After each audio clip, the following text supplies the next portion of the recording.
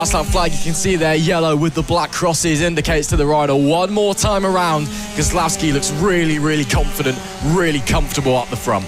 He definitely does. Like we said, just one lap left to go now for the first race of the weekend for the Mini GP50 class. Sebastian Kozlowski, Super Seb as he is fondly known by many in the paddock and our viewers at home, just coming round into those final few corners now to take home that race win.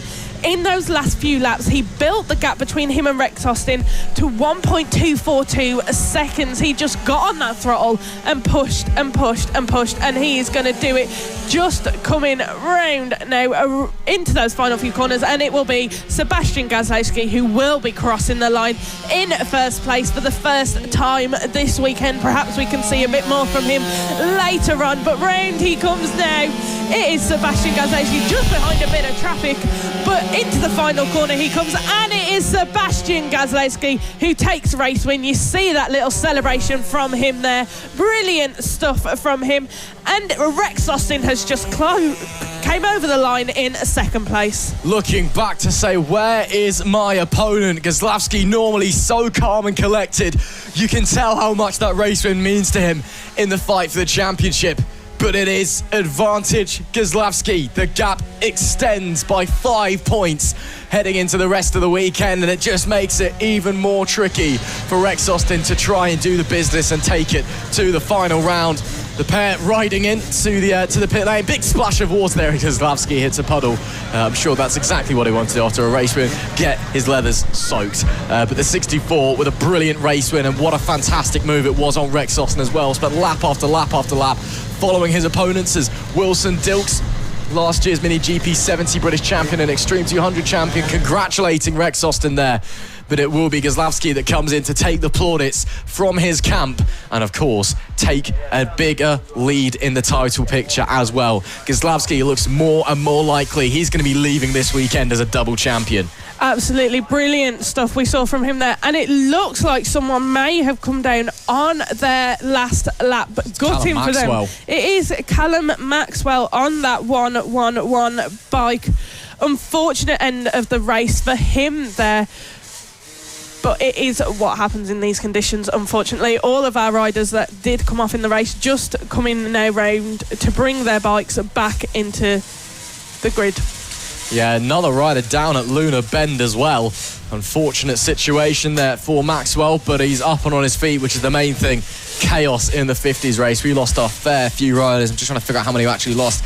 Looks like we lost, 7, I think, at least in that race, and all of them going down at 2 corners. So really, really tricky through there. Of course, we're now got a little bit of a break while the track gets reorganised before we go back to our Mini Moto races and kickstart our race 2s. But still a little bit chaotic out there. What a great race though in the Mini GP 50s, brought to you by King's Tool Centre. They'll be out a little bit later on for their race 2s. Yeah, we're just waiting now for the second races of the weekend for the Mini Motos to be getting started today. These guys now will not be having 2 warm-up laps. They will be having 1 lap around to the grid, then we'll be starting their races. So it'll be interesting to see what happens for these guys here. We will be having the AC40 Inters up first. The championship battle at the moment between Finley Styles and Nelly Nuth. It looks like both of them this weekend haven't been having the best of weekends with the weather conditions. Both of them struggling a little bit, not as far forward as we normally see them, but the points that they get this weekend will still be mattered to them. Absolutely. After race number 1 yesterday, gaps now up to 45 points with Styles leading the way ahead of Nelly Nuth. It was a P5 for Finley Styles, P8 unfortunately for Nelly Nuth.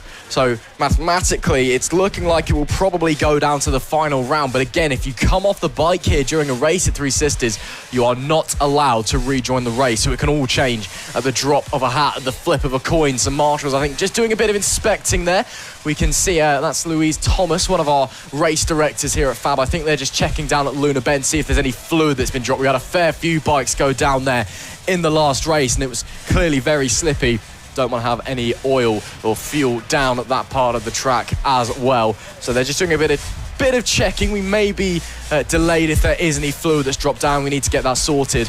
And you can see Louise is desperately checking out, giving it the old sniff test to see if that is fuel. I think she's found something she's not entirely happy with. I'm not certain it's water. So we're hoping we can get out soon, but if, of course, there is fluid down on the track, we are going to have to wait, get some sand on it. Yeah, exactly, Ross. We want to make sure the track is as safe as possible for all of our riders before they go out racing. So if some oil has spilt, like some of our other riders came off just in the previous race, need to get that sorted before we let the Mini Motos out and get underway on their second race of the weekend.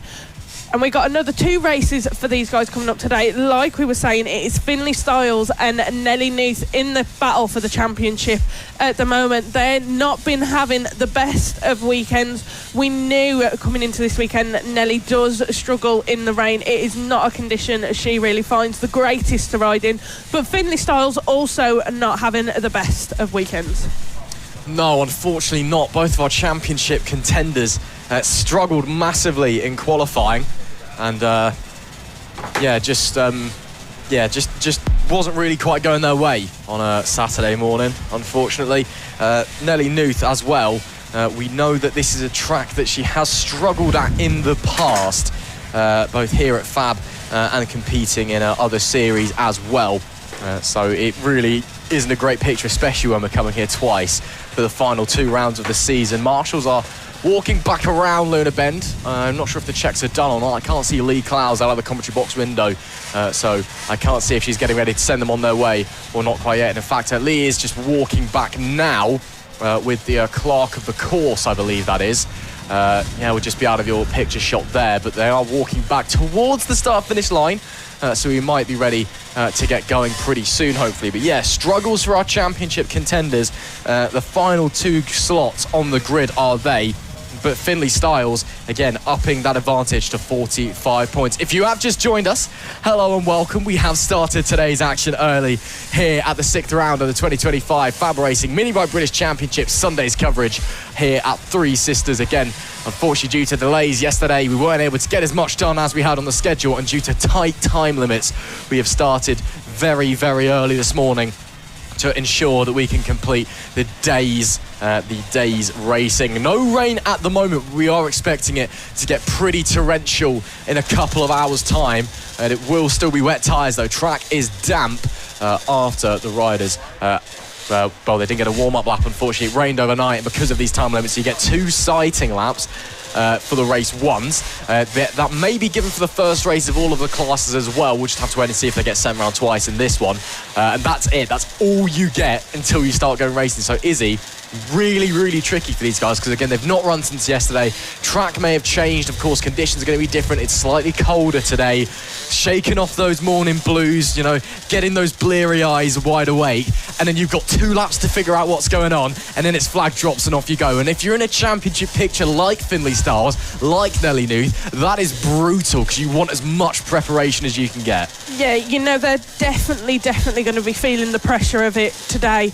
The weather, the conditions on track, the fact that they haven't had that warm-up this morning is really going to be playing on their minds. They know that they've got to figure it out really quick. If they have 2 or 1 sighting laps, they've really got to know what they're going to be doing in just seconds. There is Nelly Nuth just leaving now after having a little pep talk from her dad, but they are coming round now for their sighting lap. Let's have a little run through of how our grid is looking. Starting on pole position is Randy Carter. In P2 we have Austin Dilks. P3 we have Noah Barfoot. P4 we have Zach Athasich. P5 we have James Dermott. P6 we have Seth James. Starting in P7 is Austin Baton. Starting in P8 is Finlay Styles. And starting in P9 is Nelly Nuth. So our 2 leaders in the championship currently, Finlay Styles and Nelly Nuth, starting at the back of the grid. We know yesterday wasn't great for them in practice, in qualifying, and then in that first race. So they're really going to have to see how they fare today. Yeah, it's going to be tricky, and again, with so little sighting laps, I think they are going to get sent around for 2. Yes, they are. So they are going to get sent around for an extra sighting lap, so just give them a little bit more time to prepare. So that'll be for I guess the first races of every Class A. So when we get to Moto Team Race 2, that's when we go back to one sighting lap. But yeah, very tricky conditions, and as you said, Izzy, our championship rivals encountering problems and bother in both qualifying and the race. And of course, this championship is the one that millions of eyes around the world have been locked into across this season. The story between Styles and Nuth has captured hearts across the globe, and to see them struggling, it's just another twist, another turn in what has been a fascinating year. Austin Dilks took his first win of the season yesterday in the AC40 Inters, brought to you by Britson Electrical Services. Let's see if he can follow that. Wilson Dilks' younger brother, he's not quite had the immediate success that his older brother has had when he first started racing, even though the pace is clearly there. Let's see if that first win in the class finally unlocks him and he's able to kind of almost remove that mental barrier. Riders making their way into their grid spots though. There is your pole sitter, Randy Carter, doing some last weaves and checks, making sure he's happy with the grip levels from the tyres. It's almost time to go racing here, Izzy, and this could be a massive one. Again, a 45-point gap in the championship, advantage Styles going into race number 2 here. That could all change at the drop of a hat. Absolutely, it could, Ross. Final few riders just getting to the grid now. Everybody just being encouraged by their parents and their loved ones who are here supporting them this weekend. Final few checks on a couple of bikes. Lee Clowes just holding the red flag up there, holding everybody just before we get the racing underway. Our flag marshal Lee Clowes with us every weekend at FAB-Racing. Brilliant help we see from her. She is just going over now to pick up the green flag, and it is a flag up, flag down. Racing is underway. Brilliant start there for Randy Carter and Austin Dilks starting in P2, Noah Barfoot in P3. These guys got good start from the start-finish line there, and are breaking away from the rest of the group rather quickly. Good start there from Nelly Nuth as well. She's gone up to 7th place away from the line. Styles has dropped down to last, P9, so a reverse of what happened yesterday. And Nuth, of course, will want to be getting that gap back down, so that's exactly what we needed. We start the first lap proper as they come across the timing beam now. So now we really are racing and almost going 3 abreast coming into Penteth Climb. But of course, we drop back down into the club circuit, similar to the original layout. There goes Austin Dilks looking to the inside, but backs out of that one. That's going to cost him as well. Through goes Noah Barfoot on the 36th. Like we saw in race number 1 yesterday, we've got 3 riders at the front who are looking really strong and happy to get the elbows out. Yeah, definitely. You can tell these 3 running out front really enjoy the wet racing conditions. They really found themselves on the track this weekend. Randy Carter leading amazingly ahead of these 2 guys running in P2 and P3. Randy Carter, though, unfortunately yesterday did come off the track, so he wasn't able to complete his race. But right now he's staying, holding on to P1. Coming around now, we are going to have just 8 laps left to go of the second race of the weekend for the AC40 Inters. All 3 of them ever so close to each other, but Randy Carter holding on to that lead ever so slightly ahead of Noah Barfoot, who did put in the fastest lap time last time round. So there we go. Noah Barfoot just sliding up on the inside of Randy Carter, really made that move beautifully, saw his opportunity and took it. Noah Barfoot's clearly had his Weetabix, the 36, feeling supremely racy this morning as they come through the S's section after Paddock Bend. Of course, on the full circuit, you carve off to the right-hand side. That is Randy Carter, down and out from 2nd place. He drops it, coming to the exit of the left-hander. And of course, you cannot rejoin the race here at Three Sisters if you come off the bike. His race number 2 is done in the Britson AC40 Inters. Lucky to see that he's up on his feet. That is fantastic, but a big off, and he'll be devastated. Yeah, he definitely will. That is really unfortunate for Randy Carter, but there is our race leader, Noah Barfoot, who has really got a gap building between him and Austin Dilks now. Austin Dilks doesn't seem to be finding his way as well as he did yesterday around this track, but Noah Barfoot has now got a 1.106 second lead ahead of Austin Dilks. Brilliant stuff we are seeing from him. Running in P3 and P4 currently, we have Zach Athasich and James Dermott. Brilliant race we are seeing from them, but on our screens at the moment, that is our Nelly Nuth, who started last on the grid, currently running in P5. An amazing start to the race for her. She seems to be a bit more comfortable today than she was yesterday. And that's great to see for Nelly Nuth as well. Again, we know she struggles in the wet. We know she struggles at Three Sisters. There's obviously maybe made some changes to the bike overnight. Had to sit down, had a look, maybe did a track walk this morning, feeling a bit more confident, and the pace is clearly there as well. While meanwhile, her championship rival, Finlay Stiles, who did extend that gap in the championship up to 45 points after race number 1 yesterday, he's suffering the opposite. He's gone backwards. So Nuth clearly feeling slightly stronger on Sunday and putting the pressure on to Seth James as well. That's the number 13 just in front of her. They actually traded places on the previous lap, so Nuth is now down into P6. This battle for 5th though rages on as they head into Paddock Bend. Yeah, it really does. Nelly Nuth, you can see she's pushing on that throttle down those straights, doing anything she can to get up and past that number 13 of Seth James. She knows it could mean good points for her if she finishes ahead of Finlay Stiles today. So she is going to be looking to do that over race 2 and race 3. We've got just 5 laps left to go. There is Nelly Nuth catching up with the 13 of Seth James, looking to make the move, and she just slides on down through the inside past Seth James to take 5th position away from him. That was a beautiful, really clean move from Nelly there. Yeah, look at the warp speed that Nuth is getting on the straight. Of course, she does have that advantage. She's a smaller rider than Seth James, one of the smallest riders we've got in the whole FAB paddock. A very slight frame, of course. That gives you a mass advantage. It also gives you an aerodynamic advantage as well down the straight, so she will have that little bit extra pull heading down the 40cc motor as well. It'll be appreciating less things on the bike, so that plays well to her advantage. Moves up now to 5th place. It'll be 4 laps left to go for these guys when they come to the line. There is race leader. He's heading through into the S's section on the run into Joey Dunlop Ben now before coming onto the pit straight. His advantage at the front now to 1.4 from Austin Dilks. Barfoot has taken 2 race wins this year as the bike gets a bit squirrely underneath him, but again, looking very confident. He's pushing onwards, getting the knee down as well, which a couple of riders haven't quite fully committed to yet in these conditions. Again, Barfoot, he's just woken up this morning. Chosen violence is the wrong word, but he's chosen to win.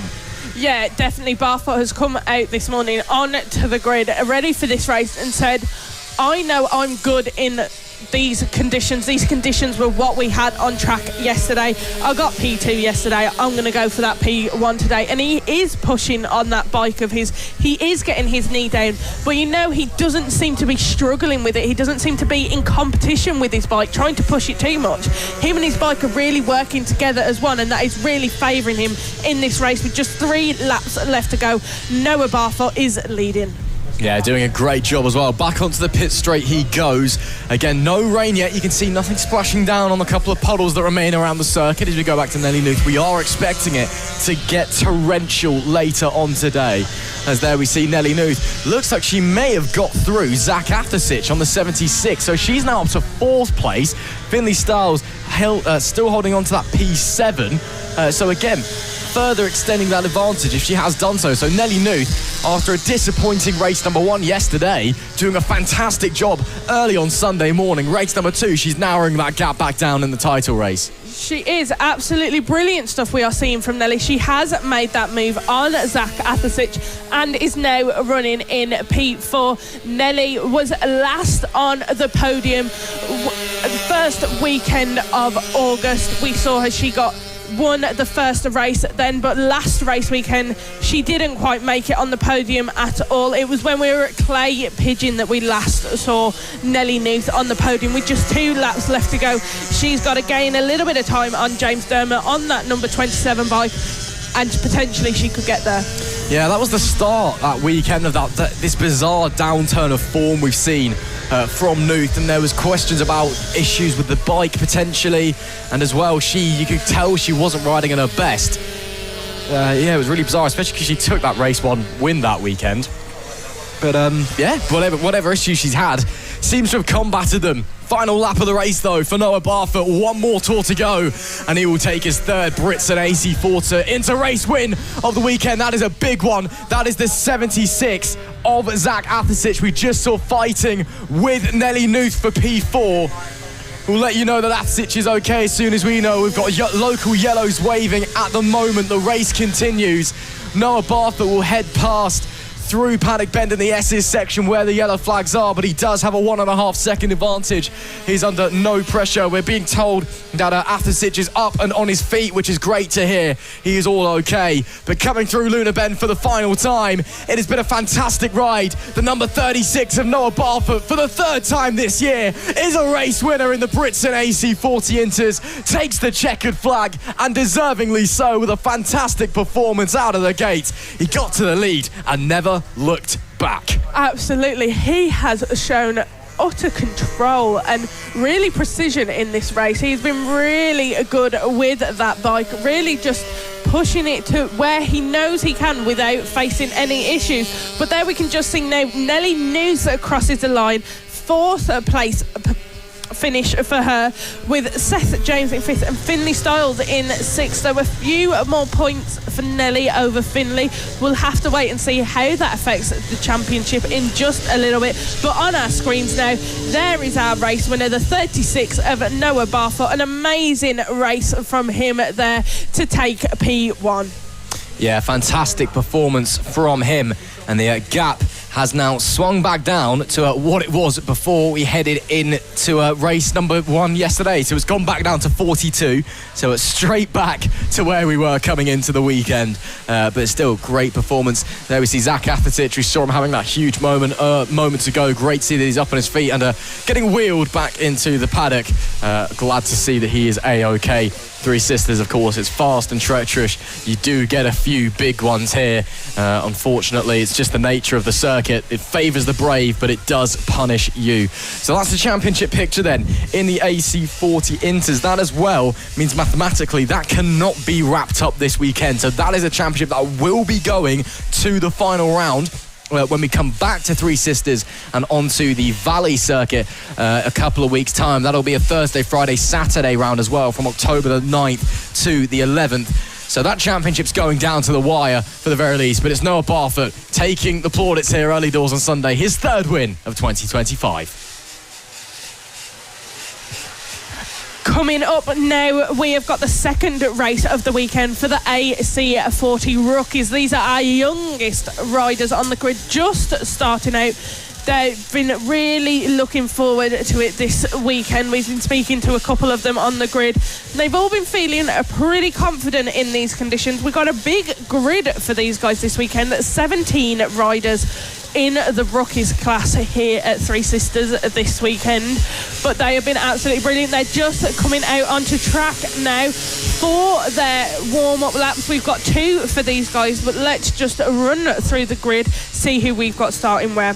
Starting on pole position, we have Logan Paisley. Starting P2, we have Oakley Hipwell. Starting P3, we have Jensen Brown. Starting P4, we have Oliver Cheeseman. P5, William Skingle. P6, Chase Richards. P7, Louis Wood. P8, Chase Carter. P9, Caden Bailey. P10, Vinnie Glossop. P11, Keely Bailey. P12, Luke McMahon. P13, Savannah Polden. P14, Theo Tyler. P15, Adele Everett. P16, Izzy Cook. And rounding out our grid, starting in P17, is Oscar Bond. So a big grid we've got for the rookies this weekend. Going to be really good to see how they get on in this second race. Yeah, it should be really exciting. The Rookies Cup this year, it's always been a delight to see our youngest riders going out there and showing the world their initial skills. Again, there's no championship for the FAB-Racing Rookies Cup anymore. Putting an emphasis from 2025 onwards on this being more of a developmental class. It is the first step into racing for these guys. It's more about just being used to racing, being out there on the bike with others around you on track. And you do get experience gaps, yes. You've got riders who've been on the bike, since they could walk and have been, turning up here maybe for a year or so, and next year they'll be moving onwards and upwards. You'll have people here this weekend. This is their first race weekend on a bike, so you do get that split.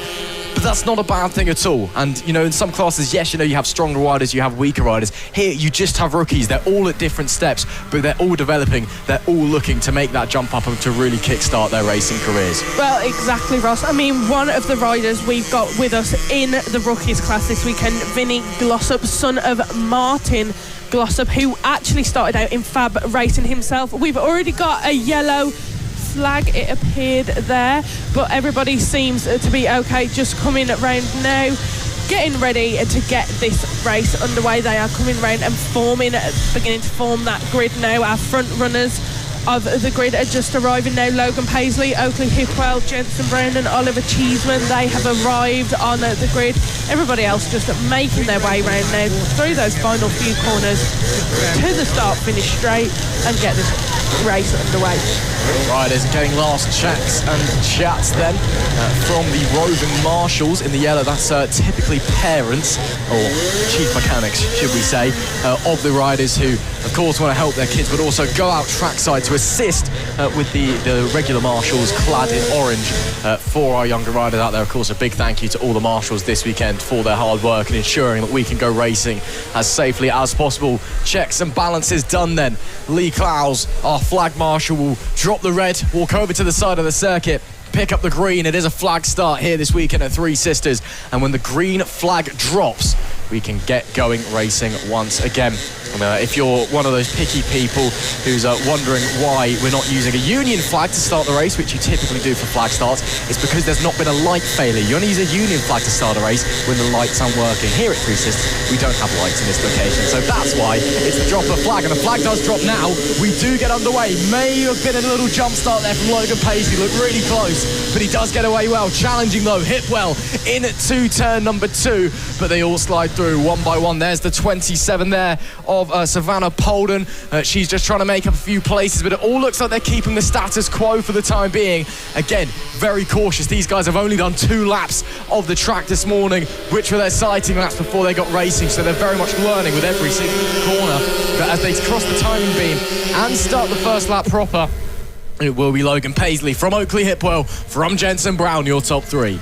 Absolutely. Logan Paisley could have had a bit of a jump start, but a brilliant pulling away he is doing right now with just 8 laps left to go.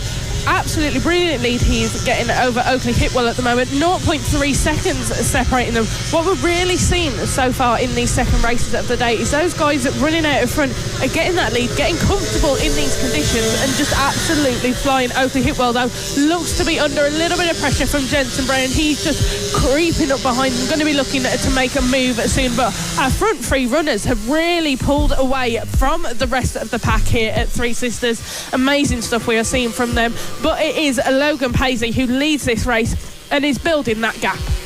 Absolutely, just trying to push onwards as they come round Luna Bend to start their second lap of the race. Of course, the timing being halfway around the lap from where they start the race, down on the pit straight. So that's where the start-finish line actually is, crossing in front of their grey box that you just saw up there at the top of your screen. That's race control. That's where our race director, Roger Keys and Louise Thomas, hiding away from members of the FAB-Racing paddock. We push onwards, though, here, as you see the front runners ducking behind the Supermoto course. There, of course, they won't want to be going up there. I don't think Mini Motos are designed to take dirt roads as, whoa, goodness me, the 174 of Oakley Hipwell twitching all over the place. Somehow he's still on 2 wheels.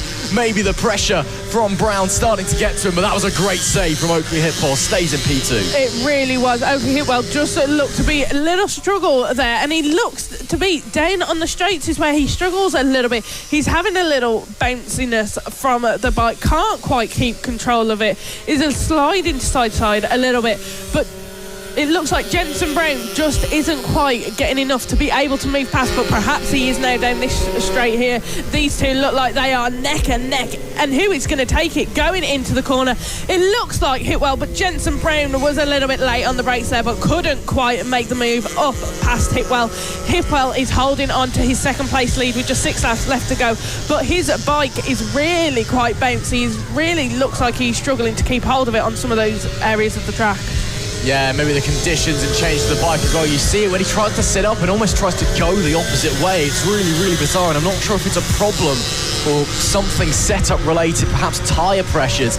But he's doing a good enough job out there anyway, even with those struggles, still holding off Jensen Brown, who's just can't quite find a way through. He had a look, we saw the previous lap, coming up the hill into turn number 1, and then into Joey Dunlop corner as well, but both times Hitwell left the door open for a little bit, and then went, nah, you know what, I'm still holding on to this position actually, and slammed the door shut. We'll see if the same happens again. This time Brown goes to the outside, sees if he can get to the run as they go 5 laps to go as they cross the starting line, but this time he's nowhere near. Later on the brakes, might try and sweep through. Bit of traffic in front of Hitwell. That could hold him up. No blue flags at FAB-Racing, of course. You got to get through by your own accord, but it doesn't hold up Hitwell too much in the end. He'll stay P2. This battle for the podium places rages on.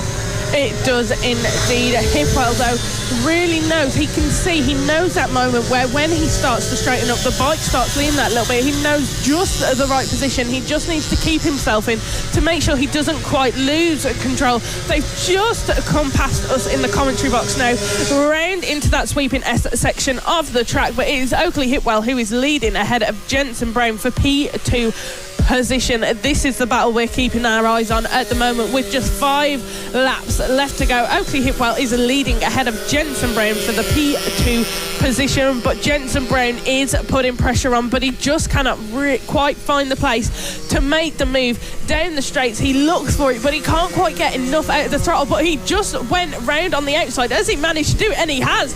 Jensen Brown on a sweeping move around the outside of Oakley Hitwell, and he has now done it and gone up to second place with just 4 laps left to go. That kind of looked like it might not have fully been planned by Jensen Brown there, but that movement really worked in his favour. Yeah, really nice move there. Bravery around the outside of the lap traffic, and now Oakley Hitwell struggling with the machinery underneath him. Has it all to do if he wants to get back up into second place, but still on the podium. Not down and out just yet. It'll be 3 laps left to go when these guys cross the tunnel line. Meanwhile, Logan Paisley's got a 5-second advantage up the front, by the way, so that's what's going on with your race leader. He's just vanished off into the distance, essentially, and can pretty much cruise on home at this point. 3 to go, though, for this pair, and Hitwell doesn't look like he's made any massive gains to try and fight back on this position coming through this one. Oh, Marshall signalling, can't do that one. I'm not sure whose parent that is. It's going to be one of Jensen Brown's or Oakley Hitwell, but that's very, very naughty, I'll say that much. Of course, the roving marshals strictly not allowed to signal to their children, so we'll leave that one there. 2.5 laps left to go, though, and is that our race leader going past? Yes, it is. Logan Paisley's got a huge advantage at the moment. He looks to really be enjoying, and he's really comfortable in these conditions. His knee is right down as he comes round those corners. Logan Paisley, our race leader, is absolutely flying around this track with just 2.5 laps left to go. Brilliant performance we are seeing from him today. Absolutely amazing stuff. Logan Paisley is one we should be keeping our eye on for the rest of this weekend. He is just leading with absolute ease, just making his way through some of that back traffic, past some of our back runners, and then he can just carry on building that gap. His gap's now, he's just continuously building that gap between him and those running in P2 and P3. He's got a gap of 6.111 seconds. Now he's on the road to MotoGP, starting here in the rookies with FAB-Racing, the one and only place you want to be to start your racing careers, up to British Superbikes, MotoGP, all of the others. Absolutely, this is the place to be, and well, that's where these young riders will be heading in the future. The stars of tomorrow today, as we like to call them. Rounding Luna Bend, though, Logan Paisley is 1 lap away from a dominant race win here at Three Sisters, and as I said, he can just cruise on home. There's no one really in front of him apart from the odd lap traffic. Then there's no one anywhere near him. Gap went up to 6.1 last time round, and again he's just pulling at half a second every single lap. So Logan Paisley, this will probably be the easiest final lap he's ever had. Yeah, absolutely. It is looking really easy for him on this lap. He's got no one really chasing him down, no one really to get past now. He's got through a lot of that back traffic, just coming past one now. But there's nothing else really he needs to be doing. It is Logan Paisley as he comes around now. Just under half a lap left to go. Moves beautifully past that back traffic. He's moving with absolute ease around this track, getting a lot of speed from his bike, always on the throttle, knee down round those corners. This is a competitor we want to be looking out for. Logan Paisley now coming around into those final few corners, round that last corner now, and the checkered flag is flying, and it's Logan Paisley who takes the race, winning race 2 for the AC40 rookies here at Three Sisters Circuit. What a brilliant ride that was, and what a brilliant victory as well. Jensen Brown does hold on for second place. Oakley Hipwell, unfortunately for him, just wasn't quite able to get back into that battle, but does still finish P3. It's still a podium and a trophy at the end of the day, so I'm not sure we'll be that upset even if there was a second place on the cards. But it is Logan Paisley taking the win from Brown, from Hipwell, your top 3.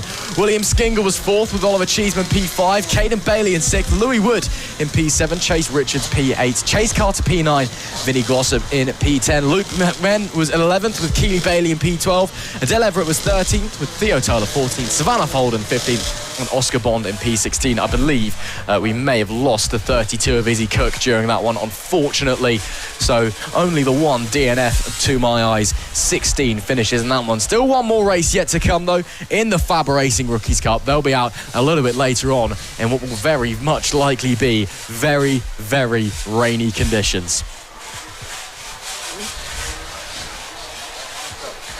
Coming up now, we have got the second race of the weekend for the AC40 Pros and the LC40 Elites. Now, this is 2 different races, 2 different classes who are on a track at the same time.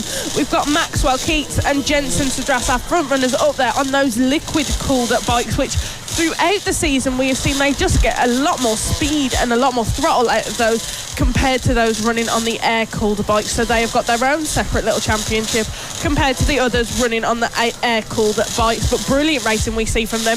Jensen Sadras yesterday looked to be struggling just a little bit in the conditions. Maybe he'll fare a little bit better today, but we'll just have to wait and see. They're just waiting now to be let out from the holding area for their 2 sighting laps, and then we will get the second race for these guys of the weekend underway. Here they come now out onto track. Let's have a little look through who's starting where for this race. Maxwell Keats on that liquid cool bike starting in pole position, with Jensen Sadras starting P2. P3 we've got Tommy Williams. P4 we've got Freddie Taylor. P5 we've got Joey Athasich. P6 we've got Mason Frederick. P7 Claudia Dudman. P8 Reed Saxelby. P9 James Dermott. P10 Danny Longhurst. P11 Cooper Say. P12 Ethan Bayliss. P13 Oliver Wilson. And rounding out our grid is Finley Styles. Yeah, really interesting grid we've got lining up here. Just a little touch on the championships as well. Race number 1 yesterday was set to be the moment for Tommy Williams. He was finally going to come home and take the glory in the AC40 Pros until he dropped it from the race lead about halfway through the race. So it has gone to race 2, but Athasich, if he wants to take it to race number 3, needs to outscore him by 7 points. Danny Longhurst, if she wants to stay in it, needs to outscore Tommy Williams by 16 points to go to race number 3 later on. So it's a big ask. Tommy Williams, if he is able to finish this race, will likely be crowned champion when the checkered flag falls here. It is still this morning just about at Three Sisters, just on the outskirts of Wigan, of course. What a great weekend of sport we've got lined up for us, though. Of course, we've got our FAB-Racing going on here. We've got MotoGP across at Mazzano. We'll all keep a strong eye on how Evan Belford gets on in Moto3, our latest FAB graduate to make it up to the World Championship. And Evan, sending you all our best. A good qualifying result from yesterday. Starts P24 in the Moto3 race today. Of course, just down the road, the Manchester Derby a little bit later on as well, as the riders come through. The mighty heartburn-inducing Reds take on those lads from Stockport. But of course, the main focus is this one. This is the one that we were all waiting for, the championship that's lining up. Tommy Williams again was set to take the plaudits and take the crown in race number 1, but dropped it Now it goes to race number 2, and maybe starting to feel a little bit of the pressure. He just needs to finish this race ahead of Athisic and Longhurst, and he is AC40 champion. Yeah, exactly. Tommy Williams will be feeling the pressure a little bit, especially after his unfortunate incident yesterday. But on our screens at the moment, we can see him now just coming into his third grid position on grid. Lee Clay's our flag marshal there, just holding up the red flag, just waiting for all our riders to get there. Jenson Sadras just having his bike checked over there, just in the bottom of our screens. Yesterday he struggled on the throttle at the race start and ended up a little bit further back in the pack and really had to work his way up. Maxwell Keats though had a flying start in race 1 yesterday and really got a gap forming between him and everyone else. That looks like there is someone with a bit of an issue there. That is the 27 of James Dermott, it looks like, having a few issues, just looking to try and get the bike restarted. So everyone just being held on the grid for a little bit longer at the moment. Gonna have to wait and see what happens for these guys here. See if James Dermott is able to start his race with everybody else. Lee Clowes moving over though. She's going to be picking up that green flag, and it is flag up, flag down, racing underway. Looks like Tommy Williams had a little bit of a jump start there, but an absolutely brilliant start for everyone. Not as good for the 24 of Maxwell Keats. The 118 of Freddie Taylor, starting from P4 on the grid, has absolutely flown ahead and really got a good start in this race. And that could cause chaos as well for the Liquid Cool bikes behind Keats and Cedras. Maybe getting held up like corks in bottles. They've got so much more straight line pace than the Air Cool bikes, which also have an exhaust restrictor on them unless, well, I mean, just look at that. They just blow on past, or Keats does anyway. Is Cedras able to get through as well to the inside? Yes, he is. So Cedras will get through as well. They can continue their race up the front. So the two classes now, as we expect, the Liquid Cool bikes get through 1 and 2 up the front. And then behind them we have the Air Cool bikes. Yellow flags down at the final turn. That's due to someone's gone down there. That looks like Oliver Wilson has started P13, has gone down. His race is over before it really gets started, and the yellow flag's waving coming through Joey Dunlop bend. That's for James Dermott, his bike and himself still stricken at the side of the circuit while they try to figure out what's going on. So we've lost 2 already before we've even completed the first lap, unfortunately. But it is Maxwell Keats that leads from Jenson Cedras. We see them there in the LC40 Elite class, the Liquid Cool class, the faster bikes. And then as they start their second lap of the race across the timing beam, it is Freddie Taylor on the 118 who leads the way, and just behind him looks to me like it's Tommy Williams on the 51 in P2, which will make him champion if they finish as they do. Yeah, just 8 laps left to go, but Jenson Cedras is putting the pressure on Maxwell Keats at the moment. He is really, really looking to try and take the race win from him today in race 2. But Maxwell Keats, speaking to him a little bit yesterday, he was really saying he felt comfortable and really ready to go racing this weekend. He knows he needs to be able to make sure he wins these few races this weekend to try and take that championship. It's been really tight between him and Jenson Cedras all season long, so it really is coming down to these final few races for these guys. But Maxwell Keats leading ahead of Jenson Cedras, just 0.3 seconds separating these guys as they come over the line to make it just 7 laps left to go of this second race for the AC40 Pros and LC40 Elites. These front runners though on those Liquid Cool bikes, like we said, Ross, they have so much more power down those main straights. They are able to just really fly ahead of all of the other competitors. They're doing a fantastic job as well. Jenson Cedras especially able to keep pace with Keats early doors in this race. That's something we weren't seeing in race 1 yesterday from the elite guys. Meanwhile, Tommy Williams is P3, has not been given a penalty by the looks of things. He just seems to be struggling a little bit out there. He's P3 and facing he is P5 overall and P3 in class, because of course, let's remember we've got our 2 different classes out there on track. So as it stands, he's not been given a penalty. We thought there may have been a jump start for Tommy Williams, but race control clearly haven't decided anything or disagree, which of course is fair enough. They're the ones making the decision. He's got huge pressure from behind from Joey Athisic, one of his championship rivals, and Claudia Dudley. But if they finish as they do, or even if Athisic is able to get into P5 overall, P3 in class, Tommy Williams will still be champion. Joey Athisic really needs Tommy Williams to make another mistake here.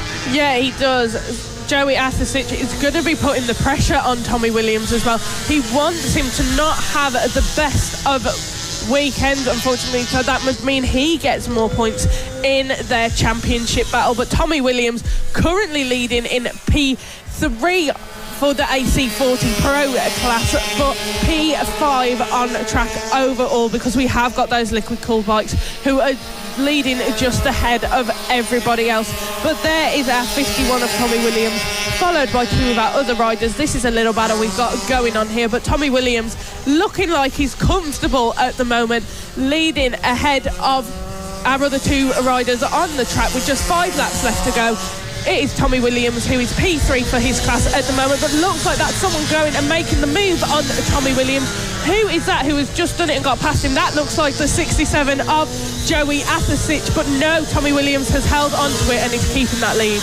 Yeah, Tommy Williams facing huge pressure. Athersic knows he needs to get past to stay in the championship picture, and I know he needs to move forward as well and hope that Williams drops back. The 51 holding on to P3 in class as it stands, and as we've said, that is more than enough. If he finishes in front of Athersic, if he finishes in front of Longhurst, no matter where they are, there is nothing that anyone can do. The 51 will be number one in 2025. 4 to go for these guys here. Maxwell Keats starting to extend the gap a little bit up the top of the table in the LC40 Elite class. That's now half a second between them.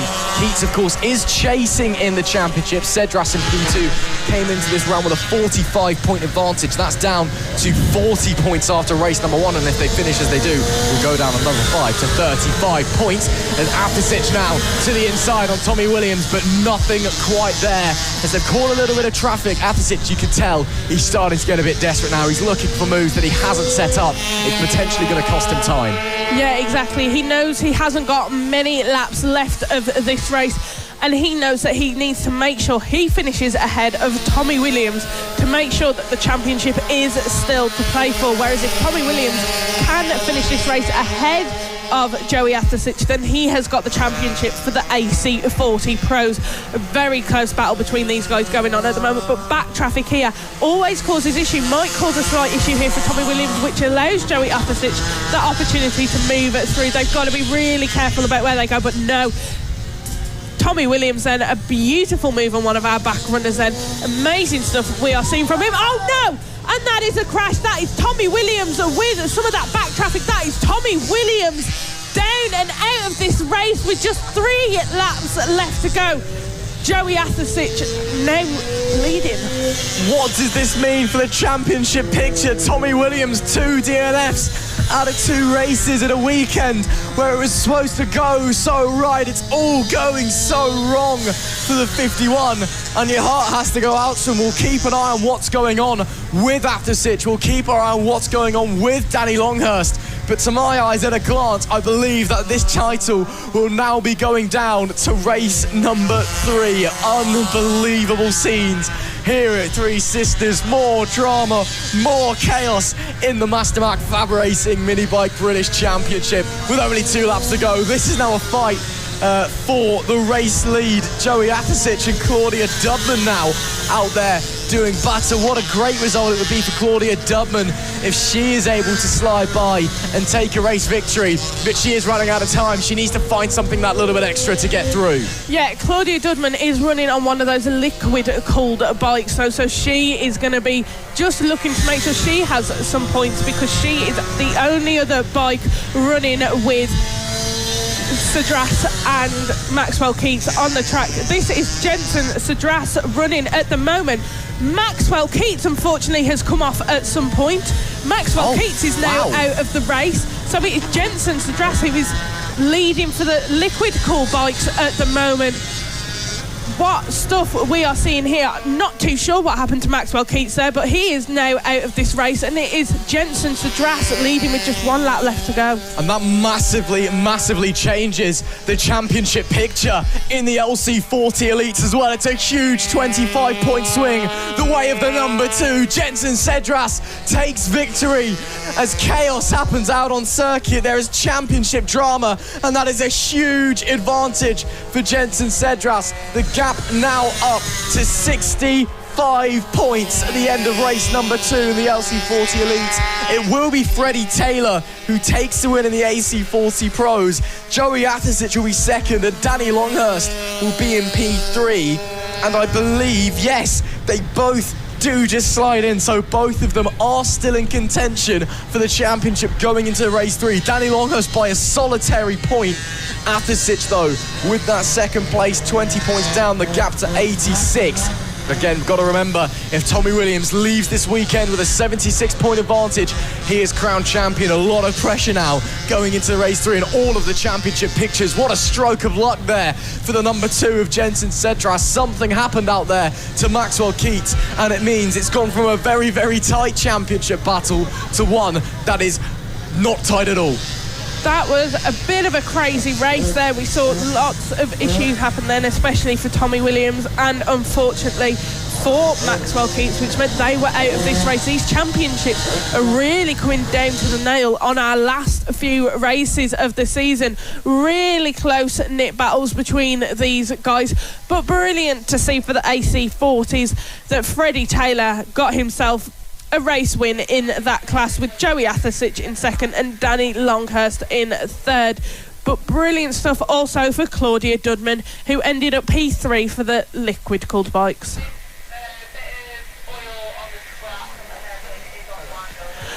We are just going to wait to get these next races underway, but we can see at the moment that looks like Pit Bike Sonic. He is just congratulating Danny Longhurst on that P3 finish. Brilliant stuff that we've seen from her. She's still keeping herself in that battle. Absolutely. Jamie King does all of the social media for FAB-Racing, so if you're ever wondering why the FAB-Racing social media pages look absolutely terrible, now you know. Jamie King doing a great job. He's a great servant to the championship, of course. But wow, what an exciting race that was there for the AC40 Pros and the LC40 Elite. And again, huge drama. The championship picture changing once again. It is all action here at Three Sisters, and the rain hasn't even arrived yet, Izzy. It is set to be chaos. If you are just joining us, wherever you are watching from around the world, hello and welcome to Sunday's coverage of round 6 of the Mastermark FAB-Racing Mini Bike British Championship. It has been a pretty chaotic morning. We're set to have more brilliant races today. We're on a very tight time scale, so riders haven't had a warm-up session. You get 2 sighting laps, and then you're racing. That is it. After delays yesterday meant we had to shorten the day, and again, big rain is coming. You join myself, Ross McIntyre, Izzy Higgs alongside me, who, as I've mentioned, that started doing weather watch out of the commentary box window. Izzy, do you want to tell us what your eyes can see? Well, there is very heavy clouds, which I don't know if you can see as well, Ross, but just behind us in the commentary box, looks like they are heading this way. You can see them on your screens there in the background there. Very, very dark grey clouds that look full of rain, which are really going to throw a spanner in the works if it does hit us today. But earlier on, like we said, we're having to fit in more races due to some delays yesterday because we were hit with rain yesterday. But when they didn't have those warm-up laps this morning, especially for our first races, the mini GP50s in particular, you could see they struggled without that warm-up, and it may have got in their heads a little bit because they're so used to having that process in the morning on a Sunday, doing their warm-ups, getting ready to go, then starting their racing, that they had a little moment of, oh no, I haven't warmed up, I don't know what I'm doing in these conditions, because the track, although we've had quite a few races, is still looking really damp. We've got a few patchy areas where the track is beginning to dry up, but overall we've still got some puddles out on track. It's still looking really wet, really greasy. Yeah, looking tricky. I think they're just checking the circuit, see if there was any fluid laid down on the track in the last race, which is why we got a little bit of a delay before we get going with our senior Mini Moto action. This championship cannot be wrapped up in this race after a DNF from a championship leader, Matt Birkin, and a second place from Katon Payne. It means it will have to go to race number 3 at the very least, if not next round. Of course, you want 76 points advantage at the end of this weekend if you want to be crowned champion. As you see Jensen Cedras getting his photos for social media, a great win in race number 2 of the LC40 Elite a moment ago. Of course, no Reece Gentry this weekend as well, so he is now dropped out of the championship picture. Katon Payne is Matt Birkin's nearest challenger, 70 points back heading into this race. 70 points back, yes, from the two-time looking to be three-time senior Mini Moto British champion. But as we see there, Oscar McAllister in the wheelchair after that big accident he had at Rara. Good to see that he's with us this weekend. Cast is coming off next Friday, although he won't be racing at the final round. It's still good to see that he's here. He said he'll be here for the final round, which is also at Three Sisters at the start of October, to support his friends, support his colleagues. That's always wonderful to see. Yeah, absolutely. I managed to get a little chat with him yesterday down in the paddock, but he was saying, his cast is coming off on Friday, but he has been advised, due to the nature of the circuit here at Three Sisters, how it's very fast, very tight corners, that it would perhaps be best that he just takes a rest from racing at the moment. But he has said is looking forward to being back with us next season. So we won't be seeing Oscar McAllister again this season, but he will be here to support all of his friends that are racing. And that comes back to that whole idea. It's a big family in our paddock here at FAB-Racing. Massive support from everyone for each other. Can just see out of our window in the commentary box now, Lee Clowes, our flag marshal, looks like she's heading back up to the pit lane, so we're going to wait and see what's happening. Yeah, as the riders standing around having a chat at the bottom of your picture, that is our two championship contenders on the right in the orange and blue leathers. That's Matt Birkin, the reigning champ, two-time champ and championship leader. On your left, 18-year-old Katon Payne, who I've been referring to having a Linsanity one. It's an American term you may not understand, but it basically means a rider who's pretty good, but, not well-beating, who suddenly just explodes in form. Took 3 fantastic race wins last time out at Rara and has been looking spectacular this weekend as well. A brilliant second place yesterday from him. Something's awoken in that young man, and he is now suddenly again the main contender for the championship, with Reece Gentry not being here, and will be taking it mathematically to at least race number 3. You can also see Josh Birkin, Matt's brother, a little bit further back again. He doesn't race anymore because he keeps hurting himself and his fiancée doesn't like it, which is understandable. But again, as you said, still likes to turn up. You get that family affair, even though he's not racing anymore, Josh still turns up, still puts in the support, and still loves coming to FAB and being with his friends. Yeah, he does. We had a lovely chat with them the other day, Matt, Josh, and the other Birkin boy, Callum, their cousin. Absolutely brilliant chat we had with them the other day. They said Thursday night they had a bit of fun, but when we were speaking to them, Matt's bike was in pieces, and it doesn't look like he's actually going out right now for a sighting lap. He's kind of just still having a chat. And having a chat. He's getting going now. So let's just see. But they are coming round for their warm-up laps now. This is a race 2 for the senior mini motos. Never fail to disappoint us with their racing. But let's have a little run through of the grid. So starting on pole position, Matt Birkin didn't have the best first race yesterday, so he's going to be hoping for better today. P2 is Nick Bennett. P3, Gary Eldridge. P4, Katon Payne. P5, Callum White. P6, Harvey Jeremy. P7, Andy Whedon. P8, Tom Burt. P9, Chris Yeomans. P10, Chris Bain. And P11 is Nicky Lewis. But when we've been speaking to Matt over the weekend, or when we've seen him actually, his bike has been in pieces. Literal pieces, so we're going to have to see how he fares today. Yeah, it's annoying as well, because I was supposed to have a go round on it on Friday, so that literally fell apart. So we're hoping coming into the final round that his bike's a bit better, and hopefully we've got a camera there as well, so you can see me probably fail to complete a lap on Matt Birkin's senior mini moto. I didn't even ask him to have a go. He just messaged me about a week ago, do you want to have a go on my bike? Yeah, sure. I was convinced he might have been under the influence at the time, but he swears he wasn't. So we'll wait and see. But again, 2 sighting laps for these riders, that's all they're getting. No warm-ups this morning, of course. Once again, if you just joined us, if you maybe not heard the news because of the delays yesterday and we weren't able to run about 4 races we were hoping to do so, we're really tight on time today. We've got a strict cut-off at 6 p.m. tonight due to a corporate karting event that's taking place out on the circuit. I know, right? Total terrible reason to stop racing. Oh, God. But obviously we have to respect that. So we're running no warm-ups. You get 2 sighting laps the first time you go out on circuit to give you 2 laps to basically figure out what the track's doing and what's going on, and then that's it. Then you're diving straight into your racing. So it's brutal, it's chaotic. You've got to be absolutely on it from the get-go here. Yeah, you have, Ross, definitely. I mean, and you just saw there as Katon Payne was coming up to his grid position, there are areas on the track that are drying out, but there are also others that are staying really, really slippy and really, really wet. So it is really, you've got to play it by ear how you're going to do out on that track. You don't really know. You get a slight feel as you just do them out in laps, but it's really in the race, especially for these guys, where they're going to understand how it feels on that track. We can see some dark clouds really are starting to come over track, so we will wait and see what happens if we have any rain arrive with us. But yes, this is race 2 for the senior Mini Motos. Matt Birkin just on his throttle there, just having a bit of fun, it looks like, as they're getting ready to get started. Our final few riders arriving on the grid now. Lee Clowes telling everybody to get ready. She moves off to the side, our flag marshal.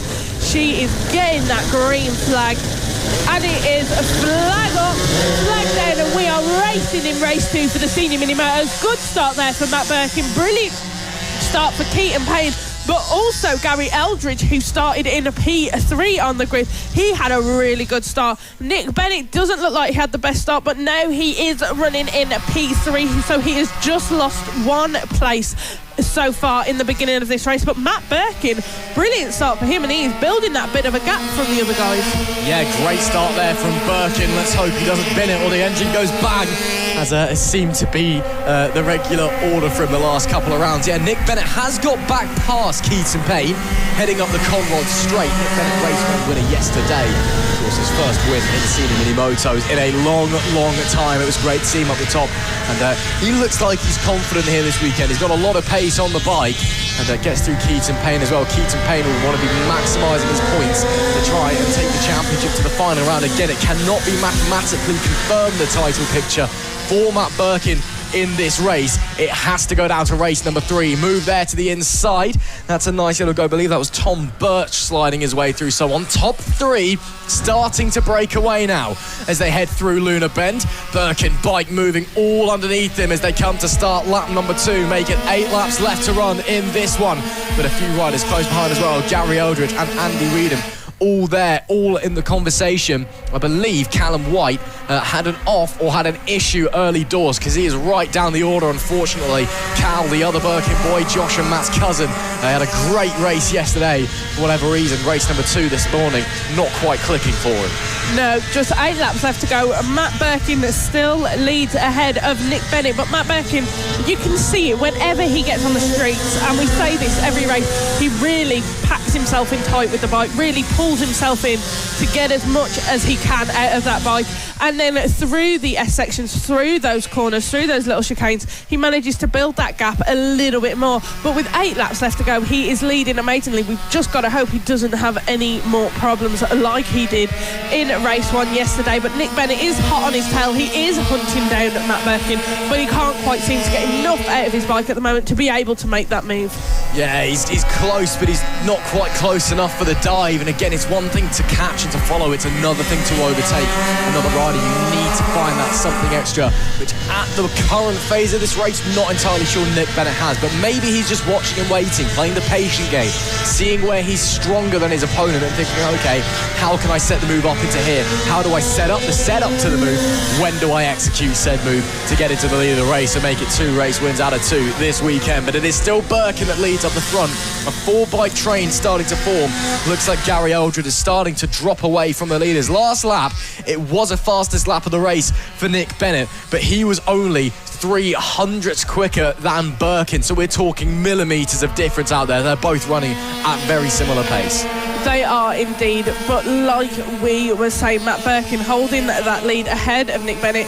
Callum White, unfortunately, the other Birkin family member, really hasn't found himself involved in this race, but he is no longer involved in the race. He is out now currently, but on our screens at the moment we can see the number 12 of Katon Payne and the number 7 of Andy Weedham. They look like they're really getting involved in a battle there. That is for 3rd place on the grid. We're just going to have to wait and see what happens for everybody involved in this race. No, actually, it's the 45 of Harvey Jeremy and the 92 of Chris Bain. They're battling out for 8th and 9th position. we are just looking now to see what happens for our race leader Matt Birkin, followed closely by Nick Bennett on the 7-11 and Katon Payne on that number 12 bike with just 6 laps left to go. Here we are now with Katon Payne chasing down Nick Bennett. He's on the hunt for that second position. He was looking to make a move and he's done it. It's a good thing Nick Bennett moved his knee then, else there could have been a really big incident between these two guys out on track with 5 laps left to go. But Katon Payne up past Nick Bennett into second place. They're going to look to be hunting down Matt Birkin. I don't think Bennett saw it coming. You saw him suddenly have to stand the bike up there really suddenly.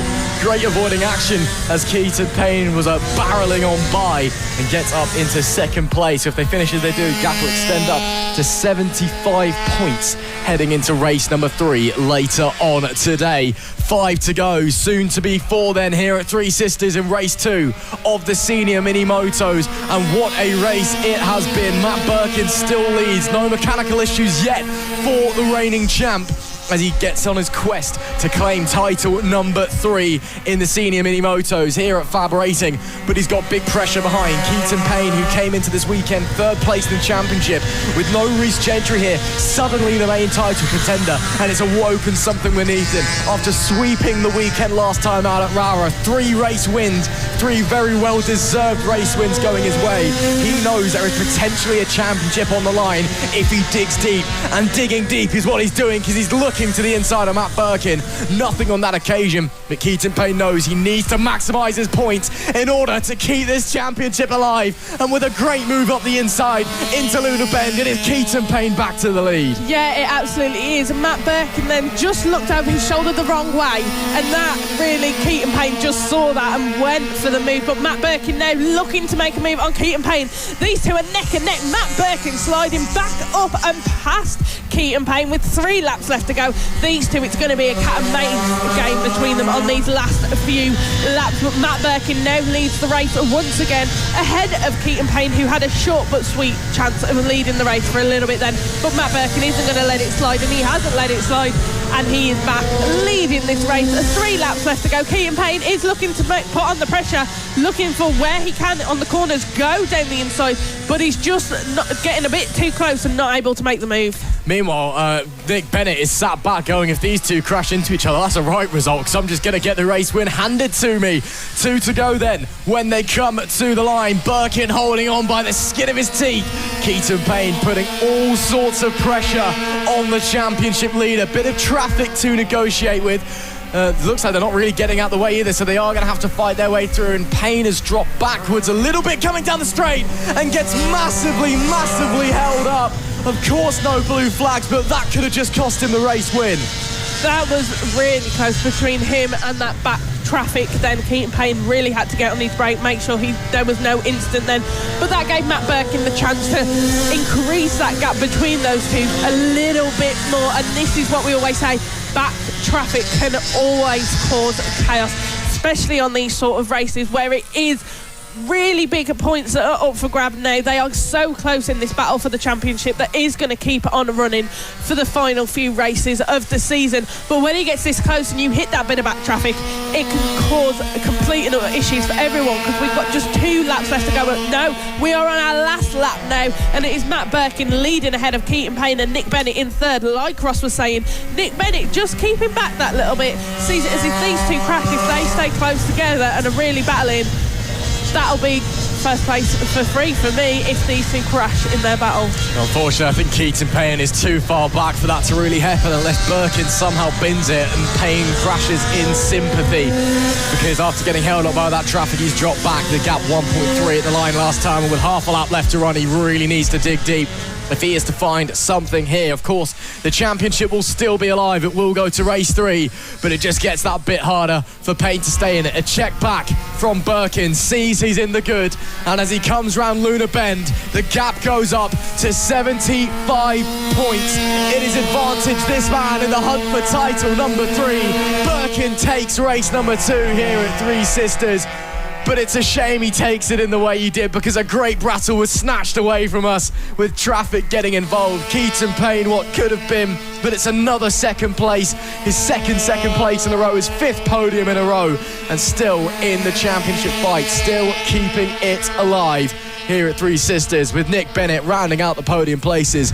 But Matt Birkin, no reliability issues this time, and he kept it on 2 wheels. And what else would have happened? He's gone and won the damn thing.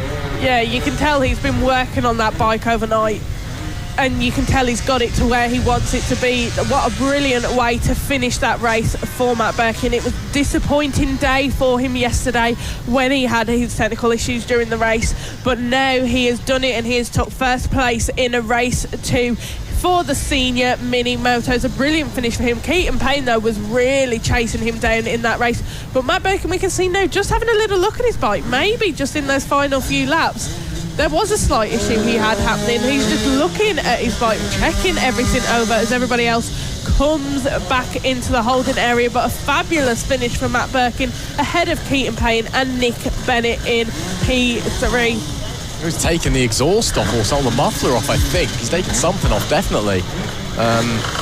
Well, let's hope that's not something to be worried about going into race number 3. Again, Birkin's bike over the last couple of rounds has started to give up the ghost, so to speak. I know the motor, the primary motor that he runs, has been using since 2007, which is older than probably over half of the FAB-Racing Paddock, to be brutally honest. Yeah, it's unfortunately nothing lasts forever, and that engine is starting to go the ghost limit. Chats between Payne and Birkin, though, going over the race 3, it could be a championship decider. We'll have to wait and see. They'll be back out later on.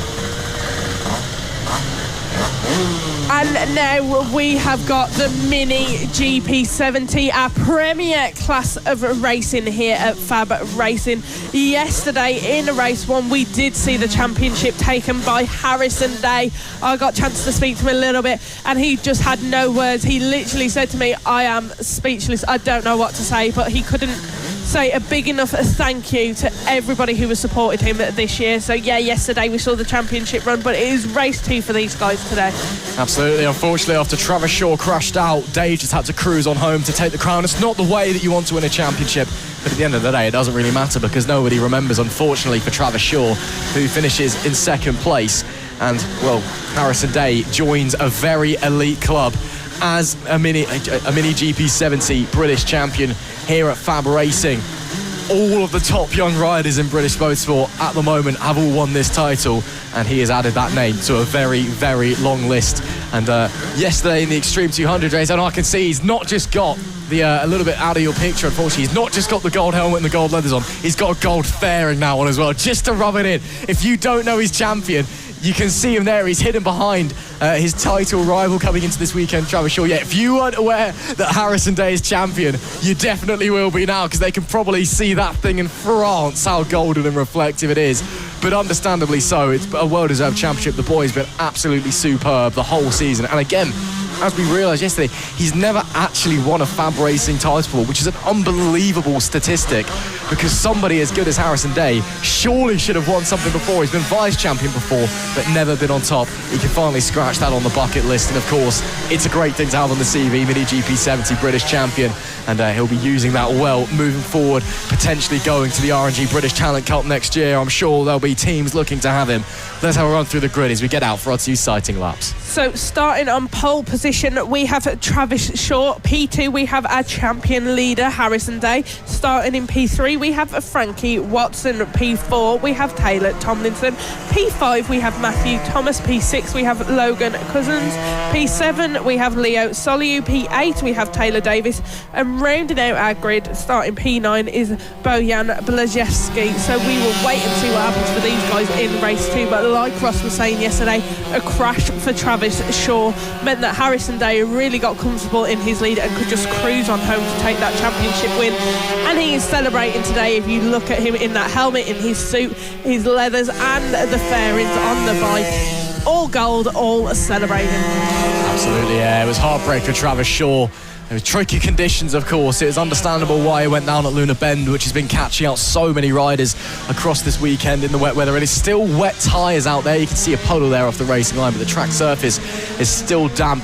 Rain has not arrived yet. That's about an hour and a half away, according to my watch, when it's scheduled to hit. And of course, if you've not aware, big rain as well. It's going to be absolutely torrential later on. So second sighting lap, of course, because of the no warm-up this morning, to try and get as much done today as we possibly can. And of course, Harrison Day, he's as there we go, patchy rain nearby apparently in Ashton in Makerfield. We're just a couple miles south of Wigan town centre, and of course just a few miles to the west of Manchester, where it's a very tense day today with the derby happening later on. But of course still tense here at FAB-Racing, because there are still a few championships yet to be decided, even though this one has still been done. And of course, Harrison Day, his dad Josh, a former BSB rider before a huge accident a couple of years ago, forced him to hang up the helmet.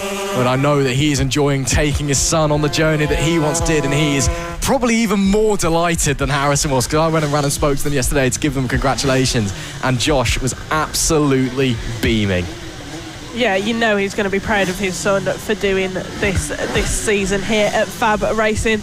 We came into the season, we knew he was going to be one to be watching. We said it at our first race weekend in Lyd when he performed amazingly. We said Harrison Day is going to be one to watch this season. And watching we have, and he has done absolutely brilliantly. Now champion of the Mini GP 70, like Ross said. Soon we can be seeing him in the British Talent Cup. Hopefully teams will be waiting to snatch him up, and we will know that he started here at FAB on his road to MotoGP, on his road to those big championship. But Lee Clay's now our race. And Flag Marshal waves the flag, and we're racing. It's underway. Harrison Day just sliding on past Travis Shaw, who started in P1 on the grid. Now takes the race lead, and the number 77 of Taylor Tomlinson, a really good start from him, up to third from P4. Travis Shaw on that number 4, still holding the second place, but it looks like Taylor Tomlinson on that 77 is just going to slide past him. And that was the number 7 of Logan Cousins, unable to start this race, unfortunate for him. But look at that lead Harrison Day has got in through those first few corners. Absolute amazing start for him. He's just showing what we all know he's capable of. Absolutely. It looked like a clutch or a gearbox issue for Cousins, but he has got going now, but he is a long way back, unfortunately. It's not done and dusted for Day yet, because Taylor Tomlinson really started putting pressure on him at the end of race number 1 yesterday, as through goes Matthew Thomas up into P3. Nice move on the way into Pentith Climb before Coward Summit, one of the biggest corners we have on the FAB-Racing calendar. Downhill, blind, through a dip. It's unbelievably fast as well. Such a tricky corner. But yeah, Harrison Day, the pressure will be off. We'll be able to ride freely again, because he knows he's champion. He's racing for fun now. He's racing just because he can, because there is nothing else to race for his season. He could just pack up and go home if he really wanted to. So that pressure is off. He can now go at full attack. There is no worries in the mind. But you've also got to consider Taylor Tomlinson was looking really fast yesterday.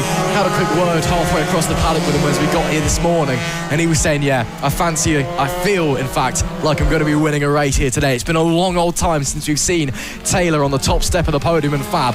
Maybe in race 2 or race 3 of the Mini GP 70 British Championship, the Macarena will return. Yeah, maybe we will see that from Taylor Tomlinson. He did just put in a fastest lap last time round. Just 0.5 seconds separating him and Harrison Day running out front.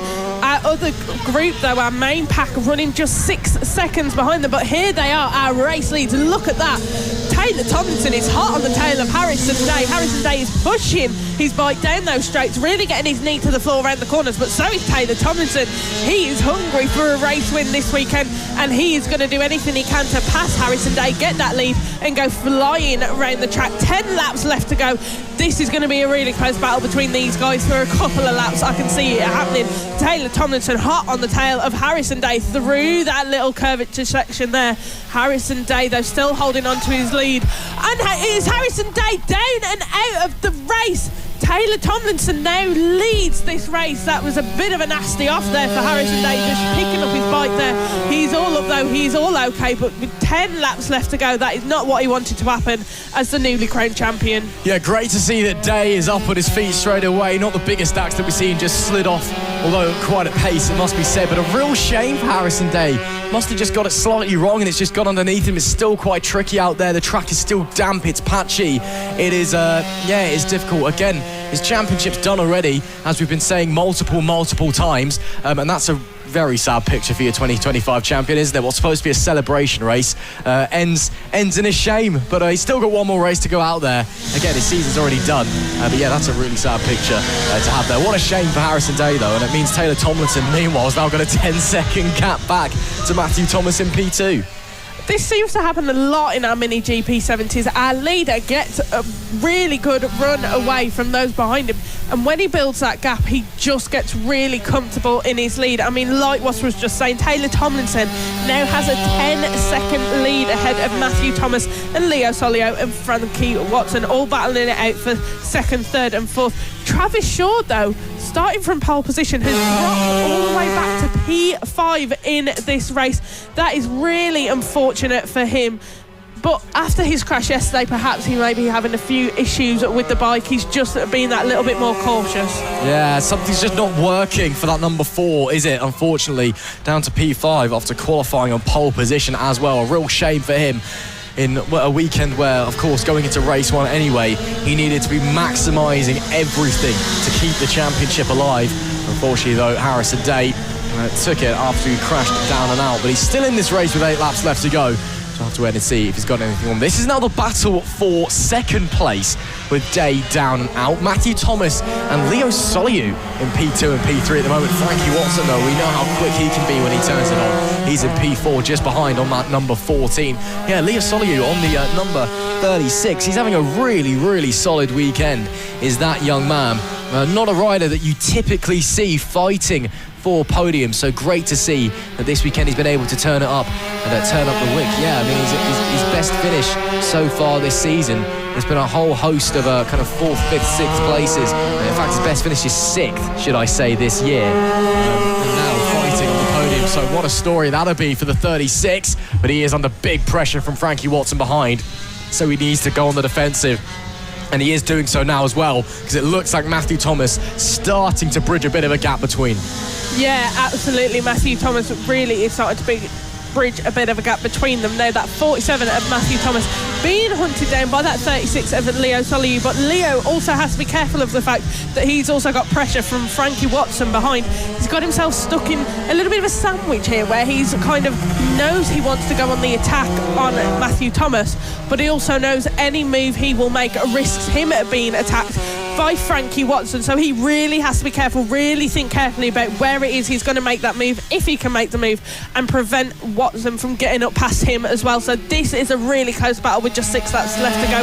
The 36 of Leo Soliu in the middle of the 47 of Matthew Thomas and the 14 of Frankie Watson. Matthew Thomas, though, really on that back straight, he really gets on that throttle, gets that bit of a gap, but then through into these corner sections, Leo Soliu just catches up with him that little bit more again and looks to make a move, but can't quite find the right position to do it. They're just coming now down past our commentary box, past our window. The 36 moved out a little bit on Matthew Thomas, but just couldn't quite find enough power to make the move. Yeah, everyone taking slightly different lines, trying to find the grip as the track dries in awkward patches. You can see there some parts damp, some parts looking almost dry. All of the riders on full wets as well, so they will have naturally less grip because there is less tyre touching the road with those grooves compared to the slicks, and it just means it's a little bit slower. There's a little bit less grip. Corners like Pentith Climb, the first turn, that big uphill right-hander. If you're really brave when conditions are perfect, you can take that flat in the 70s. I know there's only a handful of riders who've been able to do it, and they're normally quite proud to tell you that they are able to keep it flat. Most of the riders normally have to have a little bit of roll-off through there. In conditions like these on wet tyres, you're having a big roll-off. You might even be throwing it down a gear if you're really that cautious. So it is tricky out there for them, and every lap again, because they've only had 2 sighting laps, they've not had any warm-up this morning. Every lap, when the track is changing as well, every lap is new, and every lap you're learning what's happening to the track. This corner, okay, how's it different this time? And it's a bit of a guessing game every single corner you approach, as that is Matthew Thomas a little bit deep there into Lucy's Valley. So it's tricky, really tricky for these riders out there, and they're doing a spectacular job. Matthew Thomas holding on to second place for the time being. He really is. Just 5 laps left to go. Matthew Thomas is doing some really good defensive riding and really holding on to his P2 position in this race so far.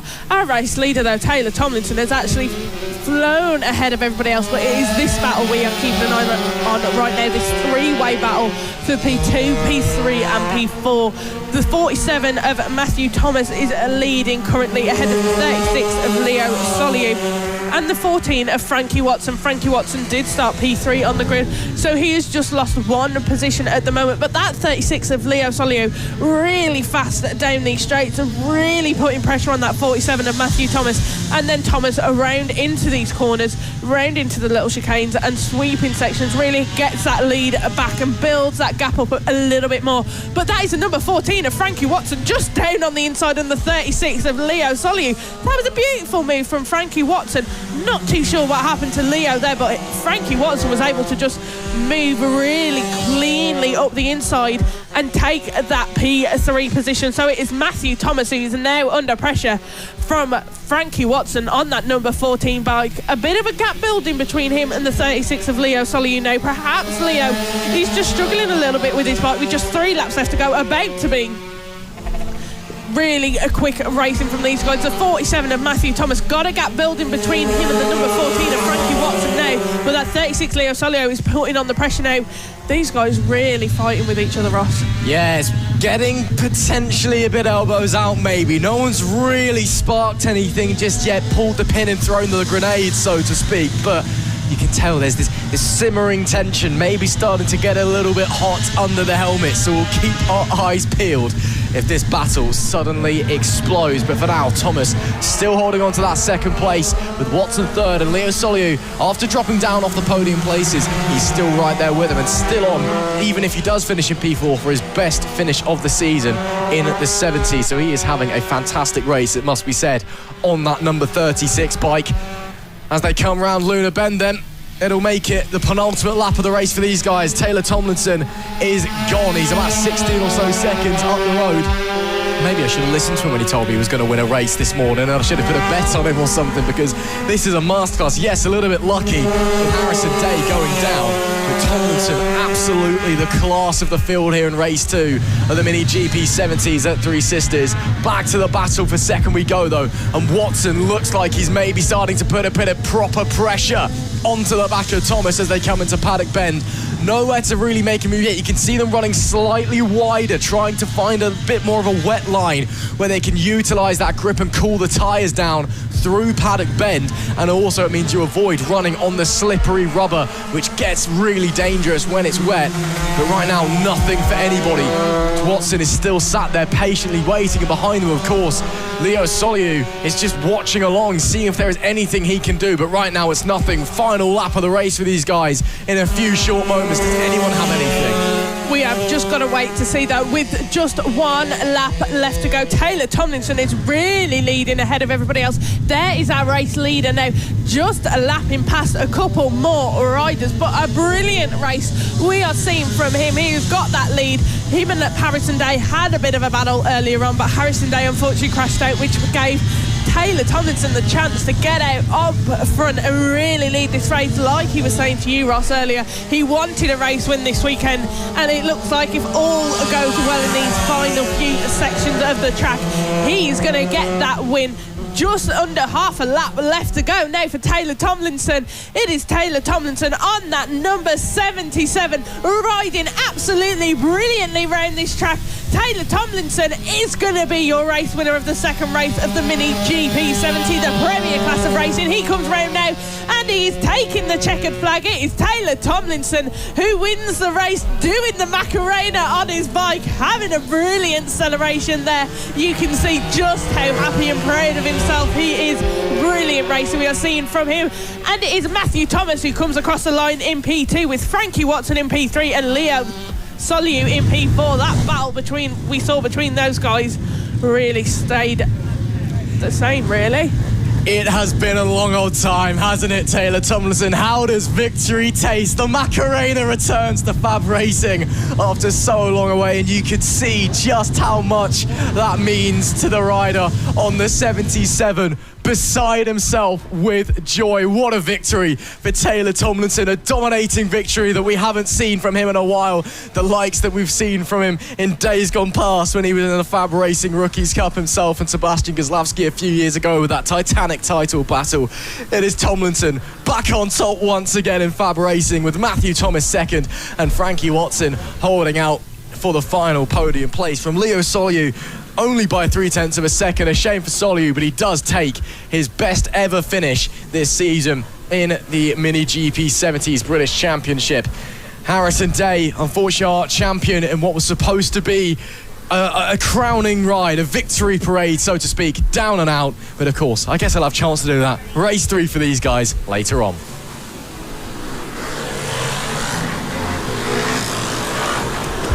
Coming up now, we have got race number 2 for the Pit Bike 140s. Yesterday we saw a brilliant race from these guys, but in it we did see Jamie King unfortunately have an off, which meant he could not rejoin. Remember, if you are just joining us, one of the biggest rules of the racing this weekend is that if during a race you come off, you are not allowed to remount onto your bike and rejoin the racing. But these guys now 2 sighting laps, then their racing will be underway. Let's just have a quick run through of how the grid is looking. Tommy Almond is starting from pole position with Jamie King in P2, Harrison Quincy starting P3, Simon Gates in P4, Finlay Cottenham in P5, Bailey Lawrence P6, Richard Holmes Williams P7, Katon Payne P8, Ivano Di Francesco P9, Matthew McLean P10, Rory Jones P11, Mario Jelly P12 and Billy Sheldrake starting in P13. Tommy Almond yesterday though, he has come and joined us this weekend at FAB-Racing and he really was showing everybody how it's done. He was really putting them to the test, but Harrison Quincy, our championship leader at the moment, handled the pressure beautifully and really pushed and got a race win yesterday. He did indeed. Championship gap extended after that DNF from King up to 49 points. And again, we saw how frustrated King was when he went down. It was such an easy mistake dropping the rear to make, should I say, dropping the rear coming out of Lucy's Valley. And yeah, you could tell he was so frustrated. And when we ran into him later in the day and he went, what happened?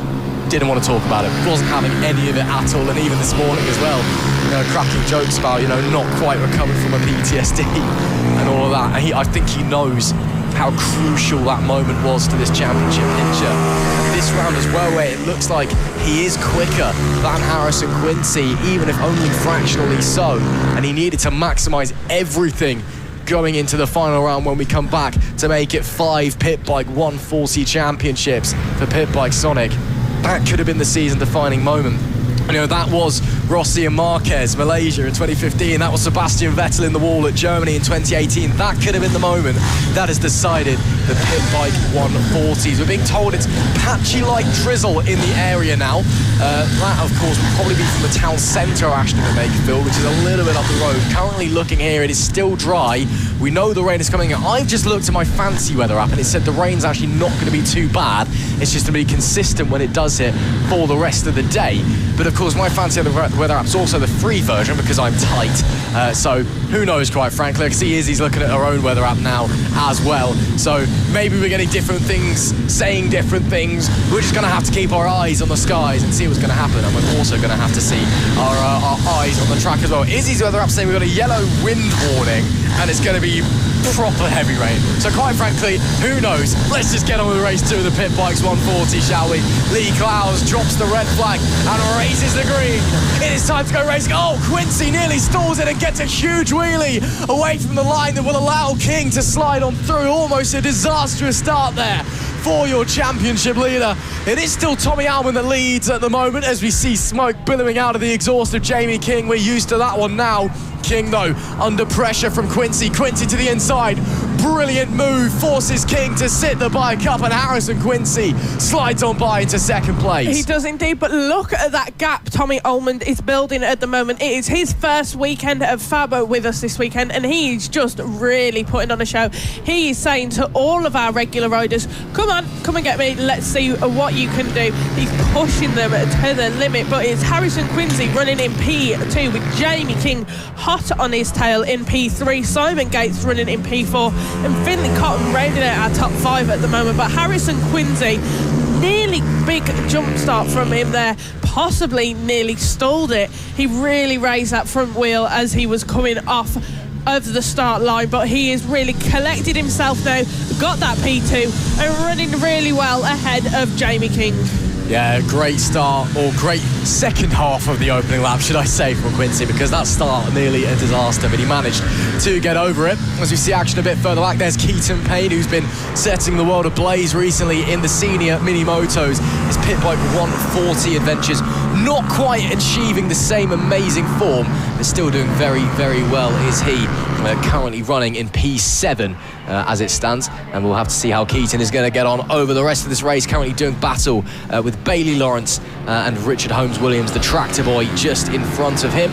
So we'll see how that's all going to unfold as we push onwards regardless. There is the number 93, that's Finley Cottenham, who I think's been shoved down the order. He must have made a mistake somewhere because he's dropped 2 positions on the previous lap. Ullman's extended the gap of the front to a 1.1 already, so he's starting to push away at the front.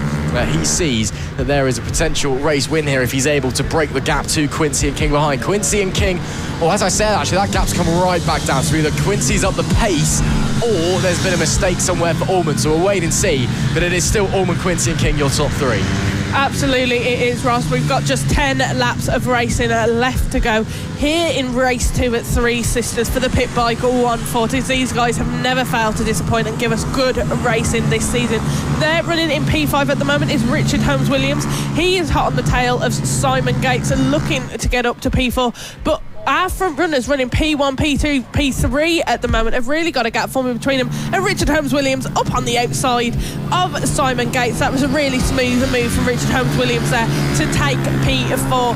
Brilliant thinking, a brilliant move from him there. 9 laps left to go. It is Tommy Ullman ahead of Harrison Quincy and Jamie King in P3, but the gap between those guys running in P1, P2, P3 has got kind of equal between them. There's an equal gap between Tommy Ullman and Harrison Quincy, and then Harrison Quincy and Jamie King. So Quincy is really going to be looking to up the pace and really try and catch up. Yeah, going really well. Tractor Boy slides on through. Being told that race control are investigating the start of the race now. So we'll let you know if there are any updates with that one, but they are having a look on it. A look at what, I'm not entirely sure, but my suspect would be Harrison Quincy for a potential jump start, which also may as also been told they're also looking at Jamie King as well, so King may have gone too early.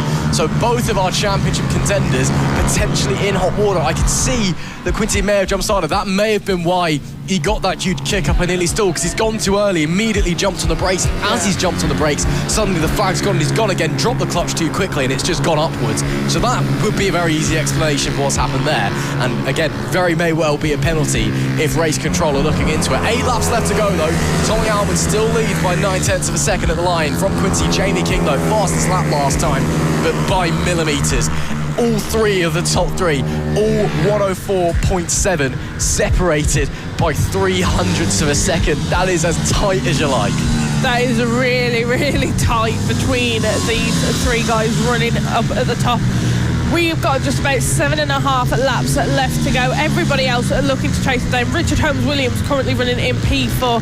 He's got really close to Jamie King now, but we are just getting a notification from race control now that Jamie King is getting a 3-second jump start penalty. Mr. Pit Bike Sonic is not going to be best pleased with that penalty he has gotten there, which means that Harrison Quincy has got some really good points coming his way, hopefully, for the championship. Oh man, I mean, Jamie King, not someone you see making jump starts like that very often. What a huge shock. It won't affect him too much. He's got a pretty healthy gap over Richard Holmes-Williams, so I don't think he'll drop off the podium at the end of this one. but it means, of course, he'll have to be ahead of the likes of Albon and Quincy by 3 seconds if he wants to win. Wow, what a change, and there is potentially a change for the lead as well as Quincy looks to the inside. Nothing on that occasion into Paddock Bend. Allman still holds the lead, but Jamie King, I'm stunned. I mean, I guess all our attention was focused on Harrison Quincy nearly going head over toes and doing a backflip, but wow, that's a huge moment for him, and after a DNF in race 1 with a simple mistake that was very costly, and with the rule at Three Sisters that you're not allowed to rebound, so he threw 25 points away there. Now he's getting more problems going his way, which are just hindering him from potentially getting pit bike title number 5. It's looking more and more likely that the racing gods are nominating Harrison Quincy to be king at the end of this season. The gap between Jamie King and Richard Holmes, I mean, it's big enough. It's 0.3 of a second now as we see a move there from Quincy. Trying to go around the outside, doesn't quite get it on that occasion. But yeah, so the gap, Jamie King, the penalty has already been applied. So on the timing screen, he's 0.4 of a second ahead of Richard Holmes into P4. 6 laps left to go. Allman still leading ahead of Harrison Quincy. Harrison Quincy did look to make a move up on the inside of Tommy Allman just moments ago, but he couldn't quite get enough out of the bike, enough throttle to be able to do it. But Jamie King is still chasing them down, but he does have that 3-second penalty, so it isn't going to make much of a difference for him. But Harrison Quincy and Tommy Allman running in P1 and P2 at the moment. This is our battle we want to be watching. Just 6 laps left to go, and Quincy really looks like he's just struggling to keep up with Allman's pace at the moment. He has occasions around a couple of corners, down a few of the straights, where he is able to catch up, but he still just can't quite get enough to be able to make that move. 5 laps left to go, and it's Tommy Allman ahead of Harrison Quincy, Jamie King in third, and Richard Holmes-Williams are running in fourth. But these two, running P1 and P2, really are building a gap between them and Jamie King now. Jamie King was in that battle for a little bit at the beginning of this race, but these guys are just getting a bit more of pace out of their bike compared to Jamie King, and they are just leading. Harrison Quincy looking to go down on the inside, couldn't quite make the move. Then Tommy Allman's really defensive riding from him, didn't give the space that Harrison needed to be able to make that move. He's going to look to do it again round the rest of the track, but he couldn't quite do it into that first corner. Last lap, Allman and Quincy running 104.2, King a 104.7. They're really upping the wick and starting to extend that gap at the front as they push each other each an extra further mile. We are witnessing something really, really special here, I guarantee it. Of course, we are still quite a way off of lap record pace, given the conditions, about 4 or so seconds off of lap record, which is held by Jamie King around here. He's always been quite fast here at Three Sisters. A check back from King, still running in third place with that penalty. Quincy, meanwhile, through into the race lead up the inside at Penton Climb. Allman thinks about fighting back, but that's not a move you can really make unless you are the bravest man on the planet coming through Coward Summit. So with 2.5 laps left to go, it is Harrison Quincy that leads. Absolute brilliant move from Harrison Quincy there. He's also got himself fastest lap last time round. He really was putting that pressure on Tommy Allman. The issue is now they're coming up into some back traffic. One of the riders there just running at the back of the pack, so they've got to move through that. Harrison Quincy's got to make sure he moves it in the best way to be able to keep his lead, that doesn't allow Tommy Allman the chance to take it back away from him. With 2.5 laps left to go, Harrison Quincy leading amazingly. He knows he's under pressure from Tommy Allman there, but he is the young gun. We've really been watching him all season long. Tommy Allman, one of our new riders this weekend. Welcome to all our riders who have joined us at FAB-Racing this weekend, due to unfortunately another championship having to cancel their races, so everybody has decided to join us, which is really good to see. But in this race at the moment for the pit bike 1 point, Harrison Quincy leading ahead of Tommy Allman. 2 laps left to go, and he's holding on to that lead. Yeah, really tight though. Allman continuing to put the pressure on as King fades further and further away. These two entering a class of their own. Can Allman find anything on Quincy, or will that number 1 or 755, should I say, hold on to take a second victory in a row and to further eke out his championship advantage, which I believe will give him the mathematical possibility as well to clinch it in race 3 should Jamie King have an absolute disaster class. So we'll wait and see. There is King there again, that penalty has already been applied. It's just how penalties work here at FAB-Racing. You just get thrown 3 seconds onto your timing board as we're getting more blue smoke out the back of Jamie King's bike. Apparently running like it's a 2-stroke. It's not, it's a 4-stroke. Probably shouldn't be doing that, but he says it's running well, so he hasn't changed anything with it. So yes, the penalty's already been applied. So even though on the road, as we do start the final lap of the race, he's kind of just at the back of this battle in the lead. On the timing board, he is only half a second ahead of Richard Holmes-Williams. So if he does make a mistake, he very may well drop out of the podium places, isn't he? Yeah, definitely, but we've got just about half a lap to go in a second. They're just flying down past the commentary box now. Harrison Quincy looks aggressive on that bike in P1. He knows Tommy Ullman is really going to put pressure on in these last few moments of this race, but he is defensive, he is staying calm, and he knows what he needs to do to take that win. Harrison Quincy is leading ahead of Tommy Ullman at the moment. Round into these final few corners, it is going to be Harrison Quincy, this tight battle between these two all race long, and with just half a lap left to go, coming round into those final few corners now, it is going to be Harrison Quincy who hopefully takes this race win, but Tommy Ullman is putting pressure on round into that last corner now, about to take the checkered flag, and he does, and it's Harrison Quincy who takes the race win ahead of Tommy Ullman, with Jamie King crossing the line in P3. A little thumbs up there from Tommy Ullman to Harrison Quincy, but Harrison Quincy has done it again. He has won another Pit Bike 140 race, showing the older guys how it's done. Brilliant ride there from Quincy once again, and extends that championship lead up to 58 points. Heading into race number 3, he can mathematically take the title before he leaves Three Sisters this weekend. Let that sink in. It was oh so close coming into the weekend, but it is Quincy who now takes a charge and takes control. It is Harrison Quincy that wins race number 2 of the pit bikes, with Tommy Armand in P2 and Jamie King rounding out in P3, even with that penalty applied. Richard Holmes-Williams was P4, with Katon Payne 5th, Simon Gates in 6th, Finley Cotton was 7th, with Ivan Di Francesco in P8, Daniel Gilbert was P9, and Matthew McLean rounding out the top 10. We also had Rory Jones in 11th, Bailey Lawrence P12, Billy Sheldrake 13th, and unfortunately we lost Mario Geely from that one, so only 13 finishes there. King, of course, well, whether he knows he had his penalty or not, he finished in P3, but again, another little mistake from Pit Bike Sonic. I wonder if the pressure is starting to get to him, cracks starting to show, because 2 mistakes this weekend already. One ultimately didn't make that much of a difference. One cost him 25 points.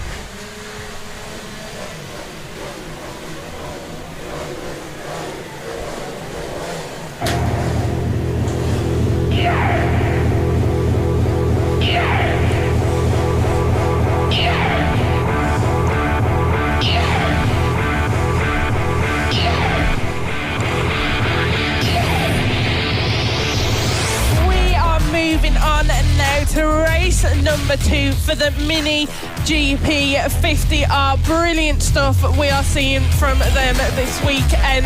Absolutely amazing stuff they have given us in race 1 earlier this weekend, but we got a massive grid of these guys this weekend. They are just coming around onto track now for their 2 sighting laps, so let's have a little run through of the grid. Starting in pole position is Mason Frederick, P2 Bradley Curtis, P3 Sebastian Gazlowski, P4 Josh Perkins, P5 Caelan Ratcliffe, P6 Riley Paisley, P7 Rex Austin, P8 Emilio Pereira, P9 Jensen Knowles, P10 Thomas Mead, P11 Jensen Ansell, P12 Max Johnson, P13 Tommy Keats, P14 Nicholas Dunwoody, P15 Kai Hawken, P16 Daisy Holden, P17 Leo Hams, P18 Austin Dilts, P19 Bo Morris, P20 JJ Manchester, P21 Callum Maxwell, P22 Mason Hams, P23 Daniel Tanton, P24 Rex Ullman, P25 Joey Attersich, P26 Harry James, and rounding out our grid, P27 is Claudia Dudman. This is a massive grid we've got for the Mini GP 50Rs. Yesterday in race 1 we saw Bradley Curtis have a bit of a crash that wasn't the best of times for him, but we got their race back underway, And yesterday we saw Sebastian Gazowski take the win. Yeah, we did indeed, after Bradley Curtis's DNF. And yeah, that was a real shame to see. But it's, you know, racing, unfortunately, sometimes you have a big one. We did get the race done, and Kozlowski ended up finishing in P2, in fact, which meant that he didn't clinch the title by a singular point. But I guess he was happy just sitting there, playing second fiddle, letting other riders go out there and do their thing, because he knew that with Curtis down and out, he could just take it nice and easy. There was no real pressure on him. Yeah, it was a real shame for Bradley Curtis, and a real big high side coming into Lucy's Valley as well. So we're hoping, of course, that he is all okay. But again, we'll wait to see if he is going to be joining us in this race, because I'm not entirely certain, and I don't see him immediately out on track. So we'll wait to see if Bradley Curtis will be back with us here today. But again, well, I say that, but all that needs to happen for the championship to go further from here is Kozlowski needs to not score a single point for the rest of the season, and Curtis wins every race. To go further from here is Kozlowski needs to not score a single point for the rest of the season, and Curtis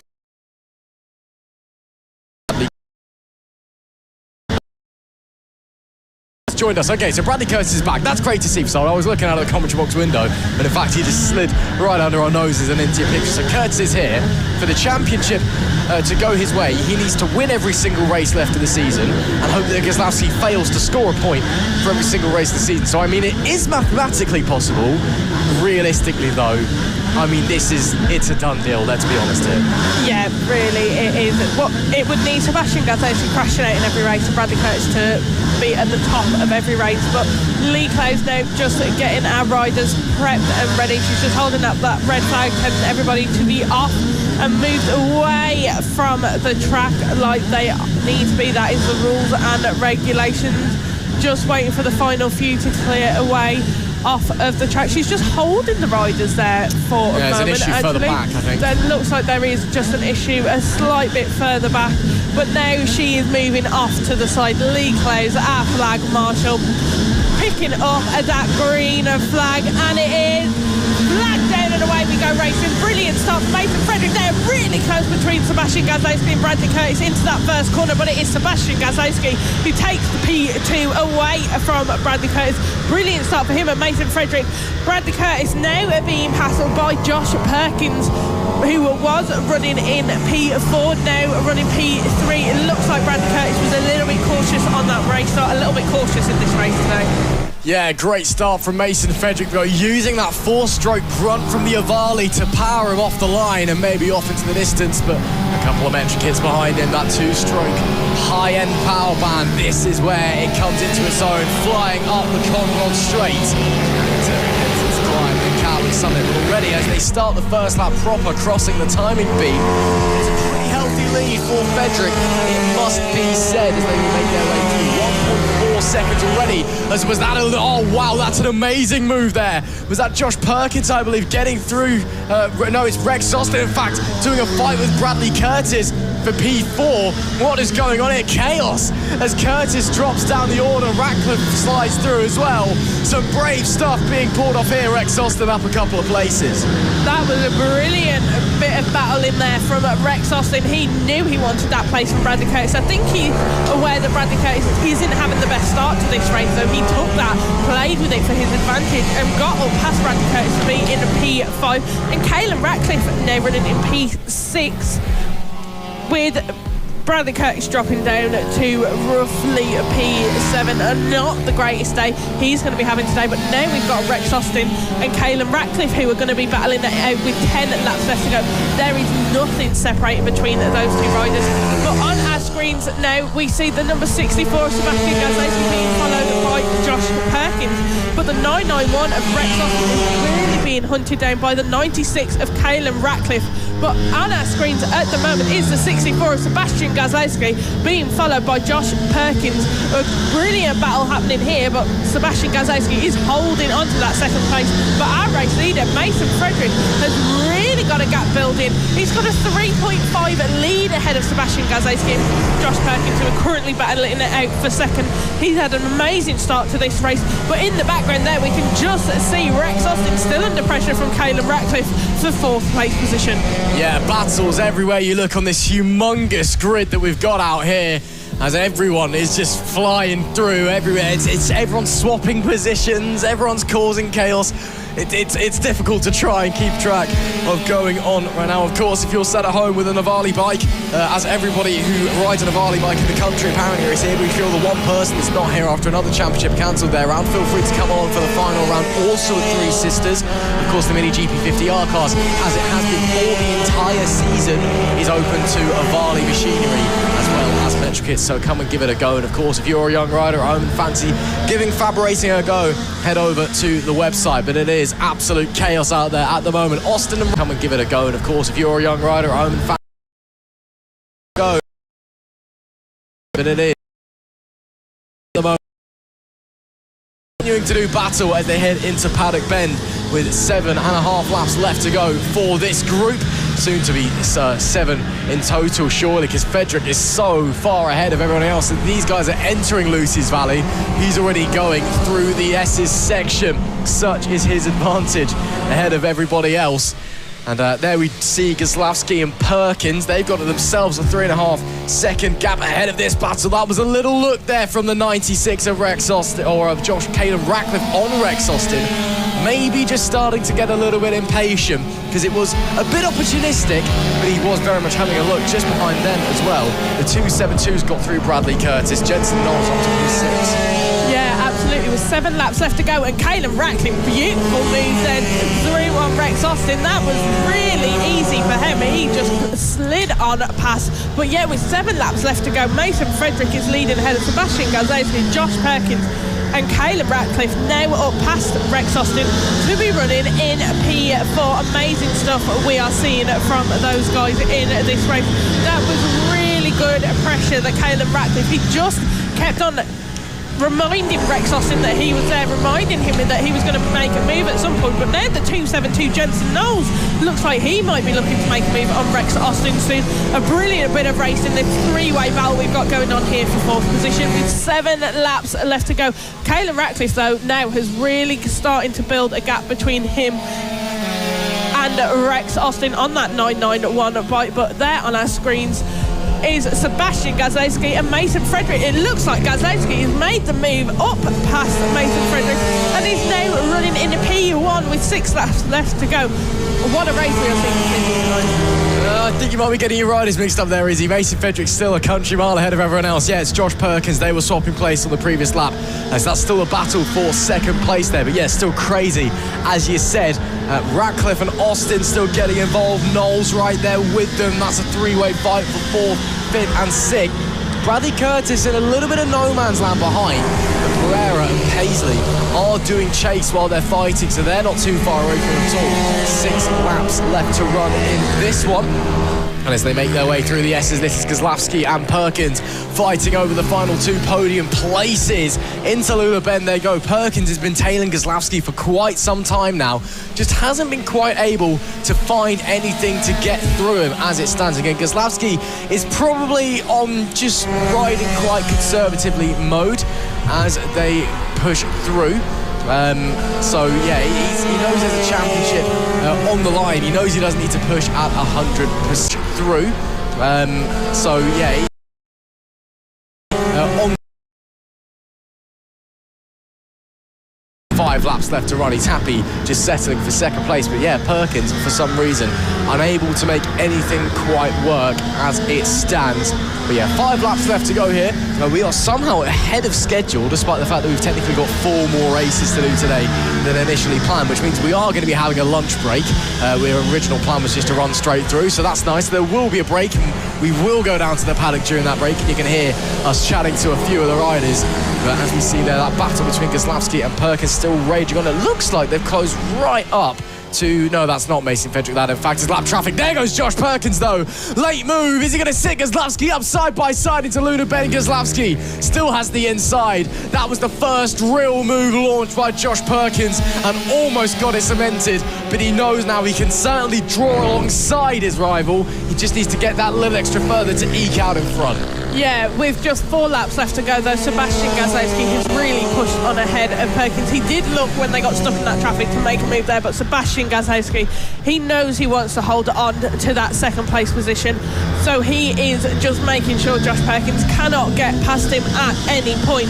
But with 4 laps left to go, it is an amazing bit of racing. Some really good battles we are seeing from these guys here.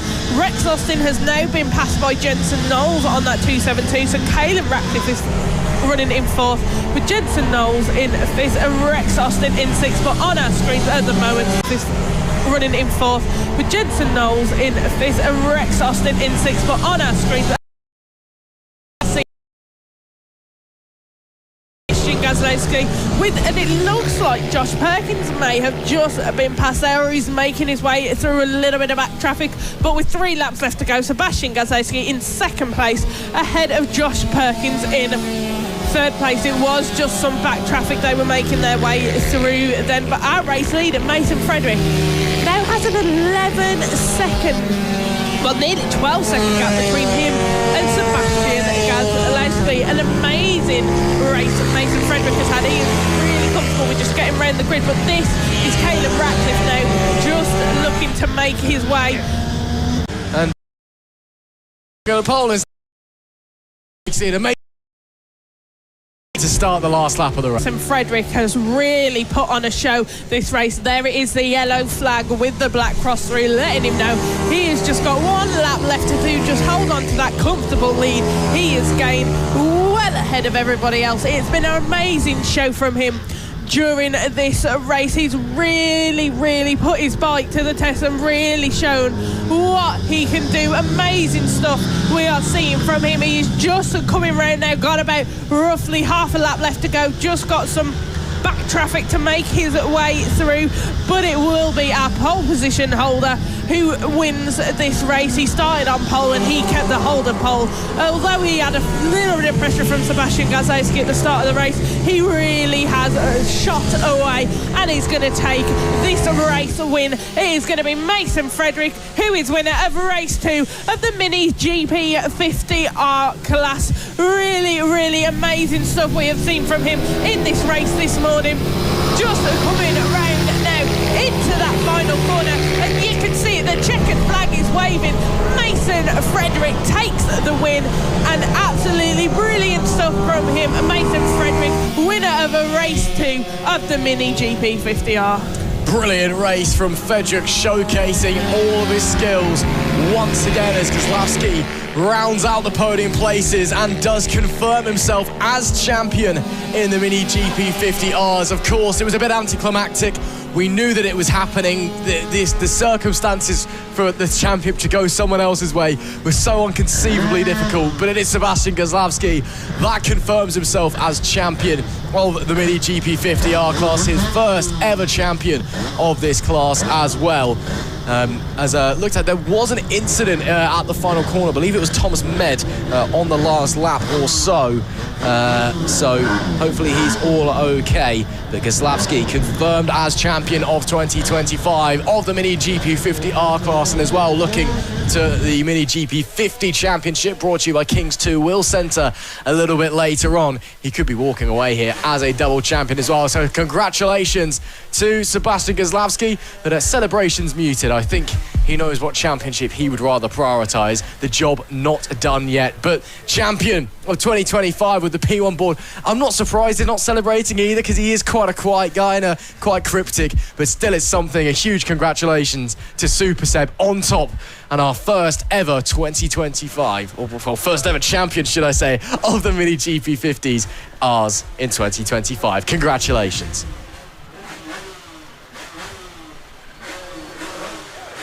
And now coming up, we have got the second race for the Extreme 200 class. These guys yesterday were really impressive. It does look like we've only got one rider at the moment. No, there's everybody else starting to come up ready into the holding area, ready to do their 2 sighting laps and get this race underway.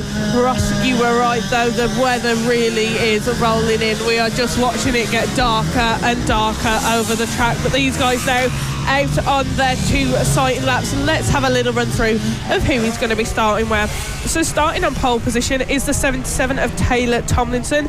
Starting in P2 is Leo Soliu. P3 Harrison Day. P4 Wilson Dilks. P5 Tyler Humphries. P6 Matthew Thomas. P7 Frankie Watson. P8 Taylor Davis. P9 Asher Durham. P10 Travis Shaw. P11 Tyler Hartley. And P12 Harrison Quincy. Now, one of the riders we've got joining us this weekend, Asher Durham, has come all the way along from the British Superbike Championship. He is currently racing in one of their classes. And I thought, Ross, it would be good to mention that at the moment in the British Superbike Championship, the top 3 riders, you've got Kyle Ride, Brad Ray and Rory Skinner. They all came from FAB-Racing. This is where they started their journey. They absolutely did. And, you know, these guys are going to be the ones looking to be up in BSB in the future as well. Of course, Kyle Ride, the man who by name was destined to be in British Superbikes. It is quite literally the greatest day. It's kind of like going back to the 1500s where surnames were supposed to be in jobs. You know, like Miller's had the surname Miller. Motorbike rider, your name's Ride. There you go, saw it. I can't help but smile every time someone says his name. Sorry, I mean, he is a very good rider as well. You have to be leading the British Superbike Championship. But yeah, it is a great name. But yeah, Asher Durham, currently 2nd place in the Pirelli National Sport Bike Championship. So, you know, he's certainly quick.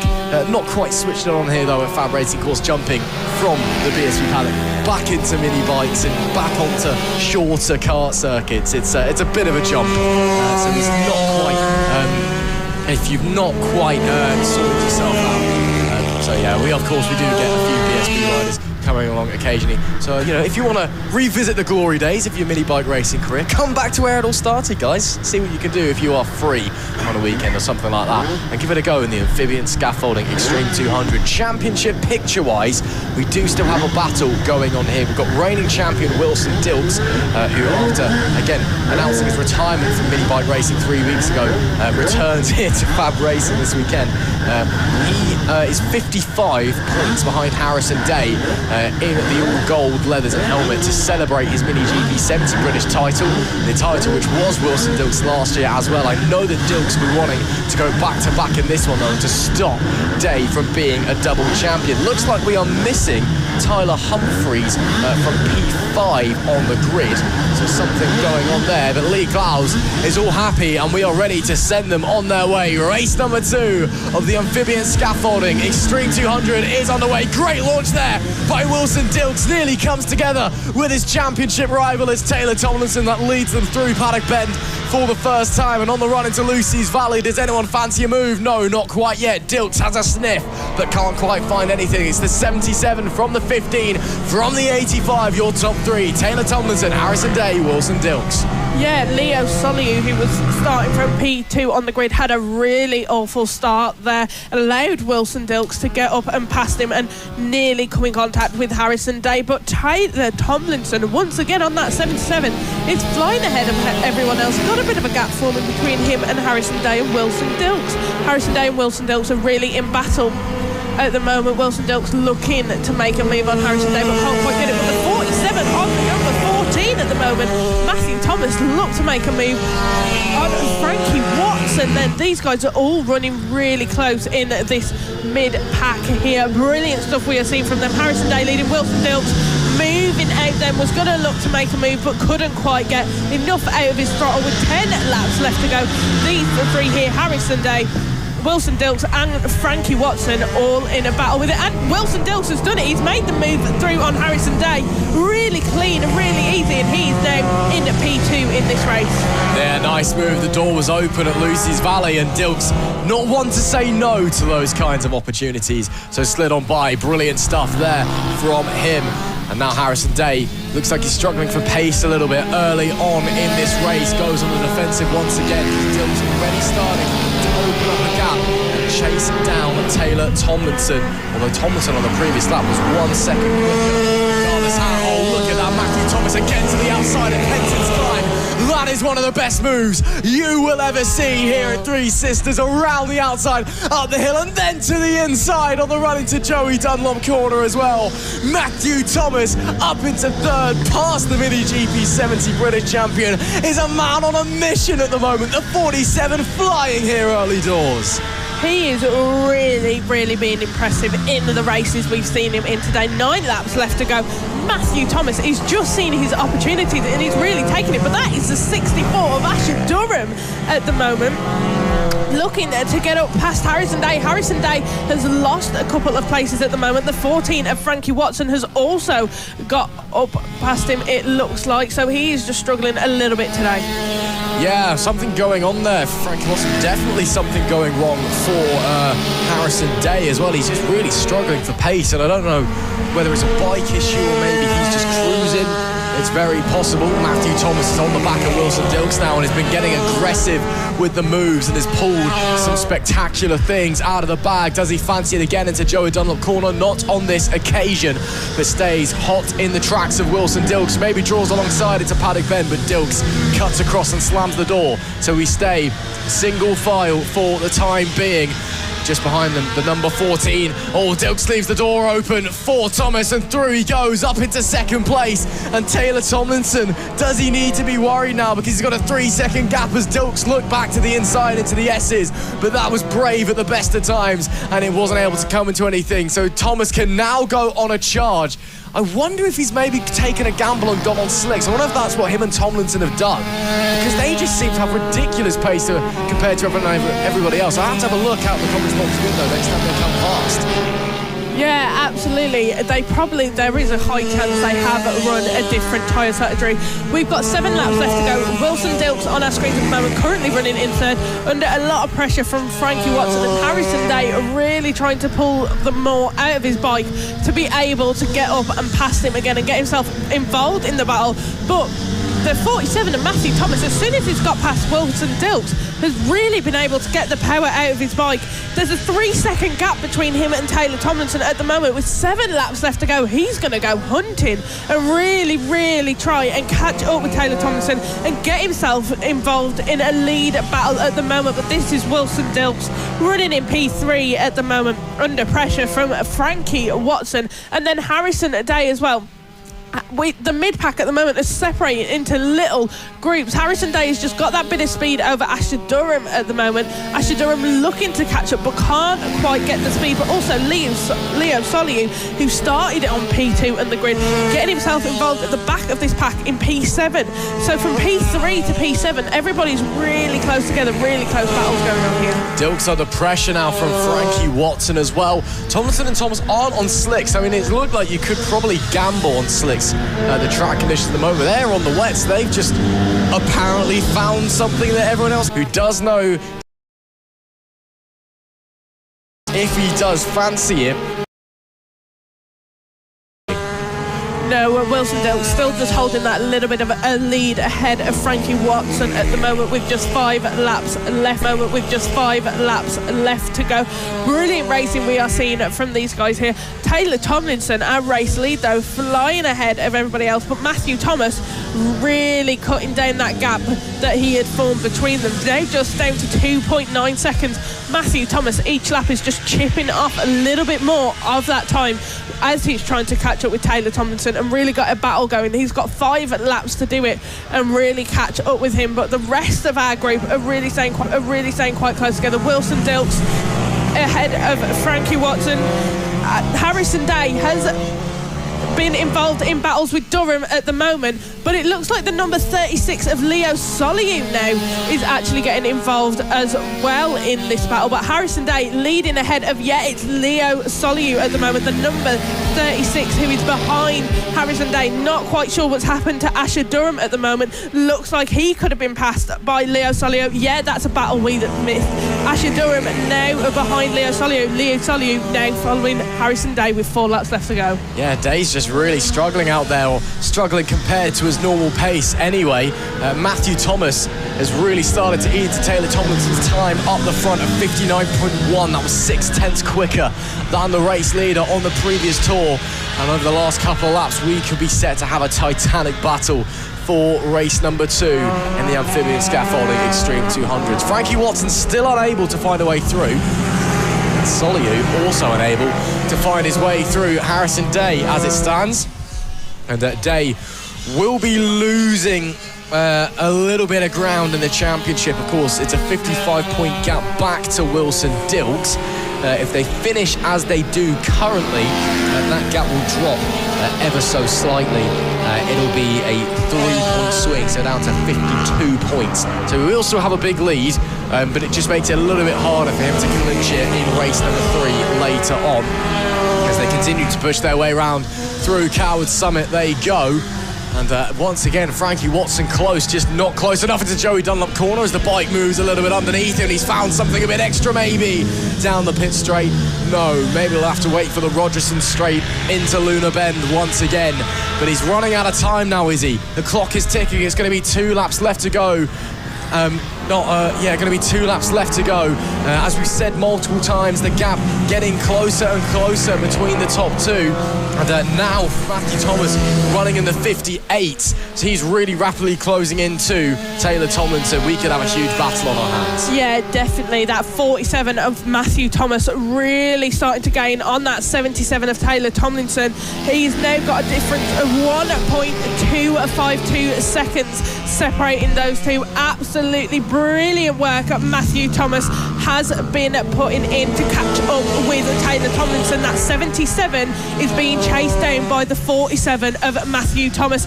Back here on our screens a little bit, we can see that Wilson Dilks has now been passed by the 14 of Frankie Watson, and Harrison Day is going to be looking to have a go himself. But with just 2 laps left to go, Taylor Tomlinson is leading ahead of Matthew Thomas, just 1.2 seconds separating them at the moment. The 77 of Taylor Tomlinson, our race leader, about to start his last lap soon, ahead of the 47 of Matthew Thomas. Brilliant stuff we're seeing from these guys. But Frankie Watson, now that he got that move made on Wilson Dilks, is really finding himself heading up past the grid. But these are our front runners. They've just come past that yellow flag with the black cross to tell them that this is their last lap. Thomas has got to really push his bike to the limit to try and make that move on Taylor Tomlinson, and he's going to look to do it. That was neck and neck. That was nearly a back wheel touching a front wheel there. The number 47, Matthew Thomas, is being really aggressive. Rain is starting to fall a little bit, but this battle is really, really tense into those final corners, and Matthew Thomas has done it. He's made a move on the inside of Taylor Tomlinson, but Taylor Tomlinson not happy with that. Goes on the outside and takes it back. These guys really battling it out into these final corners. What a battle we are witnessing. 1 turn left to go. Luna Bend beckons. Can Thomas find anything? He's tried so hard and the pace has been brilliant.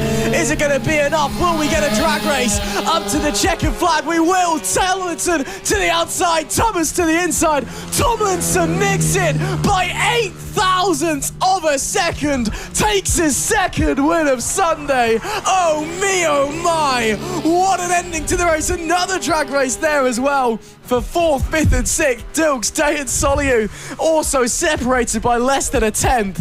But Taylor Tomlinson, how close do you like it? The second Macarena of the day as the rain starts to fall here at Three Sisters. Taylor Tomlinson, it feels like he's got a whole calendar year without a race win, and now he's got 2 here on Sunday, and that one by the finest of margins. Taylor Tomlinson has woken up today and decided he's going to be an animal in these races. He really has. Like, you had that little chat with him earlier and I could hear it as you guys were chatting outside. He really said, I want a race winner this weekend. And he's manifested it, he's done it, and he's got 2 already in the second races. Absolutely brilliant stuff we saw from Taylor Tomlinson there, with Matthew Thomas 0.008 seconds separating these 2 guys who finished 1st and 2nd. It was a race that came down to the teeth of it, really, really close between them. Yeah, absolutely was. As tight as you like, and a well-deserved win for Taylor Tomlinson. You got to feel for Matthew Thomas because the pace was ridiculous, and you'd think if there was an extra lap at the end of that race, he probably would have slid by. He'll have to settle for second. The amphibian scaffolding Extreme 200 class, though, they'll be back out for race number 3 later on. And just a quick touch on the championship before we move on. Harrison Day finished in P5, chasing him Wilson Dilks in P4. The gap back down to 53 points. Race number 2 coming up then for the Moto team, and we've already crowned one champion in the open class. The team Acme Racing guys, that number 8 machine is on top in 2025, but the standard class battle rages on, and as the rain begins to fall here on the outskirts of Wigan, it could be a pretty interesting race. This will be the last race before the lunch break, I believe.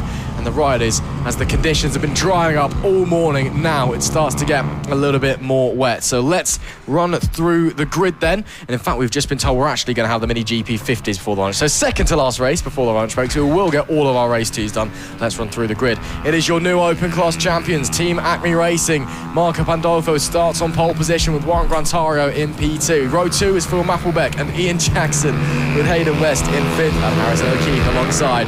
Fraser Kinnard starts 7th with Linton Nimiola, the South African, in P8. Gary O'Keefe is 9th. Paul Kelly runs on the top 10. Phil Joyce is 11th. Alistair Kinnan in P12 and Madison Marley in P13. The rain, it's not heavy, but it's starting to come down. We're seeing hoods and umbrellas going up in the paddock now. So with a light drizzle, these guys are getting 2 sighting laps, maybe because of the rain starting. These guys were supposed to be the first group that were back to just your one regular sighting lap, but I think with the rain now starting to fall, when the track was at its driest, as even though it was still full wet conditions, and also we are ahead of schedule somehow, despite the fact that we were 4 races short of what we had planned yesterday, and we were all panicking this morning about, are we actually going to get everything done, and we had to have no warm-ups. We're actually miles ahead of schedule at the moment, so we've done ourselves very, very well. Brilliant stuff to see there. But yeah, these guys just coming round on their second sighting lap at the moment, getting ready to get their second race of the day underway. These guys were out earlier on this morning. They had similar wet conditions. Like, we had a little dry spot on the track just outside of our commentary box window, Ross, and I have watched it in just like a few seconds. It's wet again and slippy again. It's gone. The dry patches on the track are gone. The rain is starting to come down. It doesn't look awful out of our window, but I have a feeling if we were down on track or out in the paddock at the moment, it would not be an enjoyable experience like our paddock walk yesterday. Yeah, absolutely. Saw Warren Grantario there on the number 55 machine coming through. As we also see a few other riders coming in. Grantario, whose transponder is the number 55 anyway, but I think he's actually on the number 42 machine, yeah, with that, again, the weird Durex sponsor. One of the weirder ones I've seen. I saw him looking up at the skies thinking I probably should have worn protection for this wet, but I'll stop with the terrible jokes now. It's time for Moto Team race number 2. And we can't wait for it. One of the Moto Team classes championship has already been decided, but the standard class is still open. The gap at 65 points. It cannot mathematically go in race number 2, but race number 3, keep your eyes on Ian Jackson's bike. Keep your eyes on Harrison O'Keefe and his lights out or green flag drop. And we're underway. Good start by both of the front pair. The number 8 will lead them out of Paddock Bend, with the number 42 hot on their tail, looking to the outside, maybe into Lucy's Valley, as everybody else tries to find grip. With the rain now falling, the track's going to be evolving so quickly. It all looks like they're keeping the status quo at the moment. No one willing to stick their neck out just yet. Everybody perfectly happy staying in single file as they go through the S's and onto the Royston Straight. It's Marco Pandolfo, Team Acme Racing, your 2025 Open Class champions that lead. Absolutely, and just behind him on his tail is Warren Grantario, but he is a brilliant racer as well. He's coming this weekend, a new racer for us, and he's really battling it out with Marco Pandolfo, really testing him a little bit at the moment, but that is fabulous to see. But these guys, they race raced this morning on a wet track. They're back out now on a wet track. However, they have got rain falling this time. So although the track was wet this morning, they had no rain falling. They hadn't got any real spray or anything to deal with. But now that the rain is starting to fall and the track is really starting to dampen up, and also where it hadn't dried up earlier, it's just falling and sitting on it again, it's going to be really tough conditions out there for them. It certainly will be. As Guantario, a little look to the inside there of Pandolfo, more of just a check rather than actually thinking about it, I think. Just seeing what was viable as they head into the S's. Coming out of Lucy's Valley, of course, splitting the two banks there that make up the Supermoto course. Many a different class and championship come here to Three Sisters. They've got, of course, bike racing, kart racing, as that was a bit close between the leading pair. Supermoto. They race cars around here sometimes as well. They do time attack. It's quite narrow for full-size cars, but they still go for it anyway. 9 laps left to go as these guys cross the timing beam. Guantaro's starting to push a little bit. He's been looking at the back of Marco Pandolfo and thinking, yeah, I think I can take you on. He's just now got to execute the move as they come to the top of the circuit through Coward Summit. Let's see who leads out of here. Still Pandolfo, but to the inside goes Guantario, wheel to wheel onto the pit straight. That's a brilliant move by the 42 to get into the overall race lead, to get into the open class lead. The championship may be done and dusted, but they're still bringing aggressive racing. That was really aggressive from Warren Guantario then. Very close. He got really close to Marco Pandolfo then. A little slip and that could have been game over for both of them in this race. And we've got 9 laps left to go. But now that Warren Guantario has got ahead of Marco Pandolfo for Team Acme, he's really building that gap. 0.2 seconds roughly at the moment separating them, which is... He needed to do that. He needed to get past Marco Pandolfo and be able to build that lead. On our screens at the moment, we are seeing Phil Mapplebeck on that 191, currently running in P5, with Harrison O'Keefe on that 65 running behind him. For the Moto Team Standard, Phil Mapplebeck on a Moto Team Open bike and Harrison O'Keefe on a standard bike. So please do remember, guys, out on track at the moment for the Moto Team race, we've got 2 different classes. We've got Moto Team Open and Moto Team Standard, but with 6 laps left to go, it is Warren Guantario for Moto Team Open running ahead of Team Acme Racing at Marco Pandolfo. They are P1 and P2 respectively. Yeah, a bit of an anticlimactic race so far. Everyone's just kind of running their own races. Just a touch on the championship, of course, the 27 bike Ian Jackson's, which is being ridden by Matt Lindley this weekend, who has previously done a couple of races. The Team Acme number 8 bike this season. They are leading the standard class championship. It's a 65-point gap going into this race, ahead of second place in the championship, Harrison O'Keefe, who's also second place out on the road. So if they finish the race as they do, it'll be up to 70 points, and there is the opportunity potentially to clinch the championship at the end of race number 3. As there we see Hayden West, the number 37, who is new to FAB-Racing this weekend. Couldn't find any evidence of him entering into Moto Team before, so I hope he's enjoying the fun. Yeah, as we've been saying all throughout the weekend, lots of new riders joining us here at Three Sisters. As it looks to me, just seeing out the commentary box window, I'm wondering if Madison Martlew has a problem, because they're going quite slowly on the 888 machine. We'll push on onwards anyway. There's Matt Lindley on the number 27, Ian Jackson's bike. Again, possibly clinching the championship this weekend if things go their way. Harrison O'Keefe still pushing, not too far behind either out on track. They are separated by the open bike of Phil Mapplebeck. There's about 3 seconds separating that Jackson bike from the O'Keefe machine. So things could change with the rain falling as well. It's getting trickier every single lap. Mistakes will start to slide in. Problems. The bike will suddenly go from underneath you due to a loss of grip. It could change just like that. We simply don't know. Yeah, we've got now 6 laps left to go. Guantario leading ahead of Pandolfo, but there on the 27 bike at the moment is Matt Lindley, who is racing for Ian Jackson this weekend. The bike he's on this weekend, though, is a Moto Team standard bike. A couple of weeks ago, he was filling in for Marco Pandolfo on an open class bike, so it'll be interesting to see what he's thought about the differences between the bikes, but he is a brilliant rider, is Matt Lindley, who is replacing this weekend. It definitely looks like Madison Martlew on that 888 bike is really suffering from some issues at the moment. They've just been lapped by Matt Lindley on the 27 bike. They are going really slowly around the track. It might just be they're not feeling the conditions are suiting them, or that perhaps they have got an issue with the bike, but they are really, really slowly, nowhere near getting knee to the floor, coming around that track with 6 laps left to go. We'll have to see if they manage to finish this race, but the 191 now of Phil Mapplebeck just sliding on past them, so it really does look like Madison Martlew is suffering from some issues in this lap. But with 5 laps left to go, which O'Keefe brother is that looking to make a move past them? It is Harrison, I believe. Harrison O'Keefe looking to make a move past Madison Martlew. But here is the 101 of Phil Mapplebeck running a P5 in the race at the moment. Really comfortable in their position on that Moto Team Open bike, really getting involved in a few battles with the guys on the standard bikes. But with 5 laps left to go, there is our guy running in second place at the moment. Just was on our screens. It was Marco Pandolfo for Team Acme Racing. Here we are now with our race leaders. That is our race leader on the number 42, Warren Guantario, followed closely behind by Marco Pandolfo for Team Acme Racing. Amazing stuff we are seeing from these guys. Warren Guantario now has really got comfortable in his lead ahead of Marco Pandolfo, and Marco Pandolfo looks like he's not really looking to get involved in a battle right now. He's comfortable with sitting in second in this race.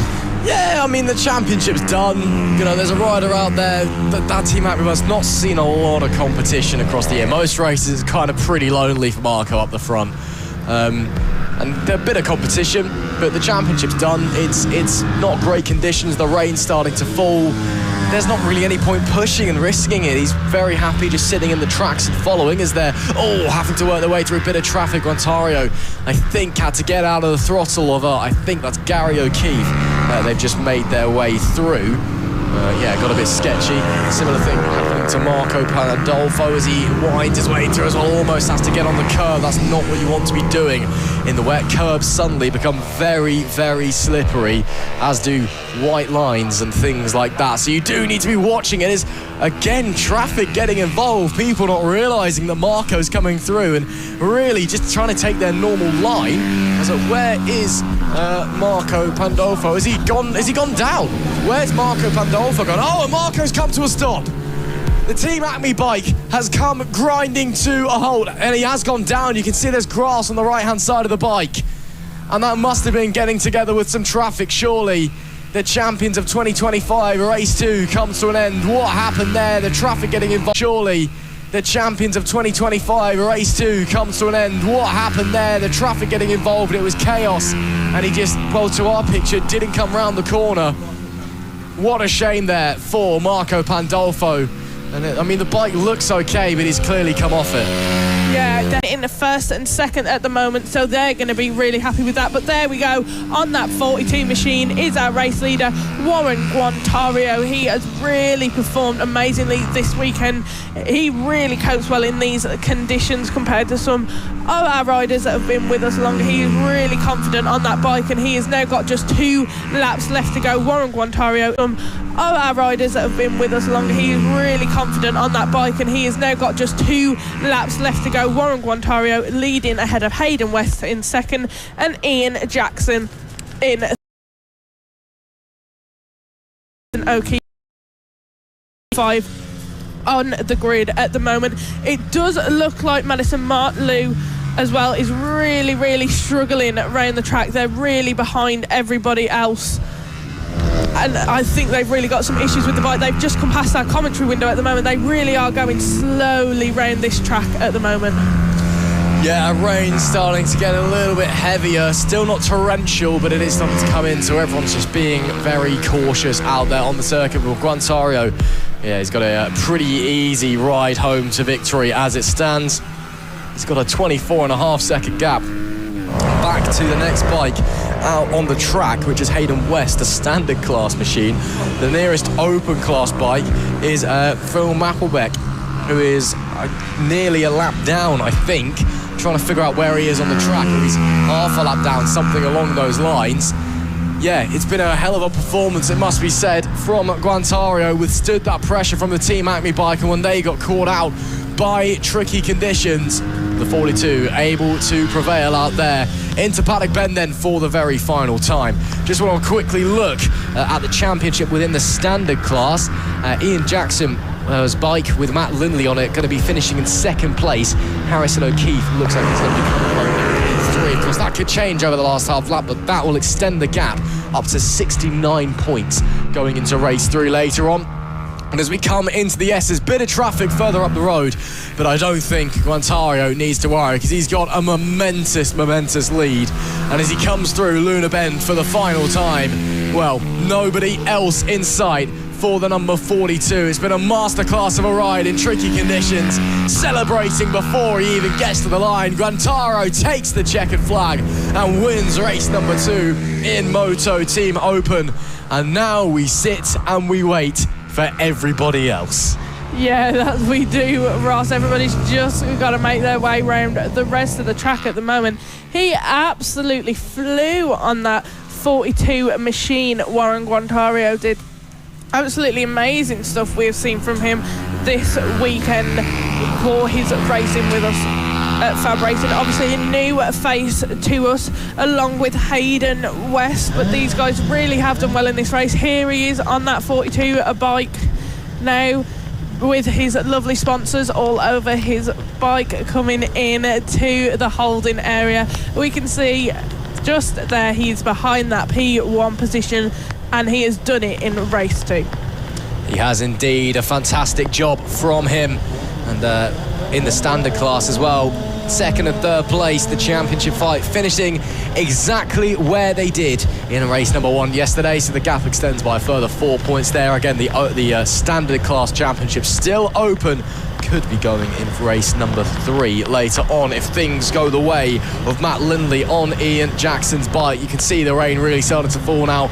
Riders have got the umbrellas out. Some of them even got branded umbrellas. I mean, we were saying yesterday it gets more and more BSB by the day, but like, come on, like it's impressive. Yeah, we can see some Master Mac, who are our sponsor here at FAB-Racing. Some Master Mac umbrellas up, a monster one there. Everybody's really getting into the spirit though of this rain as well, getting their umbrellas up, all getting ready to head round to the grip. It looks like it could potentially be just one warm-up lap for these guys, and then their racing will get underway. They had their first race this morning. Yeah, I can see our flag marshal Lee Close has just said one warm-up lap for these guys, and then their race will be underway.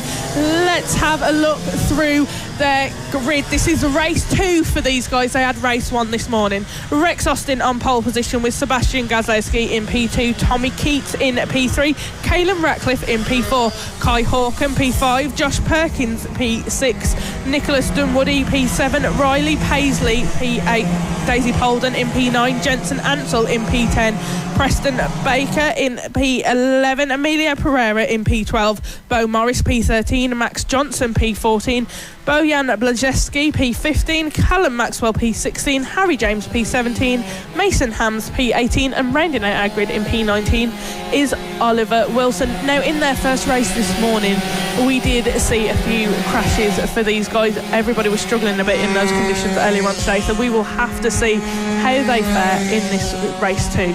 Yeah, we'll keep her out, especially for Lucy's Valley and Luna Bend. That was the 2 corners that seemed to be catching everybody out, and understandably so. Lucy's Valley, a lot of lean angle for quite a slow left-hand hairpin that goes uphill and is slightly off camber. And then Luna Valley, quite a fast right-hand sweeper where you're also putting in a lot of lean angle, and it's a quick change of direction from the left over to the right as well. So you've got to think about the weight transfer coming into a fair as well. Championship-wise, this can be done in this race. The gap is currently 95 points between Sebastian Gazlowski and Rex Austin. If they get to 100 points at the end of this race, Gazlowski will win it on countback. So even if it's not, mathematically Austin can still equal Gazlowski out there in this Mini GP50 race brought to you by King's Duel Centre. Gazlowski has more race wins to win it in countback. So this could be the race where Sebastian Gazlowski makes himself a double champion in 2025. Someone a bit slow coming in at the back of the grid. Oliver Wilson, I think, having a little bit of an issue on this sighting lap, but we are ready to get going racing then. Lee Clowes will head over and pick up the green flag. does destiny beckon for second place Sebastian Gazlowski, or can Rex Austin keep his title hopes alive? It is green flag down and we go. The pole sitter gets away well as they sweep into Paddock Bend immediately. Gazlowski following though now Lucy's Valley. Let's see, are we all able to stay on two wheels as we head through here for the first time? A few dives up the inside, but it looks all clean. No, there is someone down. That's Riley Paisley. He's clipped Emilio Pereira. They're all having to stop as Paisley's in the middle of the circuit, but Riley Paisley down and out. The 17 dropped the rear as he got on the throttle, and I wonder if there's damage to Pereira's bike as well. They put the fairing destroyed on that number 17. We push onwards anyway. Gazlowski's got through, oh, not quite through, shall I say. Still in second place as we come to the timing beam then. It will be Rex Austin that leads them onto that number one, but championship hopeful Sebastian Gazlowski's right there with him. Absolutely, yes, he is. Rex Austin has got the slightest of leads ahead. Rex Austin has got the slightest of leads ahead of Sebastian Gazlowski at the moment, but we're just going to have to wait and see which flag we have out at the moment. There might have been a little bit of stuff which came off the bike of Riley Paisley, but it doesn't look like it. Rex Austin is holding that lead ahead of Sebastian Gazlowski. The rain is getting heavier out on track. These guys have got to be super careful now. They've got a lot of conditions to be keeping in mind while they're racing, but these two have pulled out ahead of everybody else. Tommy Keats running in P3 at the moment, with Caelan Ratcliffe in P4, Josh Perkins in P5 and P6 Kai Hawkham. These guys back here a little bit who got caught up in that issue we had for Riley Paisley, but these guys on your screens now are race leaders. These are the guys the championship battle is between, with 10 laps left to go. It is Rex Austin leading ahead of Sebastian Gazlowski. The rain is really starting to come down now. They said the heavens would open at some point, and we are starting to see that now, Ross. Yeah, it's getting very, very difficult out there at the moment. 9 laps left to go in this King's 2 Wheel Centre Mini GP50 race. You can see as they bomb down into Joey Dunlop corner, our two championship rivals and our two race leaders separated by absolutely nothing. Gazlowski looks to the inside into Paddock Bend. Nothing there for him on that occasion. If they finish as they do now, the championship does go down to race 3. If they swap positions, Gazlowski is champion. I know he's aware of this, and I know he's not particularly worried, and I wouldn't be surprised if he doesn't really launch a move in these conditions. I think he's quite happy staying and just letting it go to race 3, because in race number 3, instead of putting pressure on himself to win the championship here, all the pressure's on Rex Austin, because he needs to do amazingly well and have Gazlowski have a terrible race for it to go to the final round of the championship. So smart thinking there by Gazlowski. Of course, he may well slide on by if he fancies it, but that's what I think he's currently doing. He's not too fast at getting into the lead. Yeah, we're just down to 8 laps left to go in this race now. You can really see that it is getting really tough out there for these guys with the rain. Rex Austin is still leading ahead of Sebastian Gazlowski, but like Ross said, Gazlowski is just going to be thinking about what will be better for him in terms of the championship. Does he try and get past Rex Austin? I think he's looking to do it now when they're getting stuck in that bit of traffic. What is that? Oh, Sebastian Gazlowski was really close to that traffic then. That was nearly a crash as they came around past Paddock corner then. That was really, really, really close. Wow, that was Oliver Wilson we saw in Paddock Bend there. I know that this is the first step onto gearbox bikes and there's different experience levels, but Wilson's currently lapping 20 seconds slower than anybody else, and in conditions like this, that is dangerous, and we've just seen that. That could have been really, really horrible. Back to the action regardless. It is still Austin that holds on. Gazlowski had the opportunity before he was denied with that moment there. Yeah, anyway, 7 laps left to go then. Austin still leading from Gazlowski. The rain starting, it's actually lightened up just a little bit, but it's still coming down. Conditions still tricky out there as they come up to the top of the hill, up the inside at Coward Summit. Sebastian Gazlowski, that is super brave, that is super brilliant, and that is super Seb. What a move in horrible conditions out the hardest corner on the calendar. Sebastian Gazlowski, take a bow, son. Unbelievable. That was an absolutely amazing move from Sebastian Gazlowski there to get up and past Rex Austin. He really had to think and plan that carefully, but he did deliver it with ease and really showed, like you said, Ross, why everybody calls him Super Seb. These guys have really pulled away from the rest of the pack. it's looking like at the moment, if Sebastian Gazowski can hold on to this lead throughout the rest of the race, we're looking about 6.5 laps left to go. He will take the championship for the Mini GP50s. But if Rex Austin manages to take back that first place position, not looking like it at the moment. No, absolutely not. So Gazowski with the move potentially of this season up the inside at Carwood Summit. Wow, I still can't get over that. It was unbelievable how good that was through there. Puts a smile on your face and reminds you why you love this sport so much. So Gazowski then, if they finish as they do, yes, he will be crowned champion when the checkered flag falls. And again, he doesn't look like he's pushing too horrendously hard. Got waved local yellows in this part of the racetrack, and that's why somebody's gone down there, up on their feet, which is good to see. That looks to be the number 82. That's gone down. That's Bojan Blajewski, but he's up and okay. That is the main thing. That's coming through Lucy's Valley. I think he must have just dropped the rear, because that's what everybody else has been doing when they're crashing there. With 6 laps left to go, Austin will be pushing. Gazowski, I don't think he is. Again, it was a brilliant move. I think he just saw the opportunity and we'll give it a go, because he doesn't look uncomfortable and he's not getting the knee down properly and committing to the corner. He's just kind of out there on a nice Sunday afternoon ride, but he's just so it happens that it's a Sunday afternoon ride that's going to add his name to the history books. Yeah, and Caelan Ratcliffe at the moment, currently running in P3 on that 96 bike, has got the move that done on Tommy Keats. Now, he was running P4 previously, but has now got up into P3. But on our screens at the moment, we can see this battle here going on between Amelia Pereira, Max Johnson, Nicholas Dunwoody and Daisy Polden. These guys all battling from P7 down to P10. But the rain really is coming down. You can see it there on the track now. They are being so cautious, so careful. With 5 laps left to go, the rain really is coming down. That is the 141 of Max Johnson ahead of the 35 of Nicholas Dunwoody and the 127 of Daisy Polden. This is the battle going on for 8th position at the moment. They're really close to Amelia Pereira running in 7th, but no one can seem to quite make the move on him just yet. With 5 laps left to go, everybody is clearly just being really cautious around the track now, having a few slower times coming through now as everyone just makes their way around.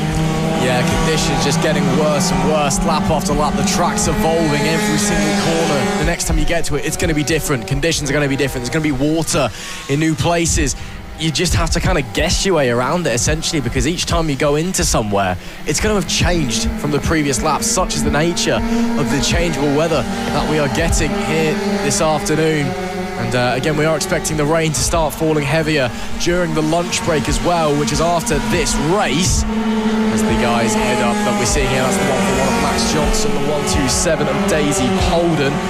They're fighting for P9 and P10. Johnson just lost out to Nicholas Dunwoody on the previous lap, and Polden looks like she fancies trying to make a move. These guys all in this train following Emilio Pereira. Just behind them as well, we see Preston Baker and Bo Morris also potentially getting involved. So 6 bikes all in a row, even though it's a 2x2x2 battle, as they head up to Lucy's Valley.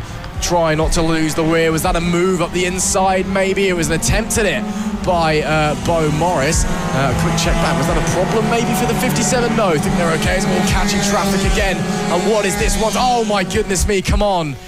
Oh, I'm going to hold my tongue on this, because it's getting silly out there on the track. Daisy Polden gets through on Max Johnson as the riders get through. 3 laps left to run in this race. Absolutely, yeah. 3 laps left to go. That is 31 of Amelia Pereira on our screens at the moment, running in 7th ahead of Nicholas Dunwoody, Daisy Polden and Max Johnson. Daisy Polden made that move through on Max Johnson when they came past some traffic, and is now going to be looking to make the move on Nicholas Dunwoody for P8 on the grid. But weather-wise, it is really coming down now. We've got just 3 laps left to go. They're coming round now, down past our commentary box, and that is the 93 as well of Preston Baker and the 22 of Jensen Ansell. Everybody just coming around now past the commentary box. The weather really, you can tell, is really starting to get to everyone. Everyone's a bit cautious about what they're going to do. But here is our race leader, Sebastian Gazowski. Just got 2 laps left to go now in this race. He's built that gap between him and Rex Austin. Now, Caelan Ratcliffe just a little bit further behind them, but This is Super Seb showing what he can do best. Just absolutely flying around the track. Still looking really confident in these conditions. Just gone around Paddock Bend now. But our race leader, Sebastian Gazowski, looking like he's going to take the championship for the Mini GP 50s. Really impressive stuff from him today. Sebastian Gazowski coming around the final few corners of the track now, getting ready to start his last lap. He's extended that gap up to over 2 seconds now. Kozlowski in his element, already a champion this year in the Mini GP 50 R class. And as he rounds Luna Bend to make it 1 lap to go, it is almost coronation time. He has been so superb this entire year. And as he comes through Penton's Prime, Coward Summit, where he made a season-defining move, the overtake of the year perhaps, to get him into the lead of this race, the lead of the race that's going to crown him king in just half a lap's time. Onto the pit straight, Super Seb has been untouchable at times this year. He's had ferocious battles. Yes, he has been beaten every now and again, but he has really come along so much over the last 12 months as a rider. And the young man, as he comes in at Toulouse's Valley for the final time, well, everyone knew it was going to happen at some point, didn't they, Izzy? Because this boy is a superstar in the making, and he's got half a lap left to go. It does look like there's a local flag being waved there, though. So Sebastian Gazzotti, with just half a lap left, is coming round now. He's going to take the checkered flag, and he's going to do it. He is going to take the championship in the Mini GP 50 class. What an amazing... It is Super Seb at his finest, and he has done it. You can see the celebrations there from him, standing up on the bike, controlling that with just 2 wheels. I'm very impressed by that, actually. But Sebastian Gazowski does it. He wins the Mini GP 50 championship. Ice in the veins of Super Sebastian Kozlowski. You are the King's Two-Wheel Centre Mini GP 50 champion. You are a double FAB-Racing champion in 2025. And what a way to do it in tricky conditions. Dominates after a fantastic move, the move of the season perhaps. And we know he likes his slightly unorthodox celebrations as well as he comes through. And look at that, the plaudits will come in. And surely there are big things up next for this man. The Mini GP 70 surely await next year. And as he attempts to do a burnout, I think it's a bit too wet for that, unfortunately, Seb. You got to be thinking a couple years' time, RNG British Talent Cup, British Superbikes, MotoGP, the world awaits, because we've got a real talent on our hands. We have indeed, with Sebastian Gazowski. He really, first race of the season, you said Super Seb is one to watch, and he is the one that we have been watching. He's just down in the moment in the holding area with friends and family, just celebrating that championship. Look, he's got his P1 board. Amazing stuff. We can also see our guys who came in P2 and P3. Caelan Ratcliffe in P3 and Rex Austin in P2. We are going to break for lunch now, guys, so we will be back with you very soon. But in the meantime, have a little look at what we got up to on our paddock walk yesterday. Meantime, have a little look at what we got up to.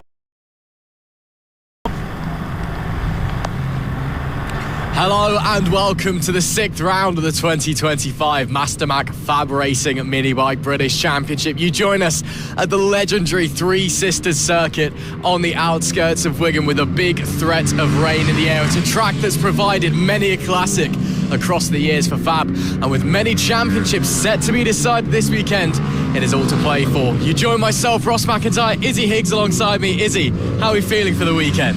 Really good. First time for myself here at Three Sisters, but it looks like a really good track so far, and we've had a couple of words with some of the riders so far, and everybody seems to be looking forward to get going this weekend. They absolutely do. We're going to have a bit of a wander around the paddock now, so if you'd like to just come along and follow us, and we're just going to do our classic, see who we can run into and find. I can see we've got a couple of the O'Keefe boys up ahead. We might see if we can just tail them into wherever their awning is, because that makes my life very much easier. In fact, why don't we do a bit of a walk and talk, boys? How does that sound? That sounds okay, sounds good. How are we? Are we all okay? There's only 2 of us here this weekend. Shocking, what's happened to the other one? Have you abandoned him? He's had a hemorrhoid operation, a very serious hemorrhoid operation, yeah, so... Yeah, that's They can't be here this week, yeah. That sounds difficult. So there's only the two of you, unfortunately. But I believe it's the two of you that are technically in championship contention, if I'm correct. Yeah, as usual, just me and Harry in championship contention. Yeah, Ben's not really he's not really up there. Never has been. Probably never will be. Half man, half chimp. So, Gary, how's things feeling on the bike going into this one? All okay so far out there? Yeah, I'm looking for a top 10 finish in the open class. Yeah, is that it? You know, you're not expecting to win, just top 10 and you'll be happy? Just top 10, yeah, this time, yeah. Well, thanks so much, Gary. We'll move over to the younger, more fresher model, shall we say? And again, technically championship contention this weekend. How are you feeling? Yeah, we'll see. We've had enough already. It's a little bit slippery, but we're going to see what happens. See if we can tag on to anyone in qualifying. Yeah, a lot of rain in the air, unfortunately, this weekend, but we'll wait and see. Again, I say technically in championship contention because you are there, but I feel like it's more a mathematical rather than a realistic fight. Or do you think otherwise? No, there's some good odds there for top 3 at the end of the season, but yeah, who knows? Any plan goes out the window when you get on the track, so yeah.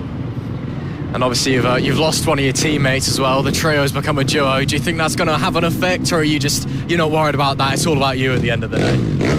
No, it's definitely had an effect. It's not as uplifted spirits, and yeah, we're all worried about hemorrhoids now. So yeah, there is that to think about. So anything to share maybe to on this tough time for the rest of your family, to viewers watching at home? Yeah, don't do drugs. It's a pretty solid advice, to be fair. Well, thanks very much for joining us, mate. We'll let you get on. See you later.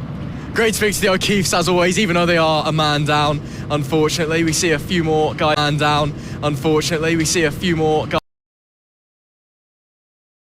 It stands. So let's just continue our walk down. If we go to the bottom end of the paddock and then make our way back up, I feel like that probably is going to work best. But as you can see, it's been raining already this weekend. Lots of puddles along the floor. And Izzy, I know it's your first time here, but people heading out as well as it stands. So let's just continue to our viewers at home.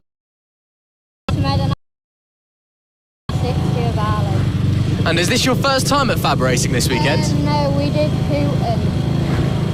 Fair enough. So you're out there before, but you're out there on the Avali. How are you feeling looking forward to the weekend? No, I like the wet. I'm really excited for this weekend, so we'll do my best. Well, that's brilliant to hear. So we'll have to see how you're going to go out there. But still, we're getting up to the end of the year here in Fab. Anything you want to say to anybody at home, maybe? Follow your dreams. That's some great advice. Thank you very much for talking to us. Thank you. Thank you very much. Talk to us, that's really, really nice. See, there's got a couple of other riders coming back in, but I'm being pointed this way. It looks like we may have a couple of people to speak to. I know that the Birkins are around this part of the camp, as we can see some of the other guys heading out, and indeed they do appear to be. Let's see if we can jump. Things feeling on your own bike though, all good out there? Things feeling on your own bike though, all good out there? I didn't think I was going too well, but P2 so far, so I'll take that. Maybe a bit of a, fresh machinery underneath you, maybe that machine advantage. Let's see if it lasts. I'm sure you'll be fine. I mean, even with the rain this weekend, I'm sure, things will be all right with you guys. I don't think there's that many of you here this weekend in the senior Mini Moto, so do you think it's just going to be quite close at the top potentially, or is it going to be everyone just kind of spaced out, running their own race a bit? I think it'll be mid-pack, will be close. Matt will run away with it like normal, but yeah, anything else goes. I mean, you've got to consider that Matt's engine's going to blow up at some point this weekend. Or he'll crash. One of the two, probably both across 2 races, so we'll wait and see. Only 2 more rounds though, including this one as well. We're coming to Three Sisters again at the start of October on a different layout. Any plans for 2026, or just doing the same again next year? Just same again, come and have fun. Yeah, spend some money. That's great to hear. Thanks so much for talking to us, Cal. Thank you. Go on, we'll turn around as well. Do you fancy one as well, or are you not that interested? May as well. I would think this is the first time we've spoken to you this year on camera, so do you want to introduce yourself to the people at home? Yeah, Harvey, started riding this year. First round was at Ella. Yeah, and you did quite well. Thanks for joining us, Harvey. How are you feeling coming into this weekend? It's not too bad. Every track comes to, it's new to me, so I'm just learning it still. Learning the bike as well. And yeah, it must be tough kind of jumping on a Mini Moto, you know, in your first year. They're quite different from your regular bike, I suppose. Yeah. Not doing too bad considering it's my first year though. Getting used to it. Yeah, no, you are doing really well. You, what's the objective for this weekend then? Again, you're just looking to get some more experience, learn the track? Yeah, as long as I finish, I'll be alright. Yeah. I mean, it can't be too hard. I mean, everyone else is going to fire it off at some point. So if you stay on, you could win. For some points, if you stay on, you could win. And see, but yes, next weekend just get more experience. Then next year, go for that championship potentially. Yeah, I'll try. Well, we'll have to see how it goes. Thanks for talking to us. See ya. Let's just poke our head around here, see if there's any of the other Mini Moto guys around here. Anyone else fancy a quick one? You're running away, so I guess not.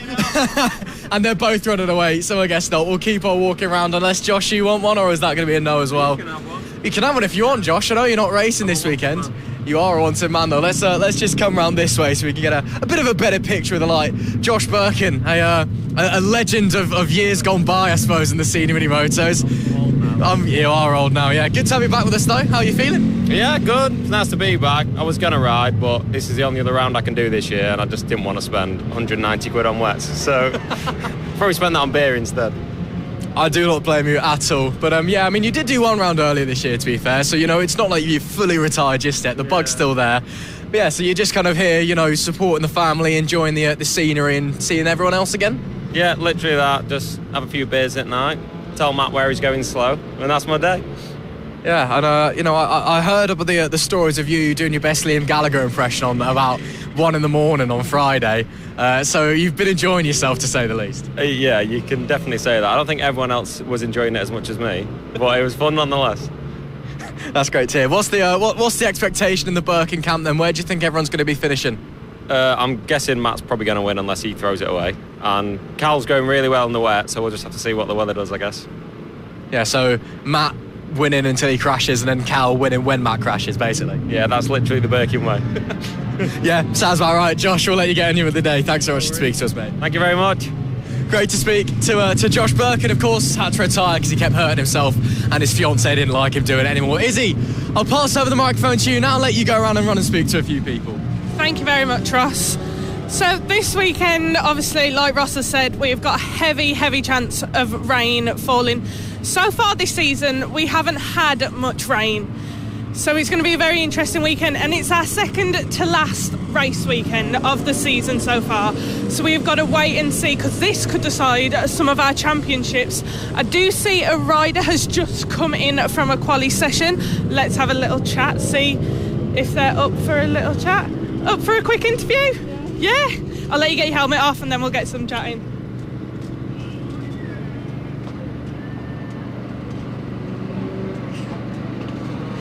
Do you just want to introduce yourself to all of our viewers at home? Yeah, I'm Bailey Lawrence and I race in the Pit Bike 140. Bailey, lovely to see you here with us at Three Sisters. Have you just come in from a qualifying session? Yeah. How have you been finding it out on track? It's been alright. That was my first session out because I didn't get here until yesterday night.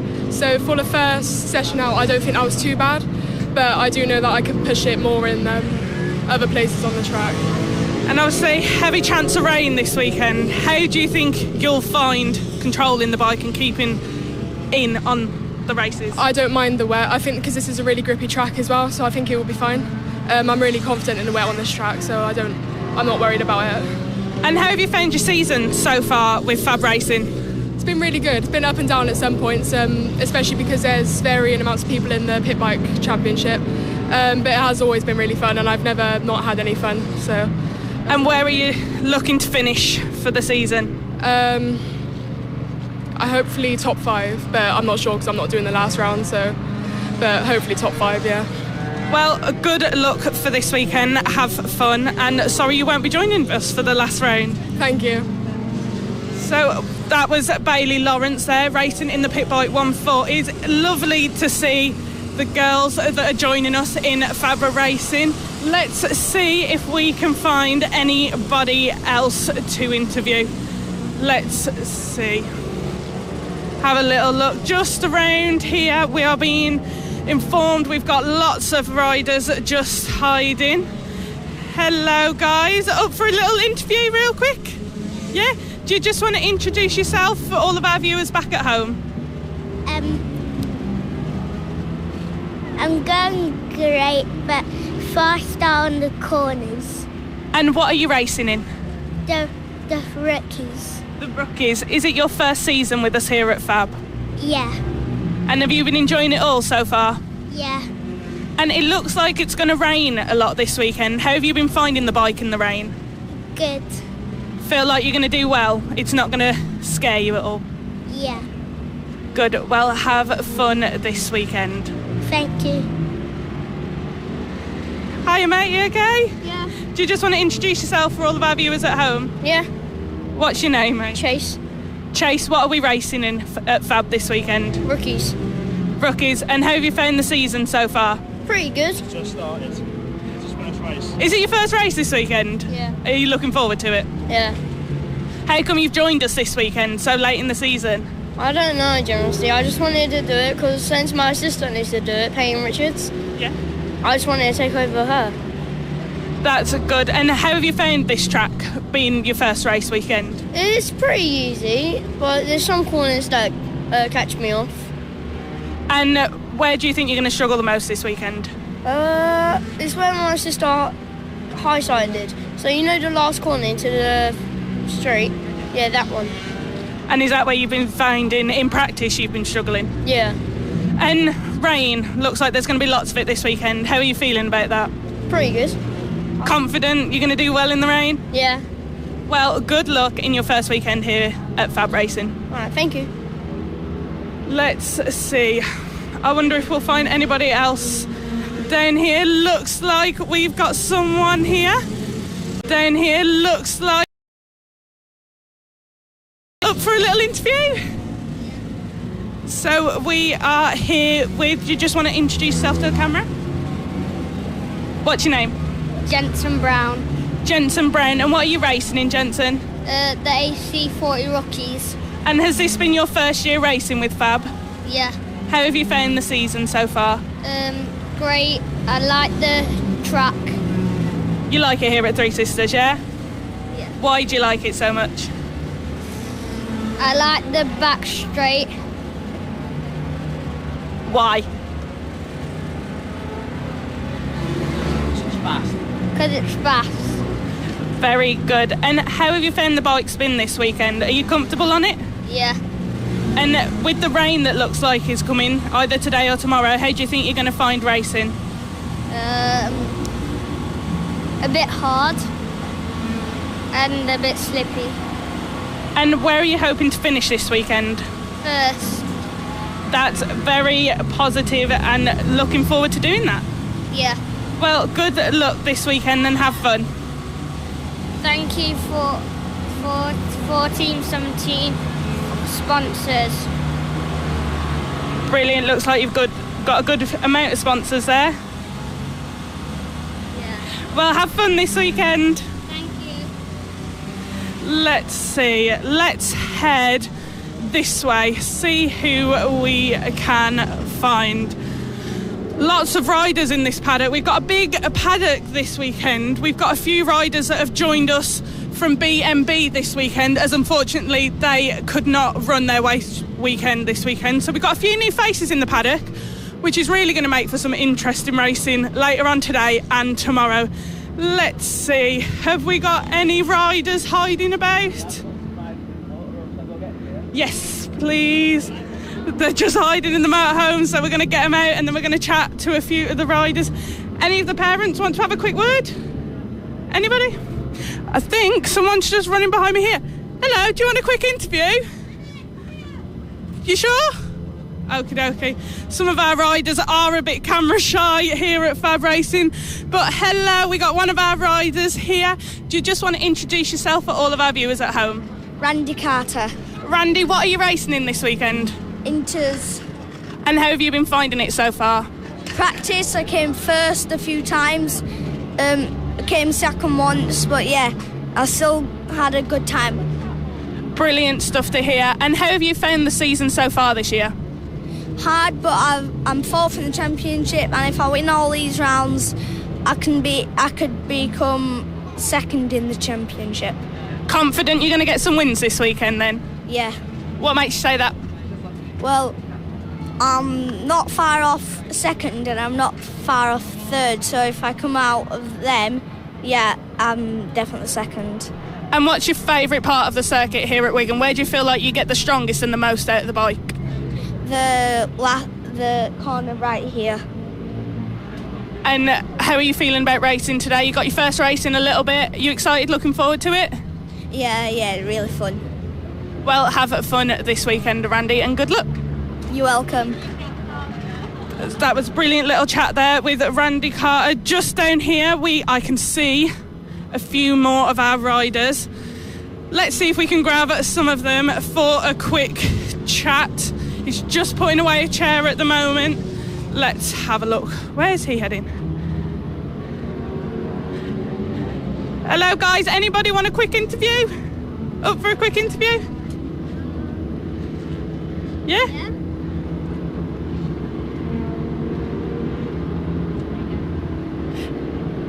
Where do you want to go?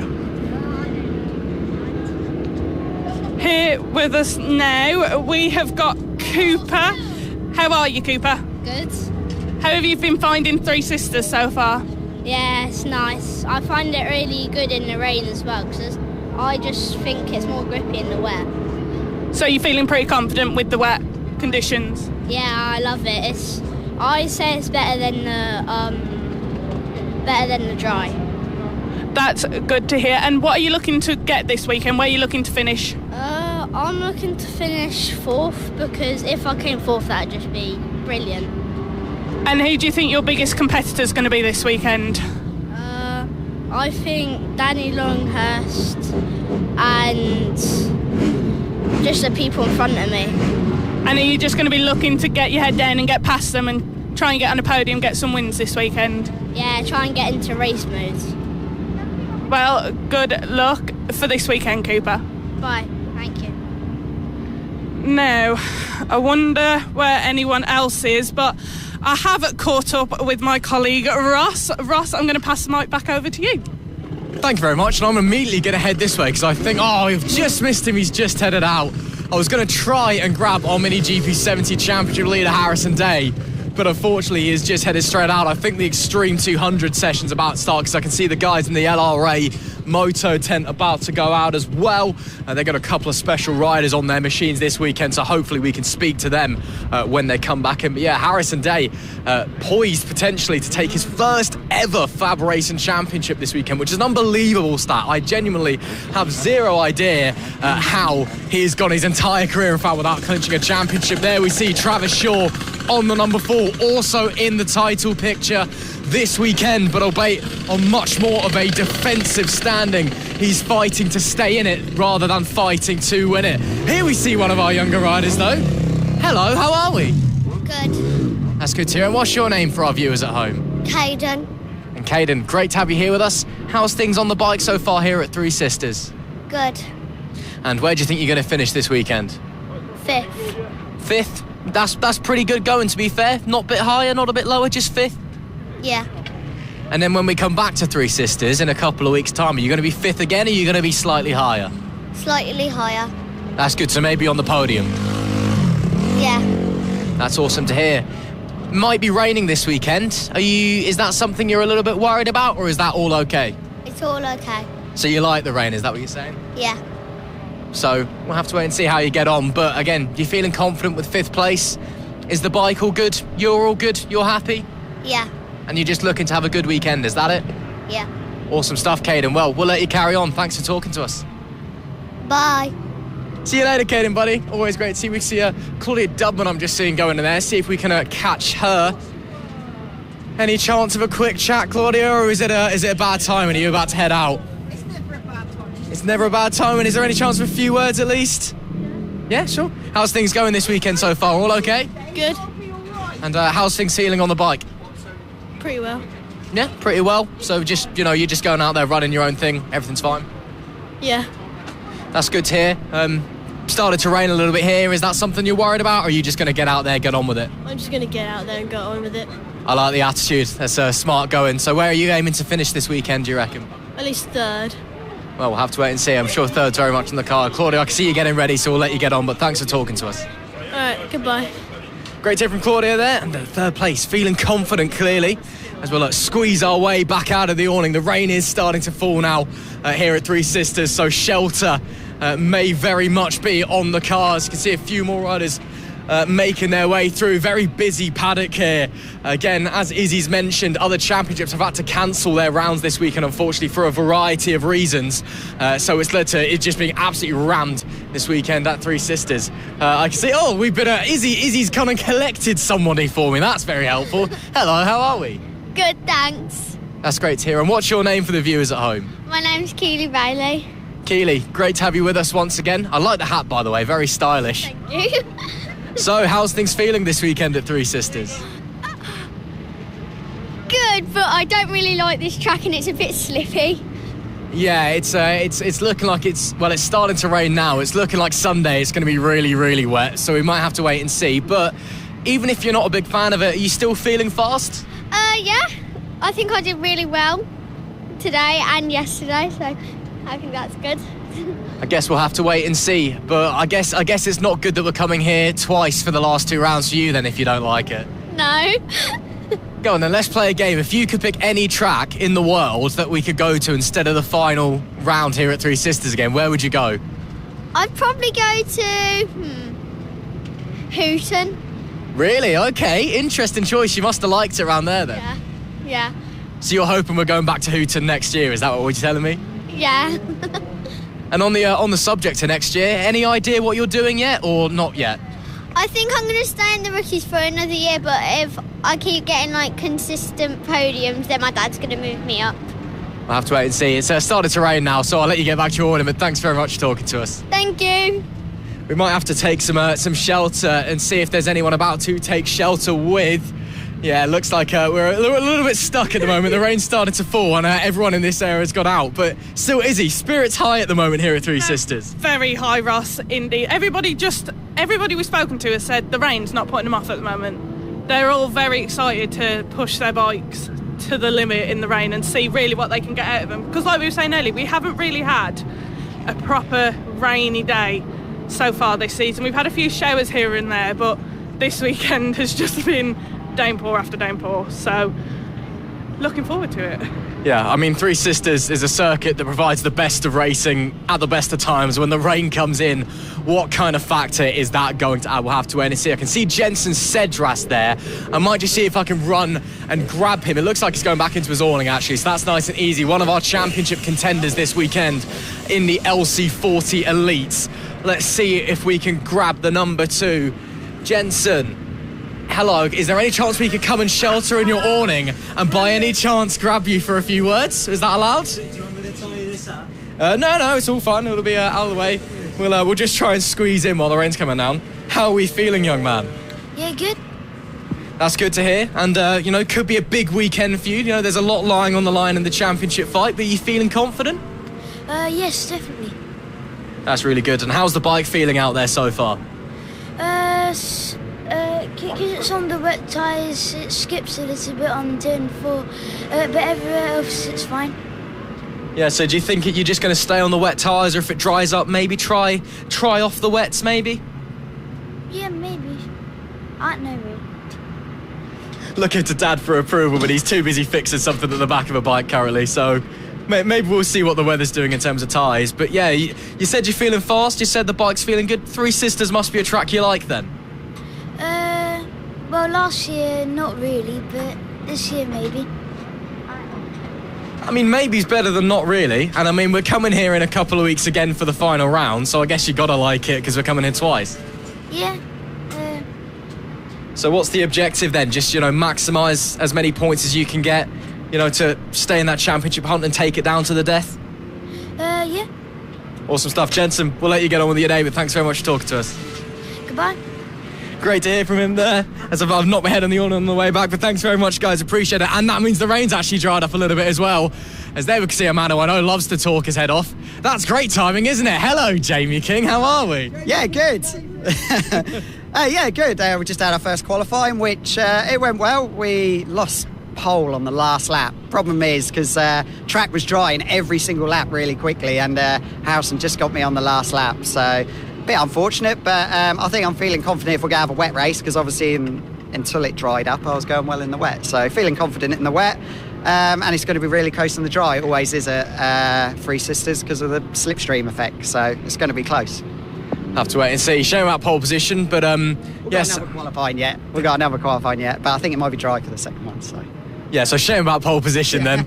Obviously we saw last time out, if anyone was viewing into your Pit Bike Sonic YouTube channel, issues with the cam chain and the cam chain timing. Yeah. Sounds like you may have had an issue with the piston coming into this one. Have you replaced that as well? No, it's smoking a little bad, but last night we decided not to touch it because the bike is still running really well.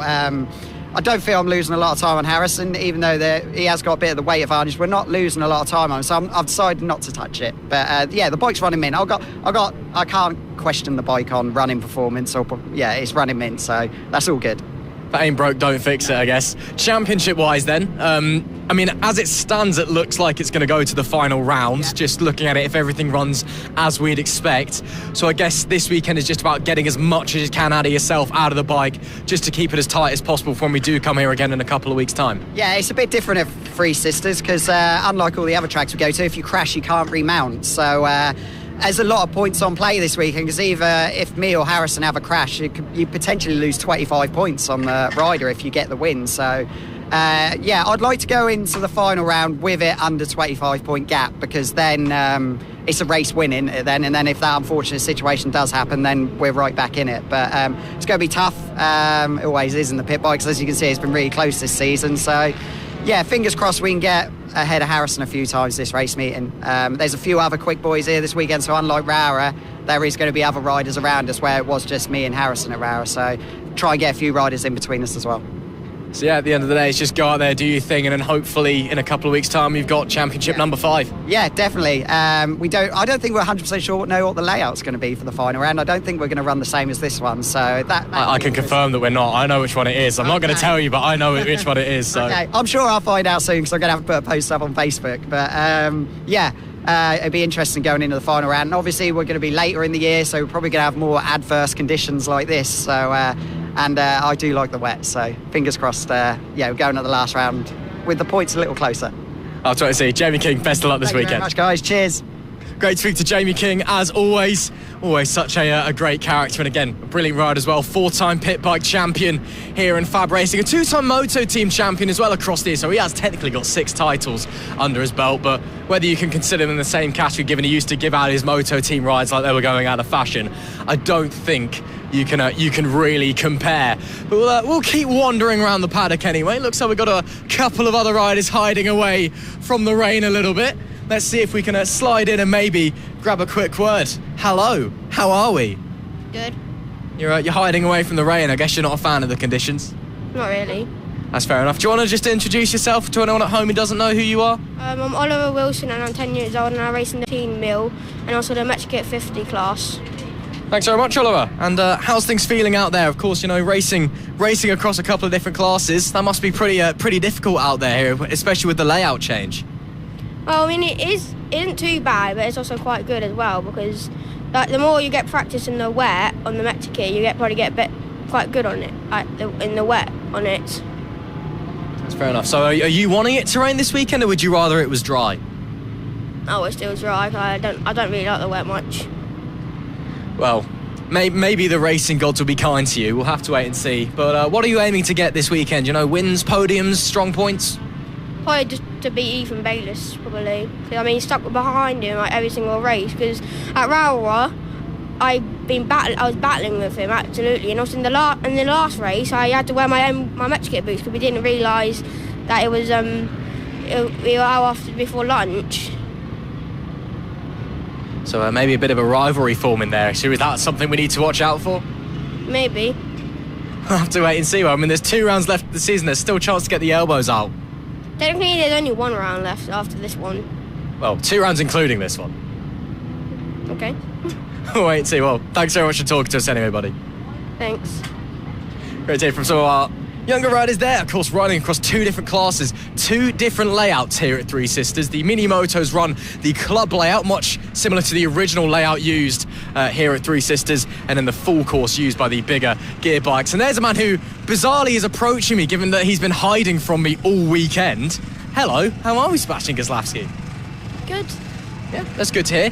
This could be a huge weekend for you. You could be wrapping up a couple of championships here. How are you feeling looking into that? Well, nervous in a way, but quite excited in the same. I mean, I don't know why I give you advice, because, you know, I don't race, but I mean, I guess my advice to an outsider looking in would just be to stay calm and do your thing. Is that something you're already thinking about? Yeah, but just try, push. If you crash, it's okay. Just try. So you're not too worried about having, you know, a bad weekend or whatever? Quite worried, but it's all going to be okay. So I'm just trying to wrap my head around it. So, you know, obviously you're worried, you want to win the championship this weekend, and you're telling yourself it's bad if a crash, as through goes Harrison Day, but it's not the end of the world. Is that what you're saying? Yeah, probably. Okay, I understand you. Three Sisters, though. Truck you've had a fair bit of success at in the past, so on paper, it looks good for you. Yeah, I like the track. It's good, funny weather, but grippy. Yeah, grippy and fast, of course, and in the rain as well. As some fan support there. See, you've got the whole paddock behind you. You shouldn't be worried about that. 50-50. 50-50. All right, well, Seb, we'll let you get on with your day. Thanks very much for speaking to us, buddy. And again, best of luck this weekend. Thank you. Great to speak to Seb. We'll just quickly see if we can grab Frankie Watson. Are you about to head out, or have you just come back in, Frankie? Just come back in. How did the session go? Not great. Not great. Oh, problems with the bike? Are you just struggling a bit in the weather, maybe? I was just struggling. That's sorry to hear that, but are you looking forward to the weekend still? Yeah. That's great. And is the bike feeling okay in general, or do you need to make a few tweaks, maybe? Yeah, the bike feels good. I've just got to send it. Yeah, just got to send it, kind of get your head down, figure out what's going on with the weather, and you'll be fine, yeah? Yeah. All right, Frankie, we'll let you get on and sort your debrief out, but thanks for chatting to us, buddy. Thank you. Brilliant. Before I hand back over to Izzy, I do just want to run down here now that Harrison Day is back in, because I am very desperate to speak to our potential Mini GP70 British champion at the end of this weekend, potentially. And with the lead he's got, you've got to be thinking maybe, certainly by the end of the final round, pending a disaster. It doesn't feel like a coronation as such. But looking at it, when I was looking through my notes and all that coming into the weekend, it was a bit like, it seems like one, if that makes sense. Because again, the boy has never won a championship in FAB-Racing before, which seems absolutely bizarre. But he's had such a strong year. So let's see if we can slide in and speak to him. Is this a bad time, guys, or can we grab a few words from Harrison? We'll come on in, because it is raining, if that's okay, and try not to knock all the bike over while we let the man himself take the helmet off. But here he is, Harrison Day, potentially your British Mini GP70 champion at the end of this weekend. How are you feeling coming into this one? Pretty solid, to be fair. Feeling good on the bike in the wet and the dry. Just hoping we can just have fun for the rest of the season. Yeah, absolutely. I mean, feeling confident in changeable conditions is always a massive benefit. But you've had a huge season, of course. You know, you could be wrapping up the title this weekend. Is that something you're thinking about, or is you just going out, just doing your thing? You know, the title's not really the main story here. Well, try not to think about the title, because 70s is 103 points, because, like, 103 points is a lot. So even if I just send it this round, I still have a high chance of winning it next round. Yeah, I mean, again, you've got that advantage on your side going into the final round. So even if it doesn't go here, when we come back to Three Sisters in a few weeks, you could be good anyway. But yeah, you said you're feeling confident in the dry and the wet. Is there one, you know, weather that you're hoping it would rather be, dry or wet, or are you just happy just going out in whatever? Well, I don't really mind, to be honest, but just myself, I enjoy more riding in the wet, 'cause it's more relaxed. And in the wet, you can let it flow as well. You don't really have to be aggressive. Absolutely. And if the championship does get wrapped up this weekend, what's the celebrations? Where are you going? What are you doing? Maybe a Casper's. Yeah. Well, fair enough. Well, I hope you enjoy that one. Again, this could be a huge weekend for you, so we're wishing you all the best, Harrison. Best of luck out there. Thank you. Great to speak to Harrison today. We'll try and navigate our way back out into the rain from the awning and hopefully quickly find our way to another one. But Izzy, I'll pass the microphone back over to you as we continue to wander around. Thank you very much, Ross. So, yeah, if you couldn't already tell, the rain has really started falling. We have got a lot of riders at the moment. Everybody's coming in and out of the paddock for their qualifying sessions. I do believe we have just stumbled upon a rider here. Hello, how are we? Good, how are you? Not bad, thank you. Do you just want to introduce yourself for all of our watchers at home? Yeah, my name's Tyler Humphreys, and I'm riding at Valley 190. Taylor Humphreys with us for this weekend at Three Sisters. How are you feeling coming into this weekend? Pretty good. It's just annoying with the weather today. It's been all over the shop, so... And how has your season been going so far? Pretty good. This is our first round here. We've been doing BMB, so it's pretty good. Yeah, BMB got cancelled this weekend. How have you found it so far with FAB? It's really good. The community's good here. Like, with everyone, all the kids and stuff, so... And how are you hoping to do this weekend? Hopefully first, if not second, but we're aiming for first.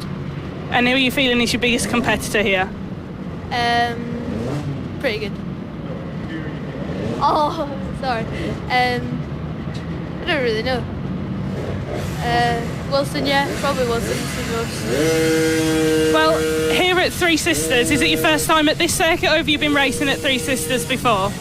We've raced at Three Sisters before. That was our last round at BMB, so it was really good. And how has the weather compared to this time round? A lot better in BMB. It was probably like this, but with some dry races. And have you found anywhere on the circuit that you're struggling with, especially in the wet? It was probably like this, but with some dry races. And have you found anywhere on the circuit that you're struggling with, especially in the wet?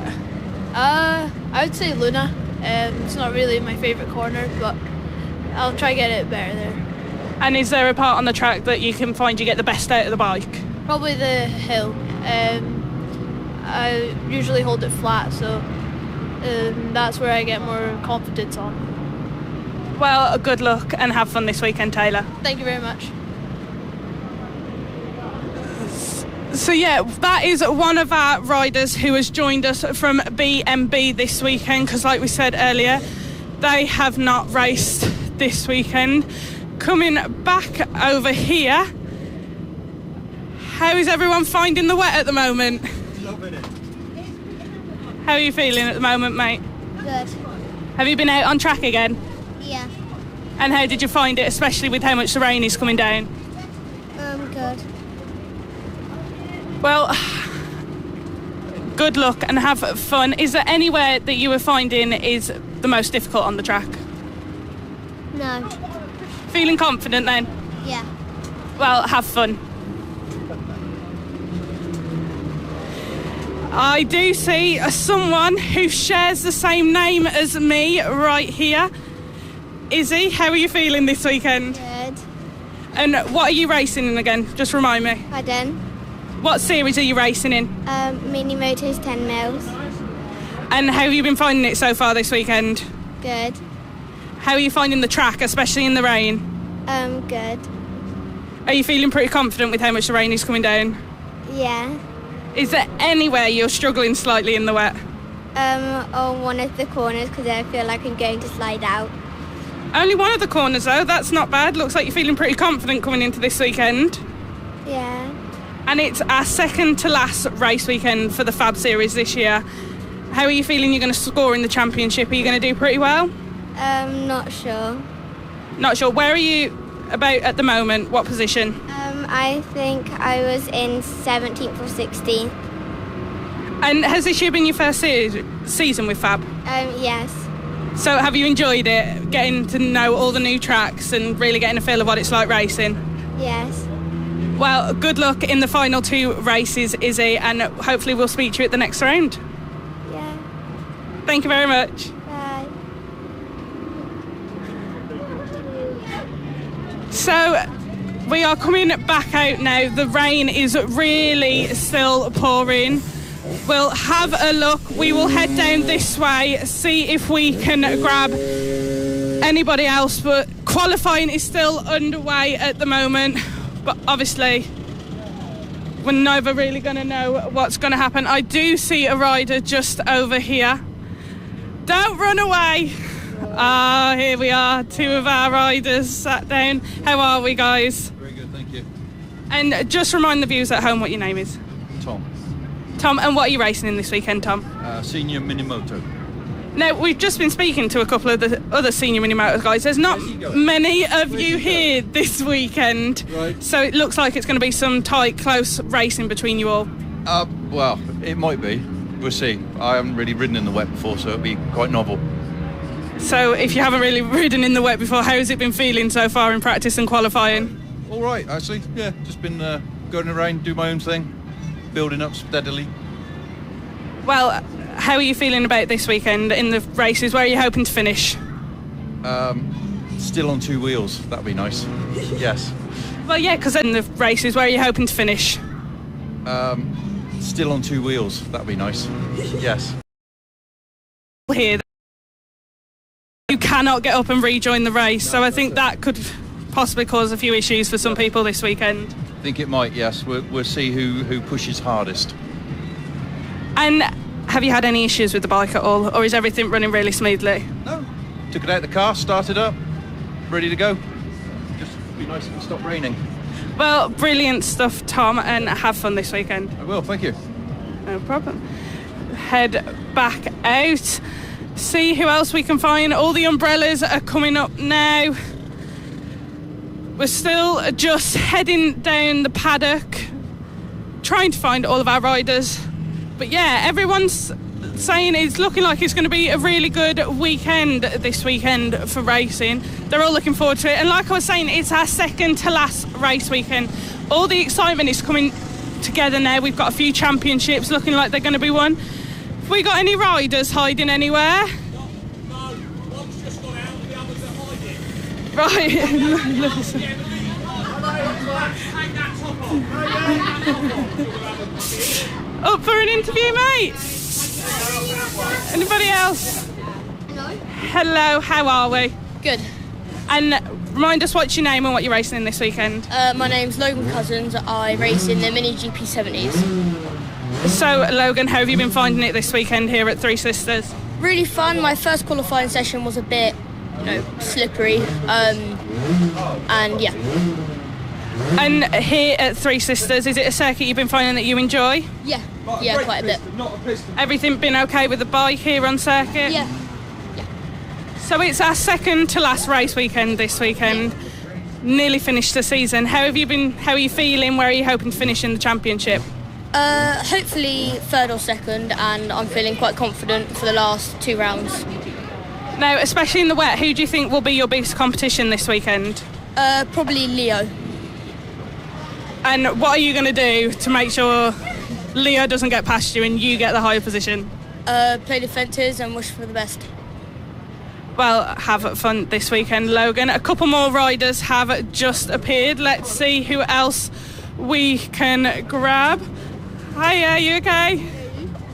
Yeah, not too bad. Just remind us of your name. I'm Leo Solier and I'm in the 70s and the extremes. So, Leo, Logan's just mentioned you could be some of his biggest competition this weekend. How do you feel about that? I don't know. I just feel really proud of myself this weekend. Have you been finding that you've struggled a bit in the wet, like earlier races and this weekend? Yeah, but we've found some stuff that's worked and it's gone good. That's brilliant stuff. And Three Sisters, a circuit, is it one that you enjoy? Right now I'm enjoying it. That's very good. And how has practice and qualifying been going for you? Qualifying's been okay. I've just crashed, and practice I was first and second in the extremes. So what do you think your biggest challenge is going to be in the race in this weekend? The starts. And what makes you say that? I just don't give it enough revs. Is it that? I just revs. in though. Yep. And something you'll continue to practice before we're in the last round.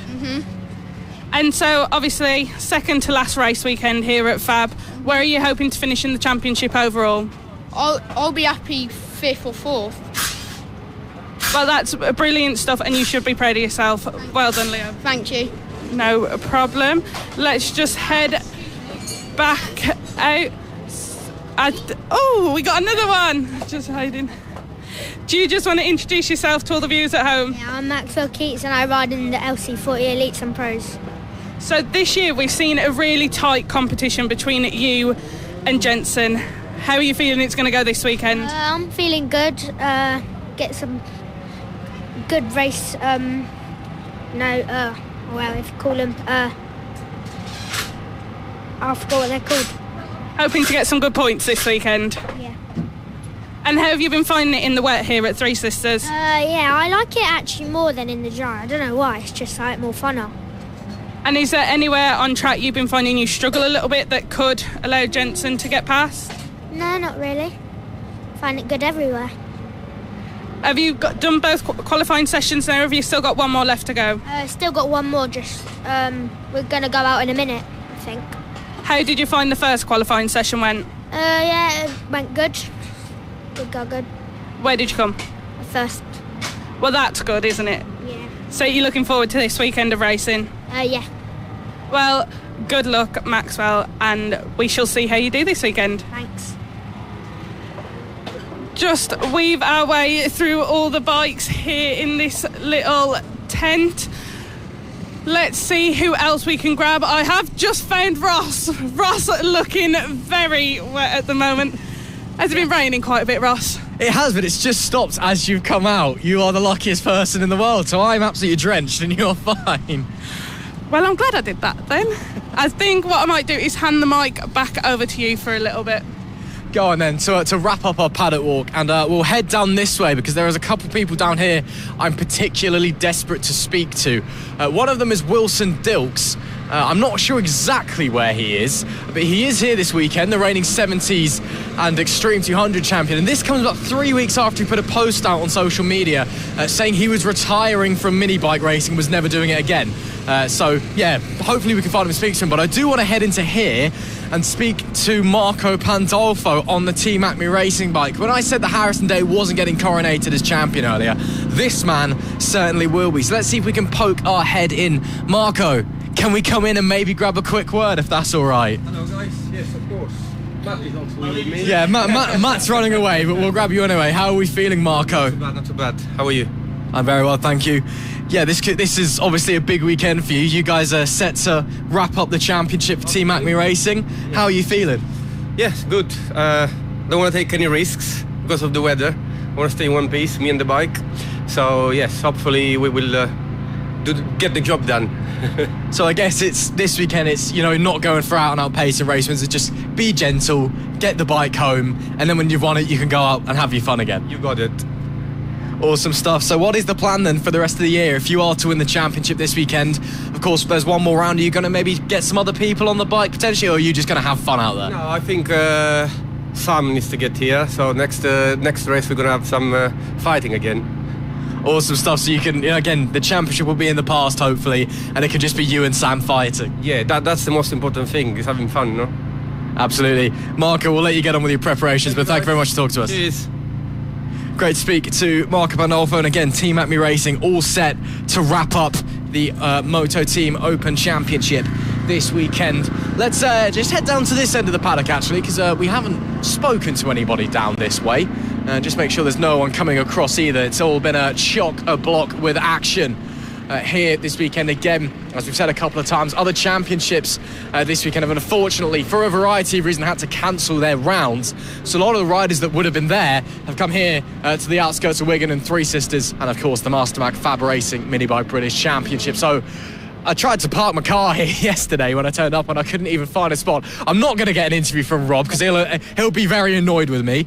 We've got some of the Moto Team guys in there. Let's see if maybe we can grab a few words off of them. I think I've got a couple of minutes. Is there any chance for a few words off of anybody, guys, very quickly? Literally 30 seconds. Hi there. How are we doing? You okay? Yeah, we're just licking our wounds after a crash here. But I was all right. On the road to MotoGP and the feeder series to the British Talent Cup and Red Bull Rookies, this is FAB-Racing Mini Bikes British Championship. Good afternoon, everybody, and welcome to a very wet and windy Three Sisters circuit as we get ready for our race threes here at round 6 of the 2025 Mastermac FAB-Racing Mini Bike British Championship. The rookies, or the inters, should I say, about to head out onto the track. And this is a championship that is very much likely going down to the final round. And in fact, mathematically, it will be going down to the final round. Finlay Styles can no longer clinch the title in this race. The gap is 42 points. Nelly Nuth will be looking to try and get back some points to give herself the best chance to come back heading into the final round of the season when we return here at the start of October. You join myself, Ross McIntyre, Izzy Higgs alongside me. Izzy, we've had a great day of racing so far, but the weather now rolling in, unfortunately. Some people have already packed up and gone home. They're not having any other. We're getting proper northern weather for some proper FAB racing. We are, Ross. That is what's happening right now. Over lunch break, the rain has picked up a lot more. The track is now looking very slippy and very wet. We can see there in our shot at the moment, proper rain hitting down. It is bad out here at Three Sisters. We are just waiting for the third race of the AC40 Inters. They are just in the holding area at the moment before they do one lap around to the grid, and then they will get their third and final race underway. Looks like everybody is going to be on wet for this one. If you're not, I'd question why you haven't decided to do that strategy, but they are out at the moment. Let's just run through the grid, remind you where everyone's starting. So on pole position, we have Randy Carter starting in P2. We have Austin Dilks. P3, Noah Barfoot. P4, Zach Athasich. P5, James Dermott. P6, Seth James. P7, Austin Baton. P8, Finlay Styles. And rounding out our grid, starting in P9, is Nelly Nuth. Now, the championship battle we have been seeing between Nelly Nuth and Finlay Styles all season has continued into this weekend, but both of them have been struggling in the wet conditions. Yeah, it's been tricky for them, and maybe the pressure of the situation starting to get to them. They came into this weekend a 42-point gap between them, going towards Styles as the championship leader, back up to 45 after race 1, then back down to 42 after race 2. So the AC40 Inters, brought to you by Britson Electrical Services. A lot to play for in this final race of the weekend. And of course, eyes all around the world will be watching this one. These young superstars have captured hearts across the globe. And we hope that wherever you are watching around the world, you are enjoying the action. Just seen Rossi Bannon watching along. That's a name from years gone by. Hi, Rossi. Hope you're enjoying the show. Maybe come back and dust off the old pit bike. See if you've still got it at FAB Racing in a couple of years' time, maybe. Yeah, good to have Rossi in again. Hope everybody is enjoying the show. Lee Clowes has got a very thick coat on. She's not enjoying the weather, but we are getting ready to go racing for the final time this weekend in the Britson AC40 Inters. As she walks out of the way, race number 3, again, lots to play for in the championship. It can't be decided here, but it could very well be advantage one way or the other. Green flag goes up in the air. It's a jump start there from Austin Dilks, but we do go racing. Good getaway from Noah Barfoot. We saw that again in race 2. Nelly Nuth also away strongly from the green flag as they crawl their way through the S's section. It's the wettest it's been this weekend out there, and the riders have only had one sighting lap to gauge the conditions and figure out what is going on. It is Randy Carter that leads this race as they come to start the first lap proper, but right now it's more of a test of your confidence, a test of your bravery, not necessarily a fight for survival, but with these conditions, it's a guessing game. Yeah, it definitely is, but that definitely was a bit of a jump start there from Austin Dilks from P2. It looks like Noah Barfoot is going to be looking to make a move on him, but now that gap has opened up that little bit more. Randy Carter still leading this race at the moment. We've seen this from Randy over the past 2 races. However, unfortunately, he has had an issue and has come off his bike in the past 2 races. So we're going to look and see what happens here. But Everybody just getting a feel for these conditions. It looks like the 36 of Noah Barfoot got past Austin Dilks now, and he's looking to hunt down Randy Carter. But like Ross was saying, these are the wettest conditions we have seen so far from this weekend, and it's the first real Fab race of the season. We are waiting to see. We did think that it was Austin Dilks who had a little bit of a jump start at the start of the race. Race control have now said that the start is under investigation, so we're just going to wait and see what's happening there. Absolutely. 8 laps left to go. Carter leads this race, but Barfoot looking racy.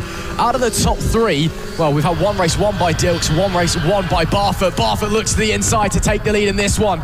Can Randy Carter fight back and make it 3 different winners for 3 different races? Not immediately. Barfoot into the lead, a nice move. Down into the Joey Dunlop corner as they make their way through Paddock Bend. It's a bit more like a boat race out there, how much standing water is on the circuit rather than a bike race, as they're all fighting for grip, all fighting to see what they can eke out of the machinery underneath them. It is a 3-second penalty for a jump start for Austin Dilks then. So that on the timing screen demotes him down to P4, but only 0.4 of a second behind James Dermott. The penalties, of course, applied straight away. He very well may be ahead of Dermott on the timing screen by the time they complete this lap, make it 7 laps left to run. So he should still be on for a podium if the pace is there and he stays on 2 wheels, but fighting for second or the race lead, he's going to have to build up a 3-second advantage. Austin Dilks also putting the pressure on Randy Carter there, and just through on the inside into that corner there goes Austin Dilks, takes that second place position away from Randy Carter. Randy Carter doesn't seem to be having the best of time in these conditions at the moment. Noah Barfoot, once he got past him, has really started building that gap between him and Austin Dilks and Randy Carter. Everybody else in this grid, though, seems to have spread out a bit now that the race has started. We've got James Dermott running in P4, Austin Baton in P5, Zach Attersic in P6, Seth James in P7, and Finn Stolz and Nelly Newth still in the positions they started this race in. But all the eyes are on the front runners of this race at the moment. The guys running in P1, P2 and P3, they are really pushing their bikes in these conditions at the moment with just 6 laps left to go. We'll have to see how much they really are going to push these bikes in these conditions. Well, the front 3 actually quite separated at the moment. We've been used to seeing them all weekend running side by side. Of course, Dilks second on the road with that jump start penalty applied. He is in 3rd place. That's why he's in the number 3 spot on your timing tower. So that's a free position, I guess, for Randy Carter, even if he doesn't know that yet. So we'll wait to see if Dilks is able to build up a big enough of a gap ahead of Carter to maybe actually slide into second on the timing screens as well. There's James Dermott currently in P4. He's had a very steady but very quiet weekend. Just been consistently picking up good results, good finishes, strong points as well. And just been doing his thing out there. So that's all you can really ask for in changeable conditions. Yes, some people rise to the occasion. Others, like our championship leaders, have been struggling all weekend long. But this is ideally where you want to be, you know, just consistently solid.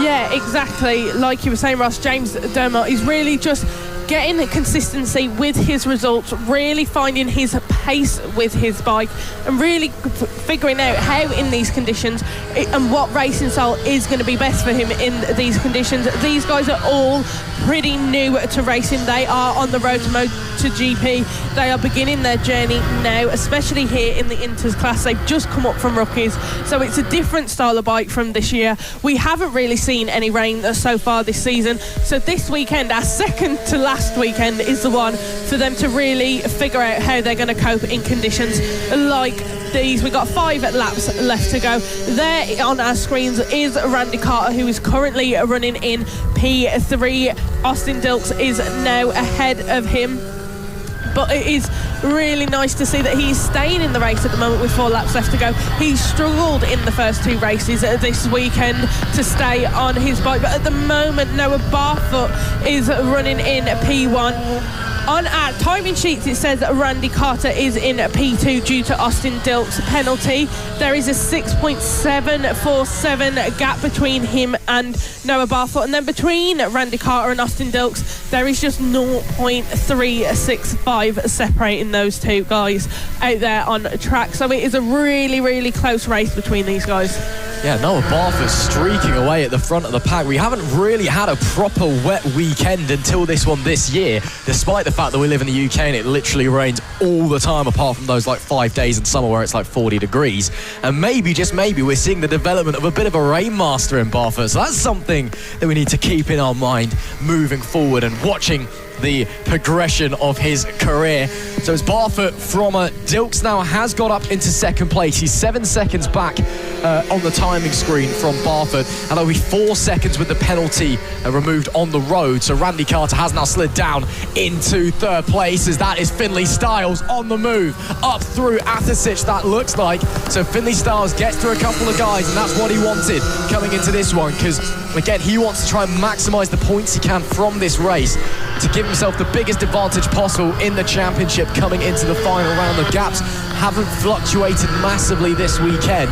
If he could give himself a bit of a boost, it's all to play for him, and he's the one really with all the cards when we get to the championship finale. Yeah, exactly. Finley Styles has built his way up through the ranks in this race at the moment. Him and Nelly Newth were both running at the back of the pack. He's now got past Seth James, looking to hunt down Zach Athasic. He's finding his groove in the rain now. He's finding his kind of movement, and he's really pushing his bike hard. We got 2 laps left to go, and it is Barfoot at the moment who is still leading ahead of Austin Dilks and Randy Carter, but Finley Styles has now made that move up on Zach Athasic, now running in P6. Those points are going to mean the most to him in terms of the championship. He knew he really wasn't going to be looking at a win after qualifying. He knew he was going to struggle in these conditions. So he's just pushed in every race to the best of his abilities, got where he can, finishing higher than Nelly, getting those points he needs to try and extend that championship lead. Absolutely. It won't be a massive swing if they finish where they do at the end of this one, but it will be a swing nonetheless. Meanwhile, we're on to the final lap of the race. Noah Barfoot has disappeared off up in front, the 36, putting on a masterclass in torrential conditions here at Three Sisters as he makes his way into Paddock Bend for the final time. And even with the rain falling, look at the commitment, look at how the knee is getting down right onto the racing surface. He has not even blinked, he's not worried at all, and you can see it's a well-deserved win. The gap is massive, nobody else in sight, and it is a masterful display in the wet in Wigan. Noah Barfoot rounds Luna Bend and will take race 3, his second race win of the weekend in the Britson Electrical Services AC40 Inter. And what a win it is, taking the checkered flag by an absolute country mile. Austin Dilks does finish in P2, even with that penalty. Randy Carter set to come home in P3, although a big challenge laid on by Dermot, who is unable to get there by 2/10. So Carter does hold on to that podium, but it's Noah Barfoot who takes his second victory of the weekend with a brilliant performance in wet weather conditions. Meanwhile, championship-wise, looks like Finley Styles is going to come home in P6 and Nelly Newth in P9. So it is advantage Styles coming to the final round. It is, Ross, you're right there. But Noah Barfoot, 2 out of 3 race wins for him this weekend. These are conditions he is really, really good in, really confident. He knows what he's doing in the rain. Randy Carter, though, P3, he is on the podium for the last race. Been a pole sitter all weekend, but he has managed to do it in that final race. Bring home a podium finish, which is really nice to see for him. But yeah, like you were saying, that Styles now got those few points ahead of Nelly, and we will see their championship going into the final round. We absolutely will. But what a performance that was from Noah Barfoot. A masterclass in the wet and showing everybody else how it is done. That's it for the Britson Electrical Services AC40 Inters. They'll be returning to Three Sisters at the start of October for the final round, and their championship very much still up for grabs. Nelly Newth and Finley Styles going at it to decide who will be crowned on top. And coming up now, we've got our third and final race of the weekend for our rookies class. Now, these guys really are at the beginning of their journey. We've got kids as young as 6 who have joined us in this class. They're just out on their warm-up lap at the moment, but starting on pole position, we have Logan Paisley. P2, we have Oakley Hipwell. P3, Jensen Brown. P4, Oliver Cheeseman. P5, William Skingle. P6, Chase Richards. P7, Louis Wood. P8, Chase Carter. P9, Caden Bailey. P10, Vinnie Glossop. P11, Keely Bailey. P12, Luke McMahon. P13, Savannah Polden. P14, Theo Tyler. P15, Adele Everett. P16, Izzy Cook. And P17, Oscar Bond. Now we've got a pretty big grid for these guys this weekend, but this is for them to really get used to what it's like to race and really get a feel of what it's like in all conditions. Absolutely. Again, because this is the first properly wet round we've had all year. Again, bizarre that is the case, but it is the case. So many of these riders won't have had a properly wet race. So this is time for them to get that experience and learn how the bike behaves and learn how other bikes and other riders deal with these conditions as well. So that's something we're going to be keeping a very close eye on as the riders make their way into their grid slots. Logan Paisley on pole position. A great race too earlier on today. The rest of the riders slowly making their way in. Last couple of checks from the parents / chief mechanics / roving marshals who go out there to ensure that our youngest riders can go around as safely as possible. Of course, a big thank you to all of the marshals this weekend for their efforts and for allowing us to go racing. It has been a proper race weekend here in Wigan, and without them we wouldn't have been able to enjoy ourselves and have our fun, so a big thank you. Looks like a couple final checks at the back end of the grid as Lee Clowes, our flag marshal, I'm amazed she's still in the Crocs. The massive coat she's wearing doesn't quite reach down that far, so she might be getting wet feet, but she's still committed to the cause. She'll walk off track, drop the red flag, pick up the green, and when that drops, we'll go racing for the final time in the Rookies Cup. It is lights out and we are go, or the flag drop should I say, into Paddock Bend we go, and everybody 2-3 wide trying desperately to see what the grip is like before they flick back round to the left. But looks like it's a clean start from everybody, but very, very tentative to say the least, as again, just trying to get used to these conditions, see what the bike is capable of doing on those wet tyres as we come to Luna Bend to start the first lap proper. It will be the pole sitter, Logan Paisley, that leads the way. I believe Oakley Hipwell and Jensen Brown also holding station behind them. Yeah, definitely. Ross Oakley Hipwell staying in second, Jensen Brown in third. William Skingle has gained a place, gone up into fourth, and Oliver Cheeseman now running in fifth. So those two have done a little swap, but everybody staying up, staying on track. Absolutely brilliant stuff from Logan Paisley though. He has had amazing race starts all weekend, and for these guys it really is just about getting the feel for what it's like to race. But Logan Paisley absolutely flying ahead of everybody else, which is brilliant to see. A little bit of a struggle there for our guy running in P2, Oakley Hipwell, just struggling to hold on to control his bike that little bit there.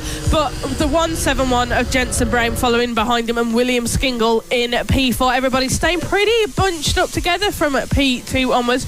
Our guy currently running in P1, Logan Paisley, is absolutely run off from everybody else. But we've been saying this all weekend, Ross, and it's who's going to cope the best in these sort of conditions. Well, so much of being quick in these conditions is about your confidence in your own ability and in the machinery underneath you as well. You can have all the ability in the world in the wet, but if you don't have that confidence, you're not going to go anywhere. That's a nice move up the inside there. That was Jensen Brown getting past, I believe that was William Skingle. I think those guys have been fighting a little bit. And yes, they have. So that's back into third place for Brown. But yeah, the confidence is the most important thing in the rain. And it's clear that coming out of the gates, Logan Paisley is the most confident of the bunch that we've got here at the moment, because he has just started to drive away at the front of the pack. So a brilliant start for him. There's a Hipwell, Brown, Skingle, all of them pretty close together in the fight for the podium places. Not too far back, Oliver Cheeseman, Caden Bailey also there or thereabouts as well. So we can all change at the drop of a hat. And again, you've got to remember, if you come off the bike in these conditions, you can't rejoin the race here at Three Sisters.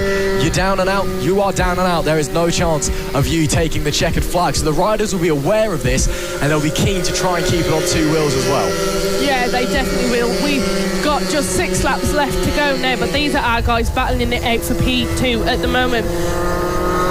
Jensen Brown is currently in P2 with Oakley Hipwell running in P3 and William Skingle in P4. This battle we have got going on here for these positions 2, 3 and 4 is really, really good to see. They're really being quite competitive. at the moment, and it's amazing to see how well they are coping in these conditions. Everybody bunching up a little bit at times around the corners, but then coming to be straight. So this is P6 at the moment, Oliver Cheeseman, and it looks like Katon Payne running behind him is going to look to make a move, but just couldn't quite find it there to be able to do it. But like I was saying, everybody is really close in their racing for race 3 in these conditions. This is our leader, Logan Paisley, who has absolutely ran a mile ahead of everybody else. He is really, really performing, putting in some really quick times. A 59.609 last time round for him, and he's built a 10-second gap between him and the guys running behind him. He's about to start at 6th lap of the race, just 4 laps left to go for him in just a few moments. Yeah, interesting that he's still running a tinted visor as well. Normally when the rain comes in, you see everybody switching to a clear visor just to give you the best possible visibility, to make things as clear as possible, because obviously visibility in the wet, it's a little bit tricky, but he's gone out there, still got the dark visor on, and it's not affecting him at all. Logan Paisley is on an absolute tear. Around Luna Bend, make it 4 laps left to go when he crosses the timing beam with the number 25. He's currently lapping. His last lap was his best lap time. It was 3 seconds quicker than anybody else has managed. He's the only rider running under 1 minute lap times. That time he was a little bit held up, so it's a 1 minute dead, 0.134, but still the pace is unbelievable from that number 25, as he's now lapping a lot of the riders towards the back of the field. There's going to be a fair few people who aren't going to be completing full race distance here. Yeah, definitely. He has really lapped a lot of the field.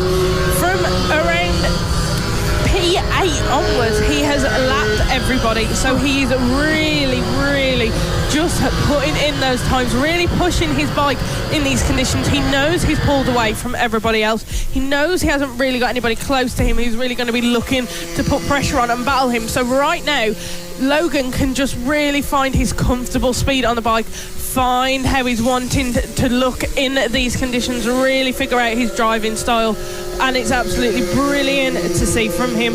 He's coming around now to have just 3 laps left to go, lapping a couple of others there. Looks like he is lapping the guys running higher up at the moment, and it's absolutely brilliant to see. Yeah, certainly. He's flying along at the moment, here's Paisley. 3 laps left to run, and he is in a class of his own. He's 12.6 ahead of Jensen Brown in P2, and is just flying on by, making his way into the Joey Dunlop corner before getting on the power. Likes to splash through that puddle a little bit. Doesn't actually take it that time, but he's been going through there a little bit. Guess, just a bit of fun. It can be quite lonely out there when you're running such a good race that no one else is there. I guess it's how Marc Marquez feels sometimes, because you're just that much better than everybody else in the conditions, as the riders continue to push their way around. But yeah, I guess he's probably just trying to keep himself entertained perhaps. It'll be 2 laps to go when he breaks the beam this time by. And yeah, it looks like he's lapped up to 9th place when he crossed the line previously. He may have got even more on this lap as well. So penultimate lap of the race then for Logan Paisley, and what a performance we are witnessing. Absolutely. Look at him. He is on your screens at the moment. He is just absolutely flying on this bike, properly getting his knee down to the ground around those corners, really, really testing his bike, lapping some more of our riders now, and he's just gliding past them. He's not letting himself get stuck up in any traffic at all. He sees them, he knows he needs to go around them, so he just performs it really cleanly, and it's absolutely amazing to see from him. He's just coming down past our commentary box at the moment, and the control he's showing in these conditions as well. He doesn't look like he's fighting the bike. He doesn't look worried about how it's going to fare in these wet conditions. He just knows it is good, and he is doing what he needs to do to get far in this race, and he's increased that gap between him and Jensen Brown now to 15.578 seconds. He is absolutely flying around this track, and there is the flag marshal letting him know that it is on his last lap. That yellow flag with the black X through it tells our riders that they are starting the last lap of the race. A lot of people aren't going the full distance in this race due to the fact he is absolutely flying in first position, is Paisley, and lapping a lot of them. Oh, and that is someone who's off there. That is the end of his race weekend. He does not look best pleased. No, that looks to be the number 50 to my eyes. That's Louis Wood. What a shame for him. Coming from a big racing family, of course. Louis, his dad, a British Championship racer. His granddad, a TT sidecar winner over in the Isle of Man, and also a Manx Grand Prix run as well. So racing running strong in that family. But unfortunately, his weekend ends with a DNF in the final Rookies Cup race. But as Logan Paisley comes around Luna Bend for the final time this weekend, sailing his way through rather than riding such as the water, what a performance we have just witnessed. The number 25 dominates in horrid conditions and will take the checkered flag in race number 3. Logan Paisley, that was something spectacular out there. What a performance from him, and the fastest lap on the last lap of the race as well, a 59.2. That's 2 and a bit seconds quicker than anybody else could manage out there. Unbelievable lap times. We're just waiting for everyone else to come to the line. Jensen Brown and just crosses now. Oakley Hipwell nowhere to be seen. A 20.2 second gap between Paisley and Jensen Brown in P2. Hipwell does finally round out the podium places, and he lapped everybody up to 8th place in that one, Paisley. Absolute brilliant finish from Paisley there in the final race for the AC40 rookies of this weekend. Just coming into the holding area now, going to a screeching stop there behind the P1 podium sign there in the holding area of the paddock. Jamie King just stood nearby, ready to congratulate him alongside with some other family members. Absolutely brilliant finish to the weekend for him. You know Logan Paisley is going to be feeling really proud of himself for that one. Still just waiting for some of the other guys to come around into the paddock. Logan Paisley has flown that much. We are still waiting for everybody else to start arriving in the paddock. Unbelievable. That's just how good that was. Yeah, remember this day, because when Logan Paisley's up there racing in British Superbikes, racing in World Superbikes, racing in MotoGP, you'll look back at this moment as the moment we thought, yeah, that kid's all right, you know. Logan Paisley with the performance of a lifetime, a very young lifetime, yes, but I'm sure we'll get much more like that from him in the future. What a race from him, what a ride. And well, what a weekend it's been for our Rookies Cup riders. Three Sisters is a very challenging circuit for the guys out there as young as 6 years old. They'll be back here once again for the final round of the season in a couple of weeks' time. Up now, we've got the third and final race of the weekend for the AC40 Pros and the LC40 Elites. Now, in this race, we've got 2 different classes out on track at the same time. We've got those on the liquid-cooled bikes and those on the air-cooled bikes. They're just waiting to be released out of the holding area. Now, earlier on in race 2 today, we did see our championship leader at the moment, Tommy Williams, did crash out. So that kind of ruined his chances of winning the championship this weekend, so we'll have to wait and see what happens to him in this race at the moment. But let's just have a run through of our grid. Starting on pole position, we have Maxwell Keats in P2, we have Jensen Cedras in P3, Tommy Williams, P4 Freddie Taylor, P5 Joey Athasich, P6 Mason Frederick, in P7 Claudia Dudman, P8 Reed Saxelby, P9 James Dermott, P10 Danny Longhurst, P11 Cooper Say, P12 Ethan Bayliss, P13 Oliver Wilson. Rounding out our grid in P14 is Finley Styles. Right, let's just run through the championship picture this one, because obviously we've got 2 different championships and they both can be wrapped up in this one. The LC40 Elite, I think it is unlikely, but it's possible. It'll be Jensen Cedras needing to outscore Tommy Keats by 11 points, which basically means Keats has to do what happened in race 2 in DNF and Cedras wins in order for it to go. The pros, though, 2 DNFs from Tommy Williams obviously haven't helped, but in this one, I will be shocked if he didn't take the title, because even if he DNFs, you have to have Joey Athasich scoring 11 points at least, and then Danny Longhurst scoring 24. So Danny Longhurst, if Tommy Williams DNFs, has to win to stay in the championship picture. Joey Athasich basically has to finish in the top 5. So it may go to the final round, but I think it's very likely that after what has been a pretty miserable weekend for that number 51, it is finally time that he gets his hand on that championship, although maybe a little bit later than they're expecting. There we see Jensen Cedras getting the visor wiped down. Of course, vision is quite important in a motorbike race, and when it's raining, it doesn't help either. So not too long to go now until we get racing, Izzy. Yeah, not too long at all. Just looking out of our commentary box window at the moment, looks like we are missing a few riders from this race at the moment. Mason Frederick, who should have been started in P6, he looks like he's missing maybe a couple more as well. These is what is happening with these conditions at the moment. Some people are just deciding they're not really feeling it at the moment.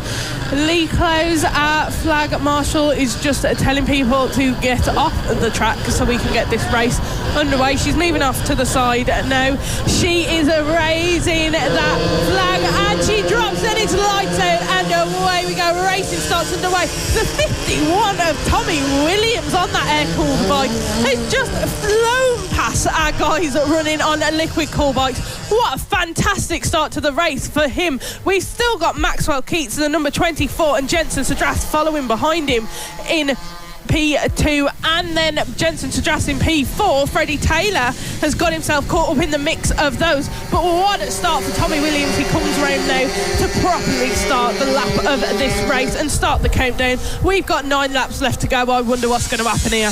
Well, he's got a point to prove, does Tommy Williams, after 2 DNFs. He wants to take this championship in the best way possible by winning the race and potentially even beating out some of the liquid cooled bikes to an overall victory as well. Do just want to point out that Lee Clowes, our flag marshal, the hood did go down. It did stop raining very briefly, but I can now see that the rain has started falling a little bit again and hoods are going back up. Challenges there.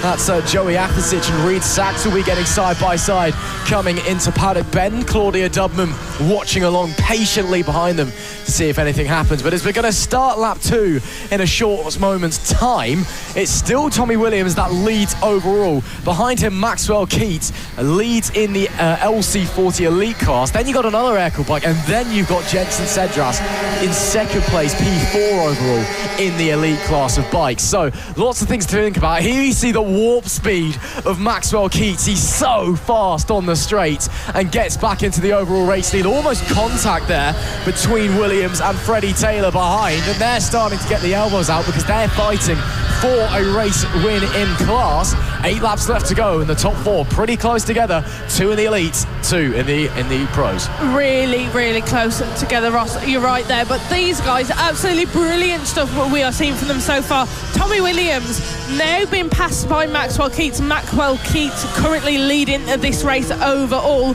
but Tommy Williams, even from second place, is leading his air-cooled bike race. Brilliant stuff we are seeing from him. Obviously, like we were saying, 2 DNFs for him.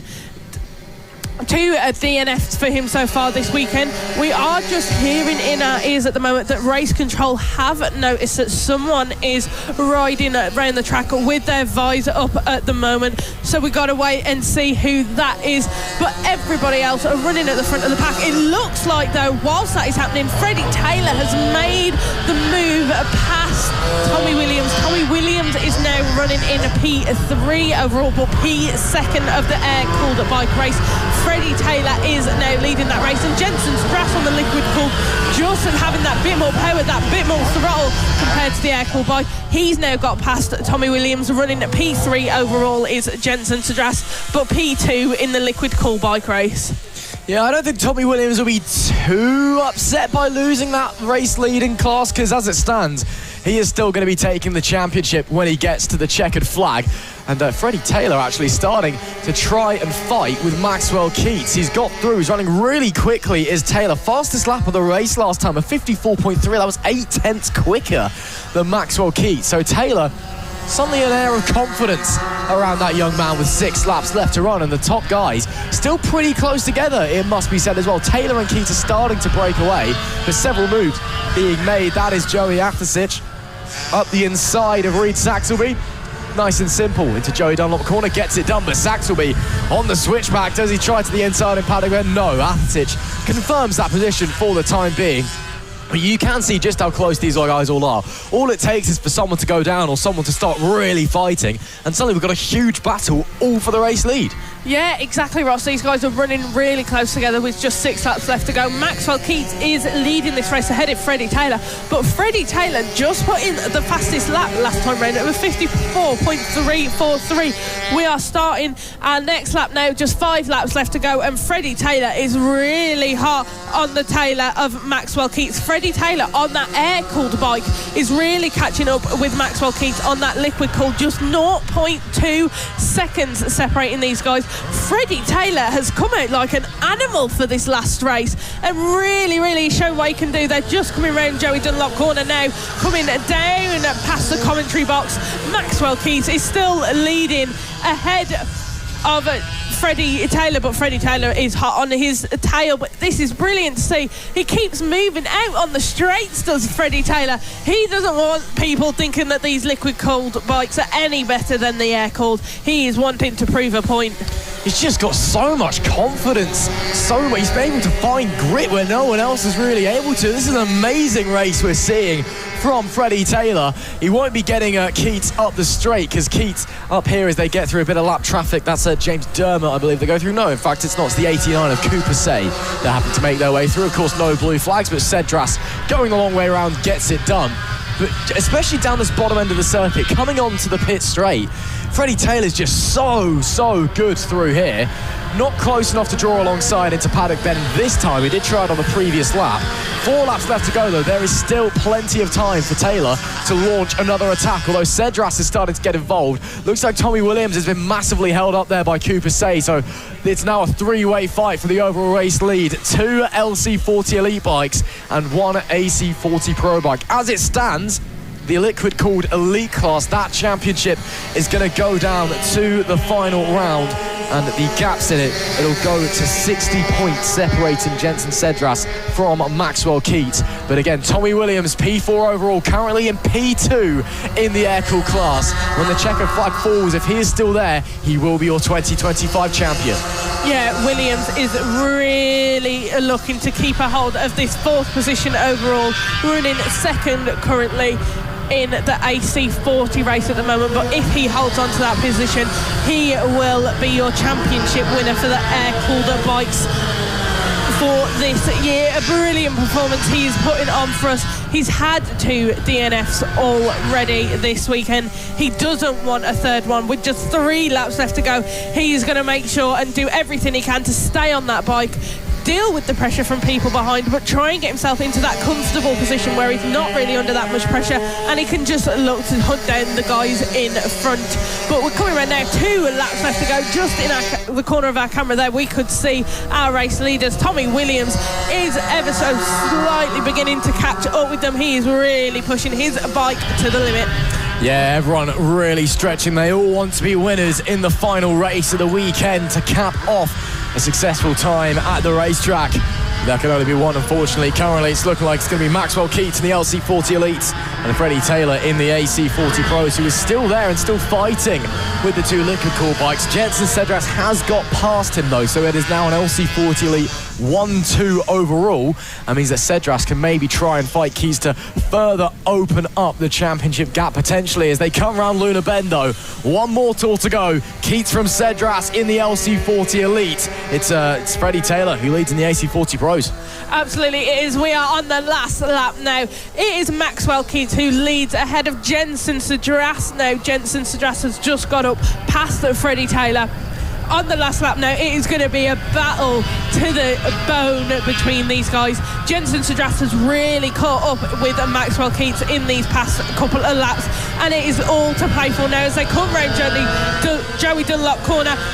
Jensen Cedras up on the inside. He makes a move on Maxwell Keats. He now runs in P1 in this race, and P1 for the liquid cools ahead of Maxwell Keats running in P2 overall and P2 for the liquid cooled bikes. This is a battle between these guys going right down to the nail, right down to that last and final corner. Let's wait and see who is going to win this race. And it is going to be Jensen Sajaras. Absolutely brilliant for him. He has won for the Liquid Course. And it is going to be Tommy Williams who crosses the line as your championship leader for the AC40 Pro class. Brilliant performance there from Tommy Williams. He has worked hard all season long, and for him to take that win, he's going to be really, really proud of himself. You can see there riders stopping to congratulate him after a pretty torrid weekend. 2 DNFs in the first 2 races, but finally Tommy Williams confirms it. He is the 2025 AC40 Pro champion, and congratulations to that number 51. A well-deserved title to stick on his CV, and I'm sure he will be absolutely delighted. Congratulations to Tommy Williams. It was Freddie Taylor, of course, who won the race in the AC40 Pros, but coming home in second place, Tommy Williams is your champion. Elsewhere as well, looking at Jensen, or in the elites, that is now a 70-point gap heading into the final round in the way of Jensen Sedras, who left it very, very late to get past Maxwell Keats. So even though it does go to the final round, it is a very tall order for Keats to be fighting for that title beyond the first race. It is advantage Sedras there. It really is, but there he is on our screens now. Tommy Williams, take a bow. You are the champion of the AC40 Pro 2025. Brilliant work and a brilliant performance in that last race. As he takes the plaudits from his colleagues, his friends, family as well. You see there Sebastian Goslavsky, already a double champion this year, saying well done. What a performance from Tommy Williams, your 2025 AC40 Pro champion.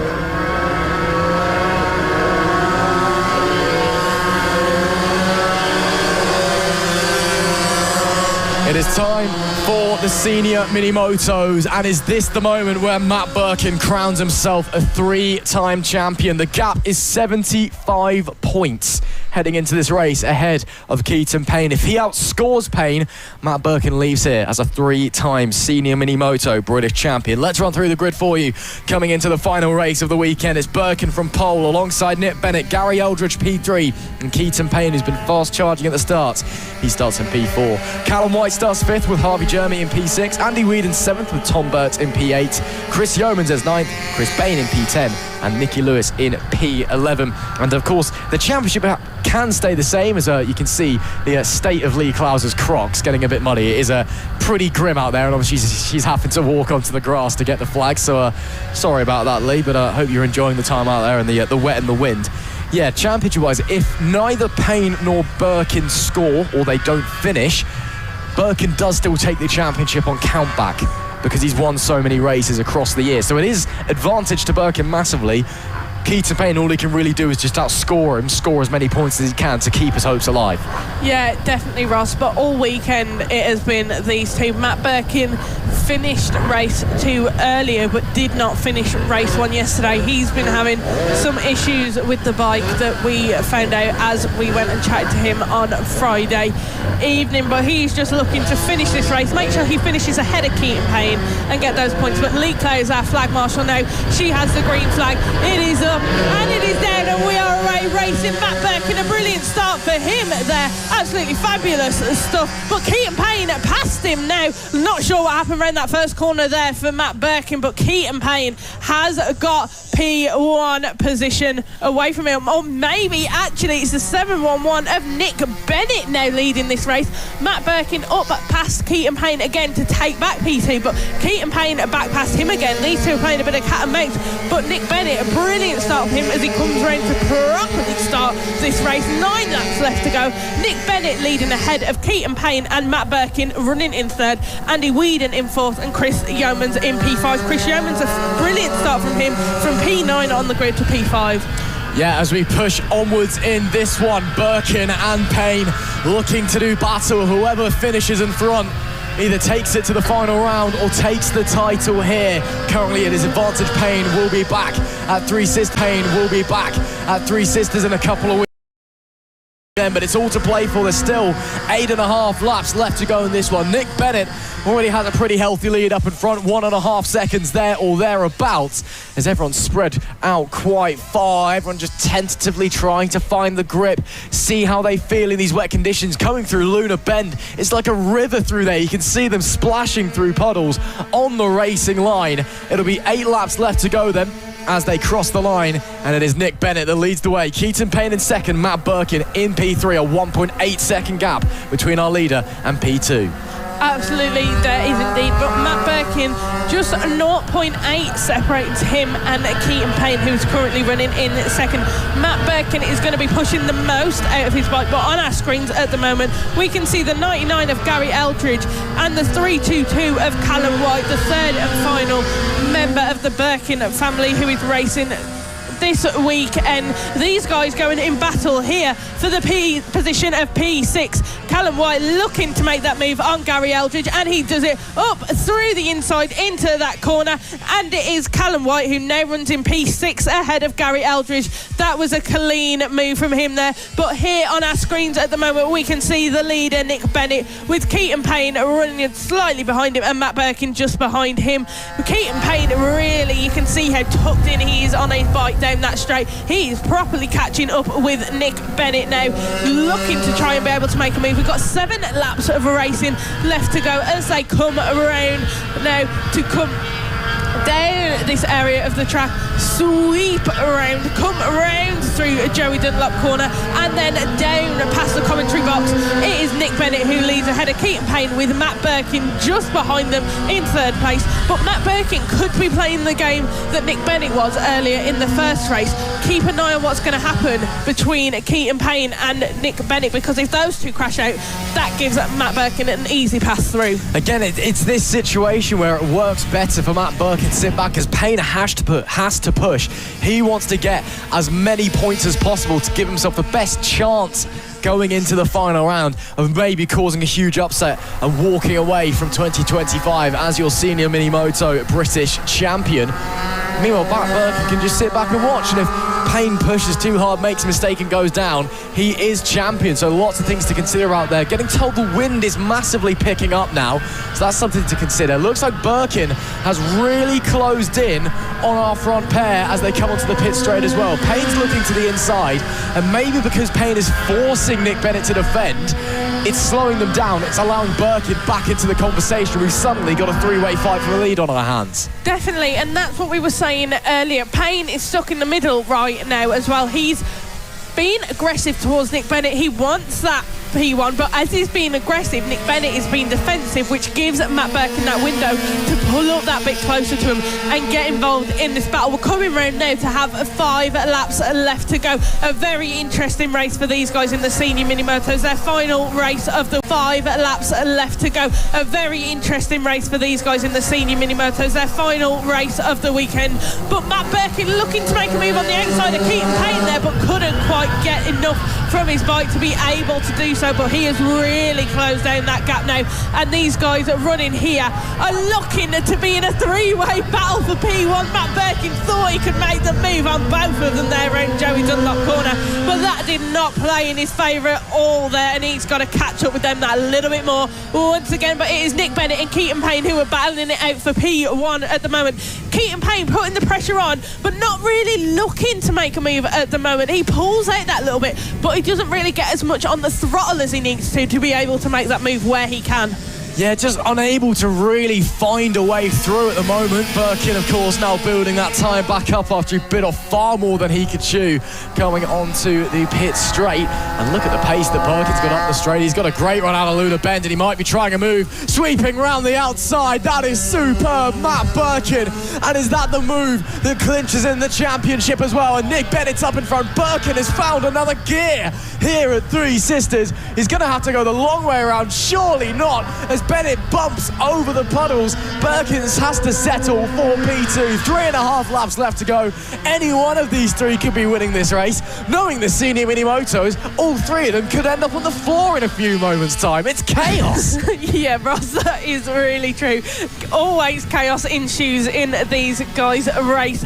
But Nick Bennett is still leading ahead of Matt Burton with Katon Payne really close behind him. Matt Burton made that move up past Katon Payne. Katon Payne is not going to be best pleased about that. He's going to be looking for the moment he can then do a similar thing to what Matt Burton did to him. But Nick Bennett is really quick down those straights there.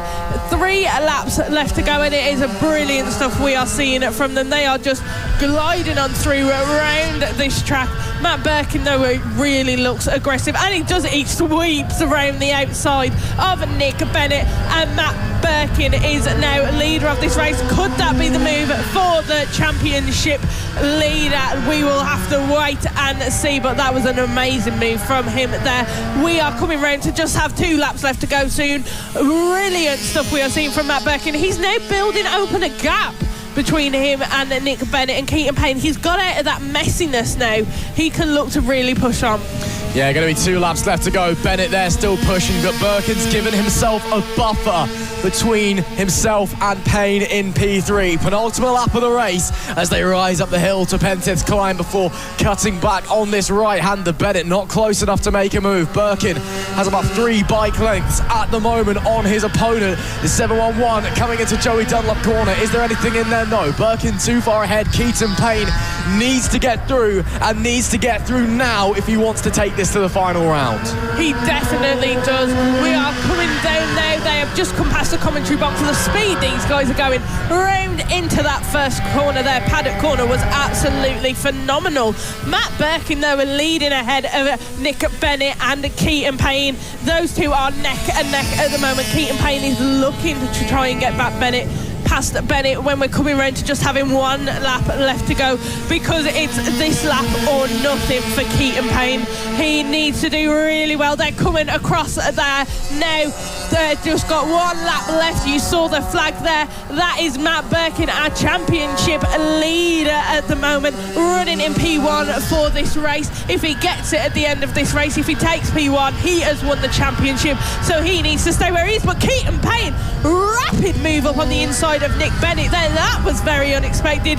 That was clean, though, there from Katon Payne. He's going to look to make the move on Matt Birkin. But Birkin really defensive, cut right across the path of Katon Payne there. He saw him coming and he said, no, not today. Payne looking to do it. Payne, and he's done it. He's got past Birkin into P1. Birkin needs to get back through. Again. He's done it again. Birkin is back through. What scenery we are seeing here from these guys. It is Matt Birkin who leads into the final corner. Who is going to take it on this final straight? And it is Matt Birkin, your race winner and your championship winner. What a show these guys have just put on for us in that final race. Our new champion for senior mini motos of 2025 is Matt Birkin. What a brilliant race. He stopped there just in front of the camera.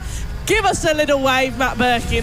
Oh, and the burnout, of course the burnout. He knows what he's doing. It's back-to-back. It's 3-time British Senior Mini Moto champion, Matt Birkin, with the performance of this season. Katon Payne left it very late to try and find something, but 2 spectacular moves from Birkin clinches it. 3-time champion, baby. What a performance from him, and a well-deserved title as well. Katon Payne, you've got to hand it to him this weekend.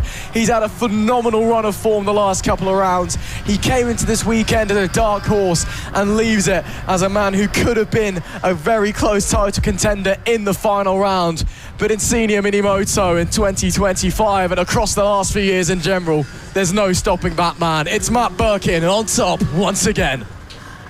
Absolutely amazing from Matt Birkin there. A fantastic victory for him.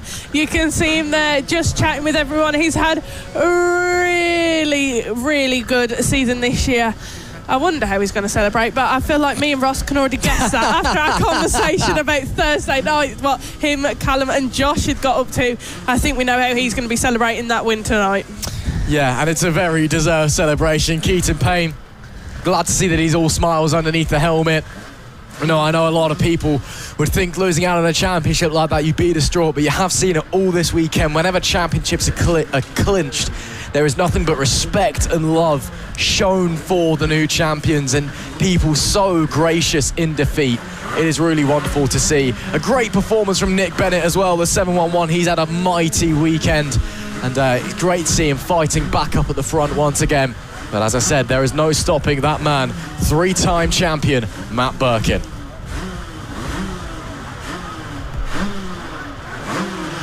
Right, we have got coming up now the third and final race for the Mini GP 70 class. Now, this weekend we saw our champion named for these guys. It was Harrison Day. We have been keeping an eye on him all season long, and he has never failed to disappoint us. He is now the championship winner of the Mini GP 70s. They're just waiting in the holding area at the moment.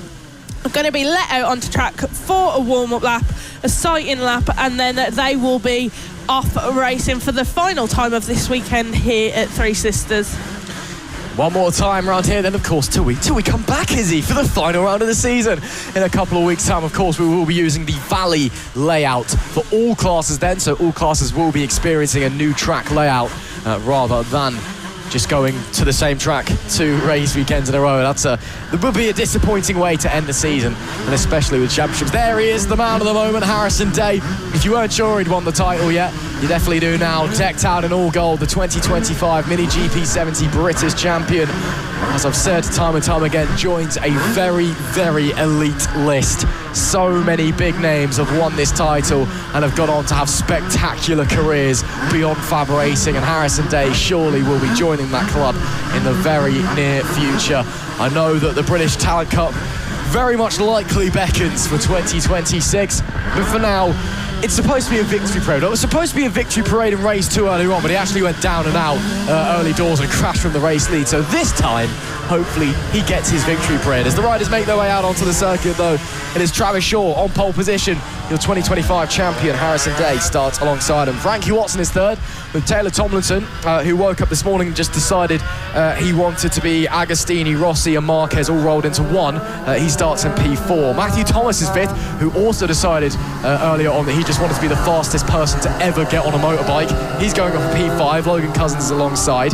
Leo Soliu is in P7 with Taylor Davis in P8, and Bojan Bajewski starts in P9, our final rider out there on the grid. So of course we're going to be watching Harrison Day enjoying his time as champion, but it must be said, keep your eyes on Taylor Tomlinson, keep your eyes on Harrison Day, because across the course of the day, like I said, they've just become the quickest people in the world ever, of history ever. Yeah, we've been a bit shocked by those guys today, especially Taylor Tomlinson.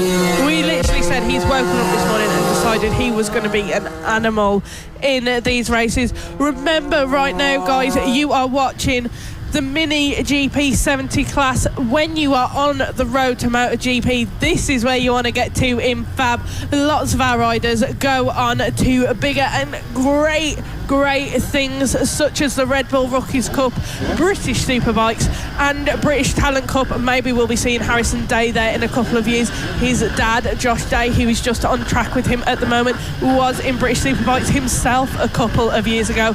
But these guys now just getting lined up on the grid. I think we are missing a couple of riders potentially. It looks like Frankie Watson could be missing at the moment. Bojan Bajewski's but gone we'll as well. wait and see what happens. Lee Clay's now our flag marshal.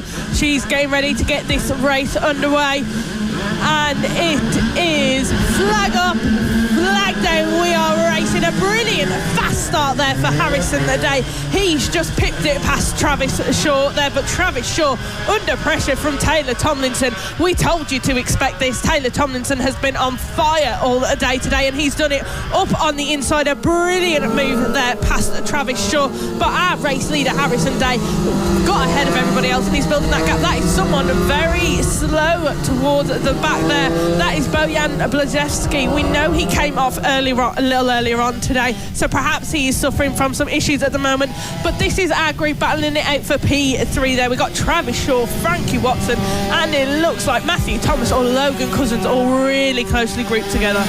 Is Travis Shaw wearing a bin bag? Or is it just the world's baggiest raincoat? Either way, it's not been the greatest getaway, unfortunately, for the number 4. But in doing so, he has held up a lot of the guys in front. So Matthew Thomas now has a pretty big gap up to Taylor Tomlinson. Logan Cousins looks to the inside of Matthew Thomas there at Coward Summit. Can't find anything. But yeah, it's a bit of a gap has built between Tomlinson and Thomas. And then another further gap has built between Tomlinson and Harrison Day, our race leader. To the inside, once again, Logan Cousins into Paddock Bend. And that's very kind of Matthew Thomas. Leaves the door wide open. And Cousins says, thank you very much. We will slide straight on by and up into 3rd place.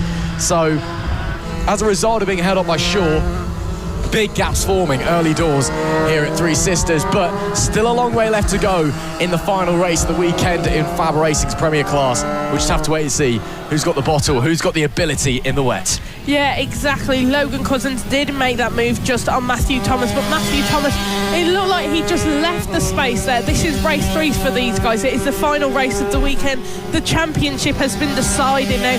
For these guys, this is a really fun race for them to be doing now on the last one of the weekend. 11 laps left to go. We've got Harrison Day leading ahead of Taylor Tomlinson, Logan Cousins in P3 and Matthew Thomas in P4. These are the biggest battles we're seeing at the moment on our screens at the moment, though. We are seeing the 36 of Leo Soliu. He's been hunted down by the 111 of Taylor Davis. Not the best of days for Leo Soliu at the moment. He has gained just 1 place so far in the race, but not really looking to be involved in any battles at the moment. He's further back in the pack than he would like to be.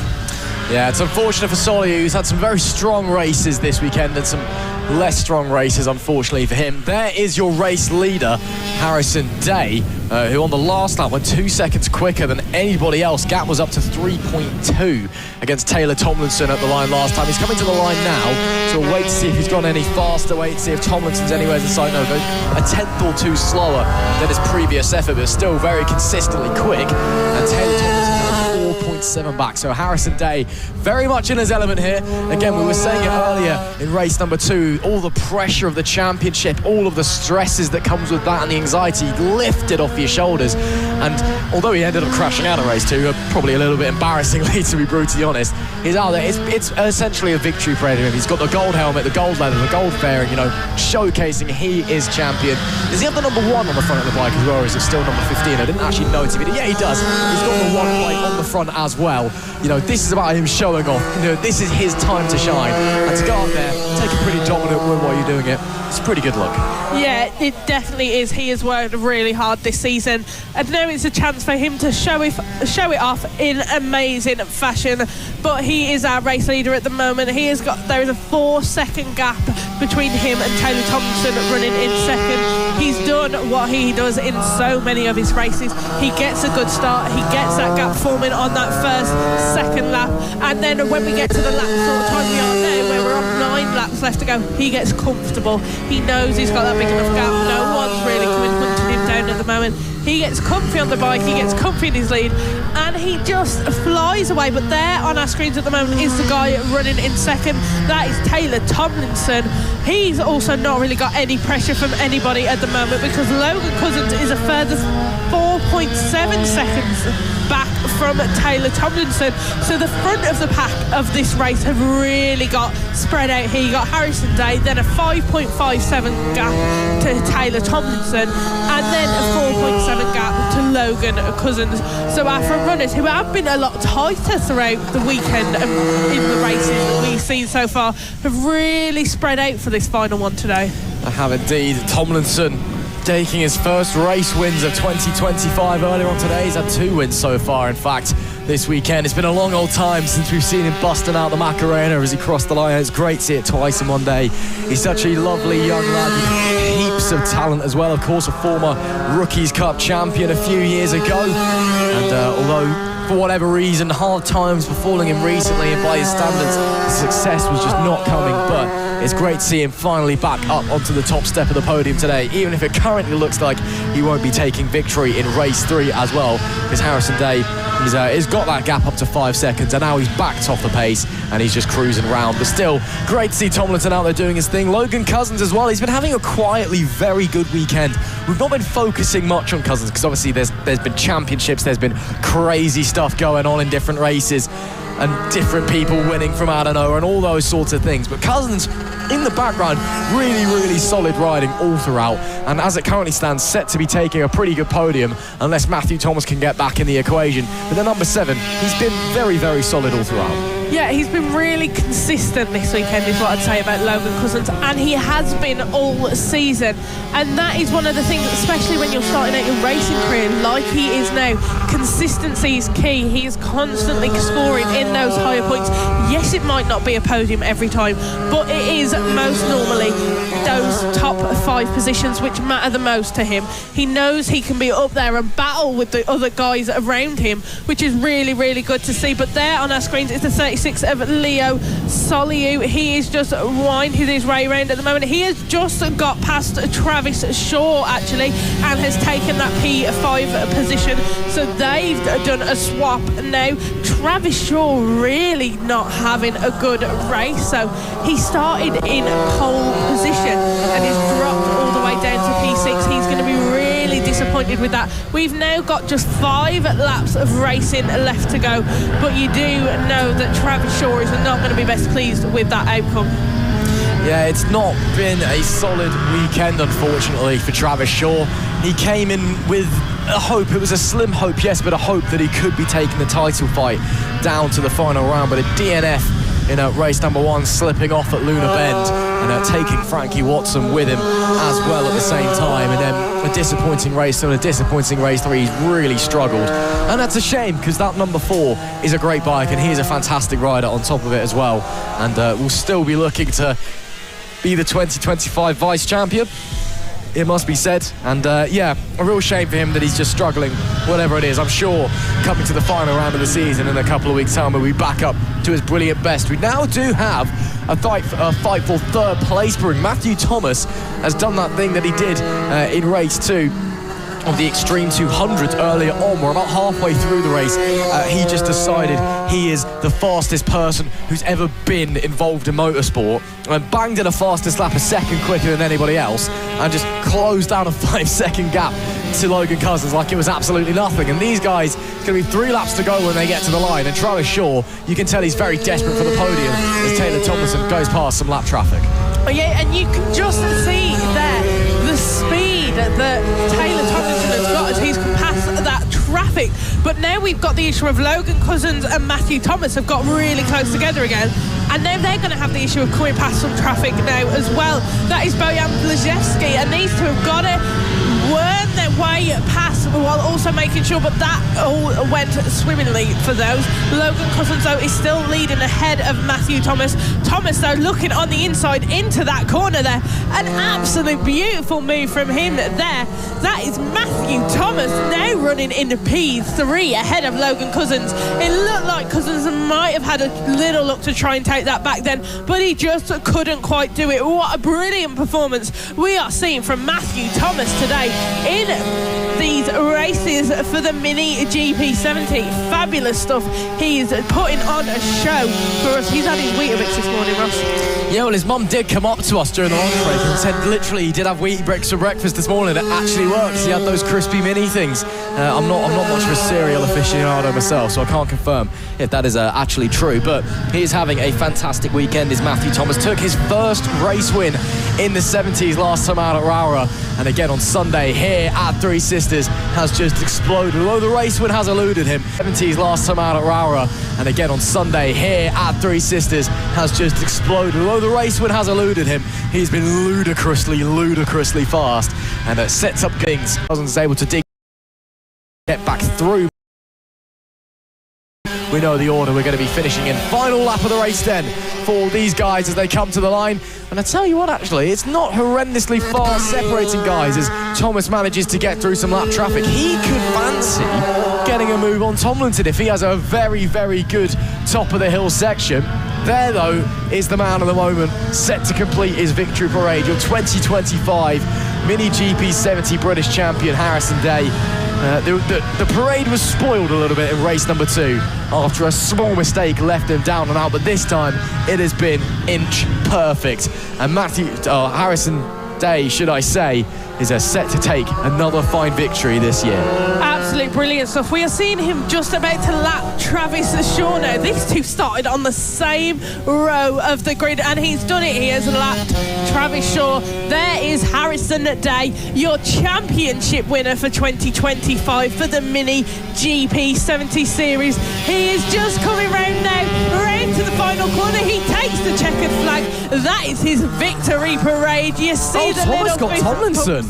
And it looks like Matthew Thomas did just over the line get second place from Taylor Tomlinson. What a brilliant performance from Matthew Thomas. Brilliant stuff we're seeing from him. But it is Harrison Day who takes the win with Matthew Thomas in P2 and Taylor Tomlinson in P3. These guys this weekend have really been pushing each other to their limits. They absolutely have. And Matthew Thomas as well, fastest lap on the last lap, 2.5 seconds quicker than anybody else managed. That's an unbelievable pace from that young man. Again, just decided this weekend, you know what, I'm just going to go and do it. And he's done it. Unbelievable. But Harrison Day takes the plaudits there. Your 2025 champion does finally get his victory parade and will take the congratulations. And of course, I'm sure he'll be coming to the final round for a few more of those, he hopes. That is it for the Mini GP 70s this weekend. 3 more races left in this season when we return to Three Sisters in a couple of weeks. It is the third and final race of the weekend for the pit bike 140s. Absolutely brilliant stuff from these guys. We have seen all weekend long. They're just sat in the holding area at the moment, about to be let out, do their warm-up lap and then get this race underway. And let's have a little look at how the grid is lining up. Tommy Almond on pole position with Jamie King in P2, Harrison Quincy P3, Simon Gates in P4, Finlay Cottenham P5, Bailey Lawrence P6, Richard Holmes Williams P7, Katon Payne in P8, Ivano Di Francesco P9, Matthew McLean P10, Rory Jones P11, Mario Bailey Lawrence P6. But they have absolutely been competitors all weekend on face to us here in the FAB. If we had just seen on our screens at the moment, that is Lee Close, Flag Marshal. She looks a little bit cold and a little bit wet out there. I mean, the wind is picking up as well, which is blowing. It's really started raining now as well. I mean, this is hammering it down. It stopped raining actually for the previous race, but it is properly raining now. So that's why Lee is looking like that. Just a quick touch on the championship for you. Of course, Quincy leads coming to this race. He can get the championship here in this race, but he has to win and King has to DNF. That is the only way in which the championship goes. Or of course King can also not score as well but still finish the race. It's the only way the championship goes in this race. Otherwise these guys are coming back for the final round. And yeah, it is really starting to get brutal out there, the weather now, so this could be a little bit chaotic. We've already seen King come off in adverse conditions, a small mistake with huge consequences. Lee Clowes then gets ready to send them on their way. The final race of the weekend in the pit bike 140s, potentially championship deciding. We are go. What a start there from Harrison Quincy. Third into first, gets the whole shot and leads here at Three Sisters on the way out of Paddock Bend. Before they come into Lucy's Valley though, Alban will have the inside line. King watches along patiently behind them. But what a start from that 7.55. It is Quincy from Alban from King, your top 3. Absolutely brilliant start there for Quincy. It's the start he's wanted all weekend. In race 2 a little earlier on, we had the potential that he could have had a slight jump start, but it turned out it was Jamie King who did. But no, in this third and final race of the weekend for these guys, Harrison Quincy has done what he always manages to do. He gets that lead and he goes, come on guys, follow me. Let me show you how it's done. He really, really has come in this season and really pushed everyone to their limits. Tommy Ullman currently in second and new face this weekend, and he's doing really well. That is someone who is off there. That is number 8 of Billy Sheldrake. Unfortunately, that is his race over and done, because if you are only joining us this afternoon in Watch With Us, do not forget that one of the rules we have at Three Sisters here, that if during the race you come off, you cannot remount and complete your race. That is one of our vital rules of this weekend. But here we are, here are front pack still running at the moment. Harrison Quincy starting to build up a bit of a gap. Tommy Ullman looks like he's struggling to keep up a little bit. Jamie King putting pressure on him now. Let's see how these guys fare. We've got 10 laps of racing left to go. The top 7 all within millimetres of each other. It's like classic pit bike racing of years gone by here at FAB, and it is always wonderful to see.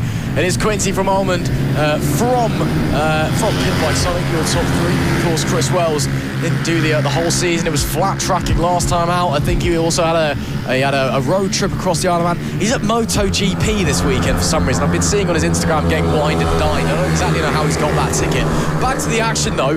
It looks like Simon Gates has got through Jamie King. So King down to P4 as they head down Coward Summit, and I think he may have just been done again as Quincy comes through. And yes, Jamie King down to P5. That's Richard Holmes-Williams, who's suddenly getting the elbows out and getting aggressive down into Paddock Bend. The tractor boy with a brilliant move goes through and up into 4th place, and I don't think Gates saw that one coming. The tractor boy moves up 1. Richard Holmes-Williams has had a knack for doing this all season long. He was just looking down at his bike. Then perhaps there is a slight issue for Holmes-Williams. Perhaps I spoke a little too soon there, because what I was about to say is he seems to do this at a lot of race weekends. The first couple of races, he'll just get a feel for the track, a feel for how his competitors are looking, and then it's on the 3rd and final race when he'll really get his elbows out and really get involved in the competition. Jamie King, though, dropped back those couple of places. Perhaps he's having a bit of an issue with the bike. We did speak to him over the weekend.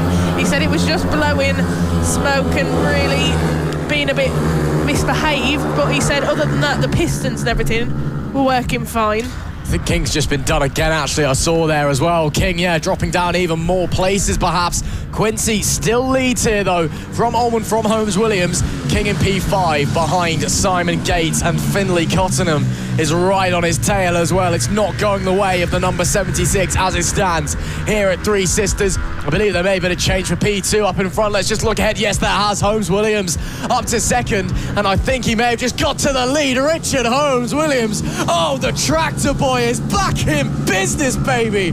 Oh, what a race we have got going on here. Richard Holmes-Williams, like you said, Izzy, he's come to the final race. I was like, I'm going to win this now. Unbelievable.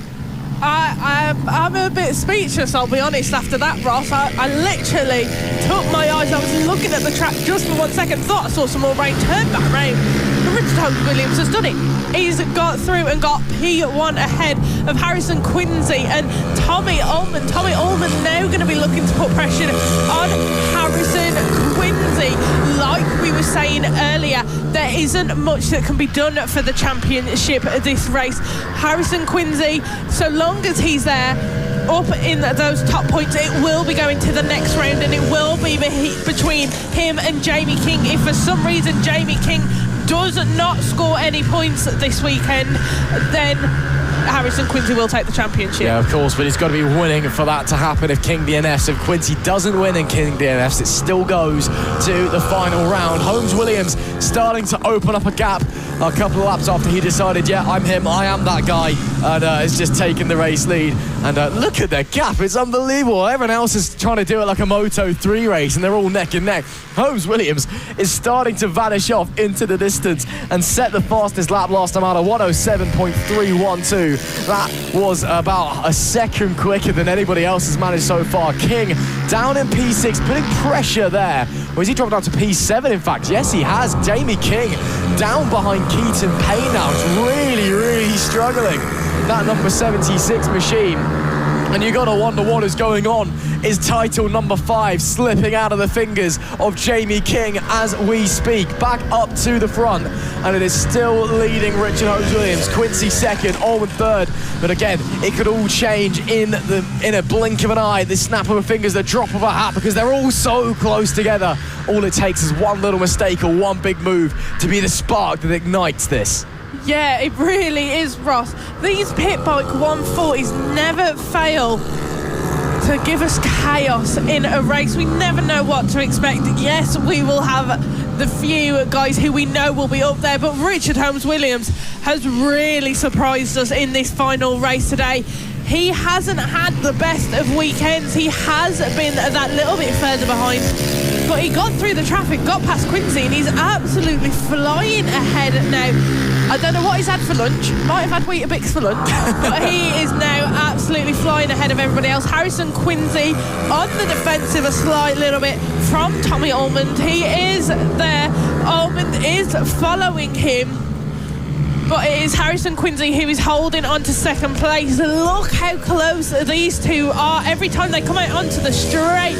Almond is right on Quincy's back wheel, but can't get on the inside. Quincy is good like that. He will really ride the defensive line, and he will hug as close as he can on the inside so that no one has the option of going there, and they have to choose whether try and play it and run wide or just stay behind him. Number 93, Finlay Cottenham, he's managed to squeeze up into 4th place, but this group of 4 from 4th down to 7th, they've started to drop back behind the top 3. Quincy and Allman still very much in battle, and in fact this may be splitting up into 2 separate battles itself if we're not careful. Cottenham and Gate, P4 and P6, Katon Payne and Jamie King. Katon Payne, of course, missing out on taking the Senior Mini Moto Championship down to the final round earlier on, unfortunately for him, but very gracious in defeat and a big smile on his face after a brilliant race, as somebody has gone down there. That's coming through the S's section, I believe. We're trying to figure out who that is. That is Almond and Quincy coming through.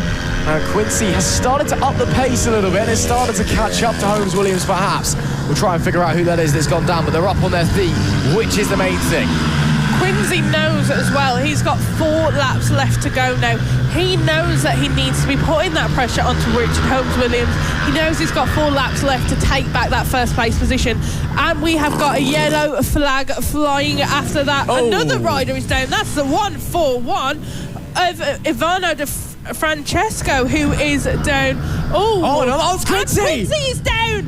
How on earth Quincy is now down and out of this race? We were not expecting that to happen. That is the 755 of Harrison Quincy. He has gone down, cannot get back involved in the race. He's gesturing, he's clearly unhappy about something, whether there's been contact or there maybe is fluid on the track, because I think he's gesturing at a marshal or something like that and having a bit of a shouting match with him and his fellow competitor who went down as well. That was the 17 of Matthew McLean that's also gone down. So Quincy down and out, and that is massive for Jamie King, it must be said, because remember, Jamie King went down in race number 1, which is what gave Quincy this huge advantage in the championship. Now Jamie King needs to get a move on to try and claw some of those points back. So this is a title that is going down to the wire. We're going to the finale, and King knows this now because he's looking to the inside into Lucy's Valley, gets 1 place as he goes past his title rival King up into P5 ahead of Katon Payne, and he needs to get a move on. At the best, he's probably looking at a P3, still a podium, still 16 points back. That would bring the gap down to what I believe would be 42, doing some quick mental maths off the top of my head, would be the gap if he's able to get to P3 come the end of this weekend. Oh, well, this is turning into a very exciting race, isn't it, Ross? You can tell that Jamie King, he's obviously ridden past Harrison Quincy off. He knows that that's his main competitor. He's out of the count for this race now. He knows he just needs to push in these final 2 laps, push his bike to the limit, try and get back back up a little bit higher in those points. He's already got himself back up into P5. He wants to try and get past Gates and Cottenham and take that third place position. There is our race leader at the moment, though, Richard Holmes-Williams. He is flying ahead of Tommy Ullman, a 1.333 second gap separating those two at the moment. There he is. You can just see Ullman coming into the back of the camera shot just behind Richard Holmes-Williams. 2 laps left to go. Who is going to take it between these guys? Because Ullman looks really aggressive at the moment. He looks like he's really throwing it onto the throttle anytime he's on those straights and through these curved sections, really trying to get as much as he can on to Richard Holmes-Williams and try and take it in this last lap. But there we can see the yellow flag with the black X being waved. Richard Holmes-Williams knows now it is his last lap. He's just got to get through some back traffic there. That's all he needs to do on this final lap. Both him and Ullman need to make their way through this back traffic. A lot of people quite far back into this race at the moment, but coming down now into Paddock corner is Richard Holmes-Williams. He's got just over half a lap left to go, and he will be your race winner for the final race of the weekend here at Three Sisters for the Pit Bike 140s. Just a bit more back traffic. Just everybody just mind out the way. Your race leader is coming through at the moment. Don't get in his way. He won't be very happy if you do, but he's coming round now. It is Richard Holmes-Williams. He has surprised everyone in this third and final race. He's become a powerhouse in these final few laps, and what a brilliant show he has put on for everyone. He started a bit further back on the grid. He has done it. He has hunted down everyone, took first place, and there he is taking the checkered flag. Richard Holmes-Williams, your race winner. Tractor Boy's back on top, but what's happening with Jamie King? Is he going to get the podium? We wait and find out. Drag race, does he get there? No, Jamie King misses out on the podium by 0.5 of a second. He was on such a charge those last few laps. When he noticed that Quincy was down, he knew what he had to do. And wow, that's some of the best riding we have seen from King in a long time over those last couple of laps. But it's only going to be 13 points that he claws back. Takes us to 45, the gap in the advantage of Harrison Quincy, going down to the final round of the championship. But it is the tractor boy, Richard Holmes-Williams. He always crops up and gets a couple wins a season out of nowhere. Great to have him back on top once again. Ipswich up in arms, they can't believe it. And he takes all the plaudits, I'm sure. But what a performance that was from the tractor boy, Richard Holmes-Williams. He takes victory from Tommy Almond in P2 and Simon Gates in P3. Jamie King, after that late charge, some of the best riding we've seen from him in a long old time. He finishes in P4 by 0.5 of a second away from the podium. Finlay Cottenham was P5 with Katon Payne 6th. Bailey Lawrence, good result for her in P7 with P8 Rory Jones, P9 Daniel Gilbert, and Mario Gelli rounding out the top 10. We unfortunately lost Harrison Quincy, Matthew McLean and Ivano Di Francesco, and Izzy, of course, that means this title going down to the wire. Yeah, it really is. We were thinking that there was possibility, the chance that it wouldn't quite go down to the wire today, but that it is. We are just waiting now. Some of our marshals are out on track with Lee Clowes, our flag marshal, just doing a quick oil inspection. This could perhaps be after we saw Harrison Quincy not being very best pleased after he came off in that race. But Lee Clowes just having a proper look there down on the track in this little section. We've got some of our circuit workers at the moment out as well. We're just going to wait and see what happens. But that was the most unexpected, amazing pit bike race we were looking for. I'll have to be honest though, that wind is really picking up now. You can see it on our camera. That wind is blowing like madness. So the weather totally unpredictable here this weekend. We've had rain, we've had wind. What are we expecting next, Ross, now? Well, I wouldn't be surprised given what the weather's been doing to us this weekend. So yeah, you can see the marshals just having a few words. Lee Clowes, the flag marshal, has gone over to see as well. She'll be reporting back to race control what she can see. So we're going to be here for a little while, hopefully not too long. I mean, we are miles ahead of schedule anyway. We're going to be done with plenty of time. So that's not a concern. But yeah, the rider's sitting very impatiently in the pit lane. Now, the pit lane is right underneath our commentary box. It's very noisy because they're all sat there going, come on, we want to go out, we want to go out. And it's a bit like, guys, chill. We're expecting to make sure that the track is safe to go racing. But yeah, that was a crazy race in the pit bike 140s. And I'm sure the rest of the racing that we've got today is going to be absolutely fantastic. Yeah. It is indeed. These guys, though, for the Mini GP 50R, they're just waiting in the pit lane at the moment and the holding area to be let out to get their racing underway, their third and final race of the weekend. But at the moment, they have been doing absolutely brilliant. Their championship has been decided as well. Sebastian Gazlowski has took that. We saw him a little earlier wearing that T-shirt that said the Mini GP50 and the Mini GP50R champion on it. It does look like there is some more rain starting to come down, though. On one of our cameras in the far distance there, looks like they've got a few drops of rain. We'll just wait and see what happens. Our oil inspection is still just underway at the moment, making sure that the track is as safe as it can be. The Mini GP 50R guys getting really, really impatient at the moment. They're itching to go racing for the final time. Lee's still halfway around the track. You know, they'll be on the bell to race control. Everybody calm down. Sebastian, I know you've got the number 1 plate on the front of your bike now. I know you think you're all that because you're a double champion. Chill. Calm down. Everybody just take a breather, all right? It has been a fantastic day of racing here at Three Sisters, it must be said, and I know why they're so eager to go out, because these guys, they just love racing. You know, they absolutely love it. A lot of these guys, it's all they do is race. You find it in motorsport, it's hard to explain if you don't work in it, as we're getting ready for the final Mini GP50R race here. If you're not a massive motorsport fan, or you've never worked in motorsport or never raced in motorsport, I don't think you understand how this is people's lives. It is all that they do, and these guys, all they want to do is race. They're sat in school all week going, right, when can we get out on the track? Right, when can we get out on the track? Right, when's the next race? Or across the winter, when does the season start? When can we go to Spain to do a week of testing there, because it's too wet and horrible in this terrible country we live in to actually go out and test. So yeah, it's yeah, it's all they do. It's all they want to do is race, but they just need to take a breather. You can see Lee down there. Has she changed Crocs? I think she has. If we could get on our camera operator to go down and check out Lee's Crocs. I think her old ones have got too dirty, and she's chopped a new pair. She's in the same. No, she's in the same ones with the someone's bows. got the same coat on as Lee. That's why. Oh, there's someone down. Is that Holly Harris down in pit lane, who's acting as like a pit lane holder? So someone else is down in pit lane. So that's Lee over there doing the sweeping. I think it's Holly Harris joining us this weekend, apparently as a pit lane marshal. I didn't even know was here, but she's wearing the exact same outfit as Lee at the moment, but just a different pair of Crocs. So I just assumed it was Lee because I couldn't see her face. But looking out the commentary box window, yeah, Holly Harris, good to have her back. Shame she's not window.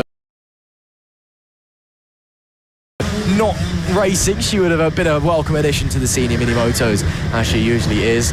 Yeah, so that's why we're still waiting, because that is Lee, not down in the pit lane. Our flag marshal is currently sweeping, although she does have 2 marshals there with her and a 3rd roving marshal now. I don't know why she's the one being made to sweep. Surely, of all the people that shouldn't be doing the sweeping in that situation, she'd be the one standing there going, no, you do the sweeping.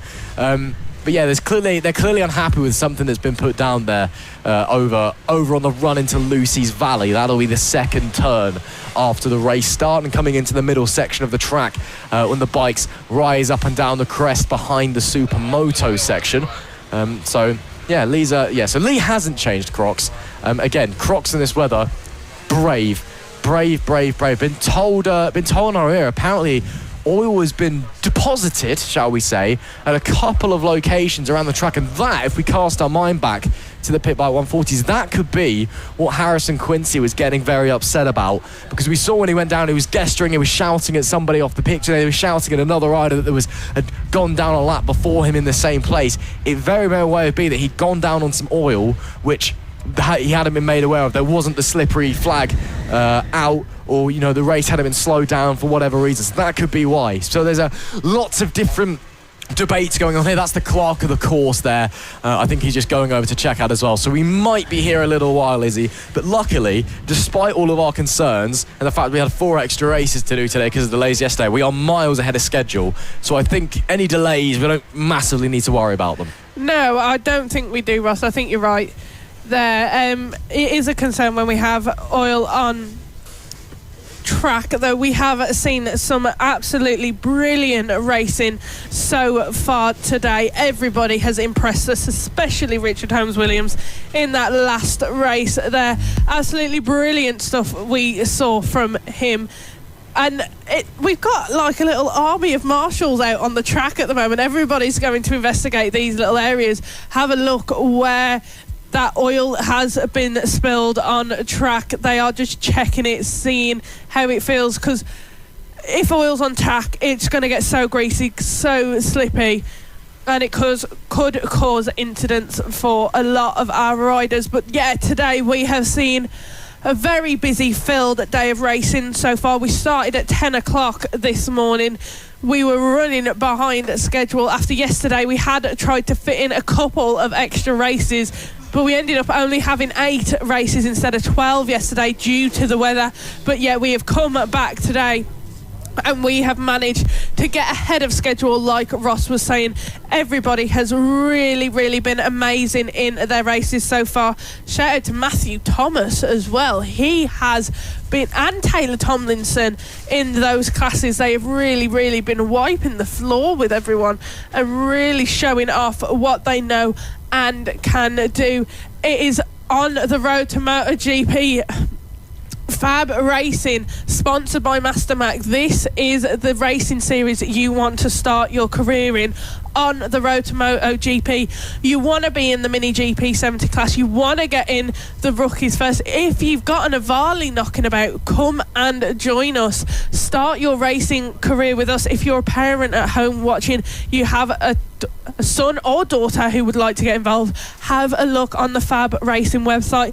A lot of our graduates from FAB-Racing have gone on to race in some of the biggest classes in the world. For instance, in the British Superbike Championship at the moment, in the main championship, Brad Ray and Kyle Ryde, there is just 28 points separating those two guys at the top of the championship at the moment. Kyle Ryde in first, Brad Ray in second. They both started here at FAB-Racing, and it's absolutely brilliant to see where they have ended up now. I mean, we've even got Vinny Glossop here with us this weekend, the son of Martin Glossop. Martin started out here. Martin is a very well-known racer, and he started his career at FAB-Racing, so it's always brilliant to see Evan Belford, Eddie O'Shea, everybody, the names you know will have started here. This is the best place to be, the biggest racing series in the UK. Absolutely. And yeah, we're suffering a brief delay here if you are just joining us. There is oil down on the circuit apparently, which is what the sweep is for. And the engines have gone off in the pit lane now, so we can all just sit back and take a breather. Lee's coming back across and shouting at something. I've been very angrily gestured at Izzy to give up my chair for her, so I've done so. You because had I'm a so chair, I didn't. I know, I sat down because, you know, there was nothing going on, and I just thought we'd just take a little moment. Next up, it will be the final race of the weekend for the Mini GP 50s, but again, we could be here a little while at the moment. The riders have are they doing a running race? I don't even know, but some of them are just having a little wander around. You can see Taylor Tomlinson there with the helmet off. Everyone else keeping the helmet on. I think they're taking the mick out of Sebastian Kozlowski because he's got his championship t-shirt on, which he'll be wearing during this race over his leathers. As there is the man of the moment, Roger Keys, our race director and series administrator here at FAB-Racing. He's decided to make the trek over from race control to assess the situation. So, you know, it's maybe a bit serious. We've been told bikes back to the paddock, in fact. So this might be a bit of a lengthier delay. Again, we are getting towards the end of the day. How many races do we have left? It's only about 4 races left at the end of the day. And I mean, we've got over 2 hours to complete them in before the cut-off time at 6 p.m. We've done very well on the schedule. So delay is not an immediate concern, but again, cast your mind to last year at Lid when we had to cancel, or we had to bin off race 3s at Lid in 2024 due to oil that had been put down, and it could get sorted. We're hoping the same is not going to happen here. Also at Ella Park, when we ran out of time this year earlier on, and due to multiple delays throughout the day, we literally had to end it there, as we've got a running race going on now.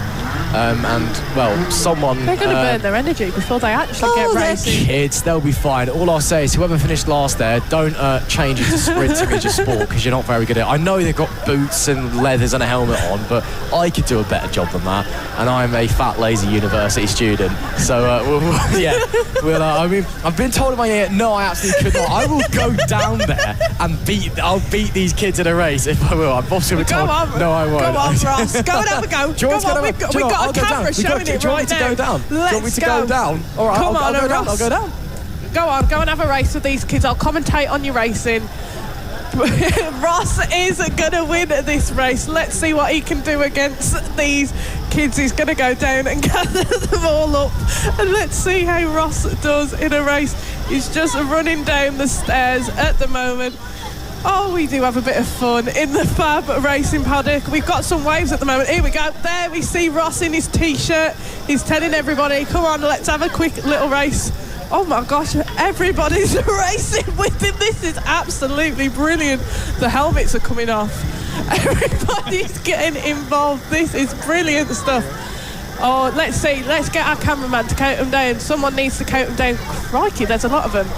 This is absolutely brilliant. Oh!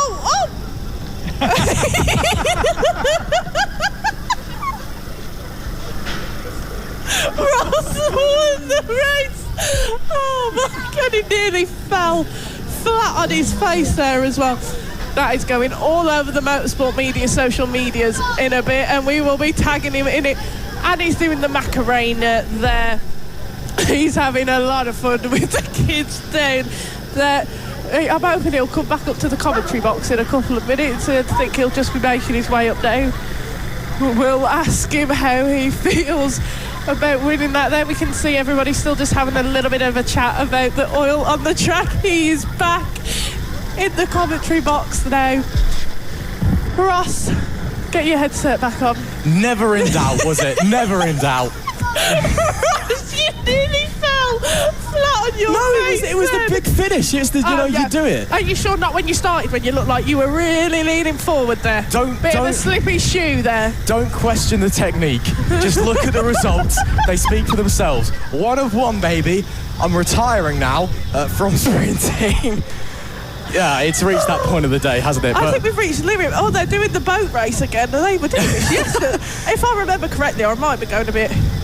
Yeah, they did do that yesterday. It's a bit bigger this time. And we've got champ Kozlowski leading the line. Also, Taylor Tomlinson. Tell me how long it has been since he last won a race in FAB-Racing. It's been over 2 years. 2 years? Over 2 years. I didn't realise it was that long. I thought it was only a year. Taylor Tomlinson, you're doing very well this weekend. We saw you doing a little Macarena with him. Yeah. Our lovely cameraman, Kim, caught some of that.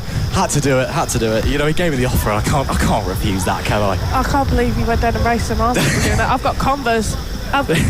I've got Converse on. There's no way I'm doing that on that track at the moment. Yeah, no, my very scuffed and dirty pair of Reeboks doing me a service out there. I'm a little bit out of breath now, it must be said. Have some water. That's a good idea. I'm going to do that. You do that. We'll watch the guys still having a little race there. If you're just tuning in, or if you've just caught the end of that race, then you are thinking, what on earth have I just tuned into? Don't worry.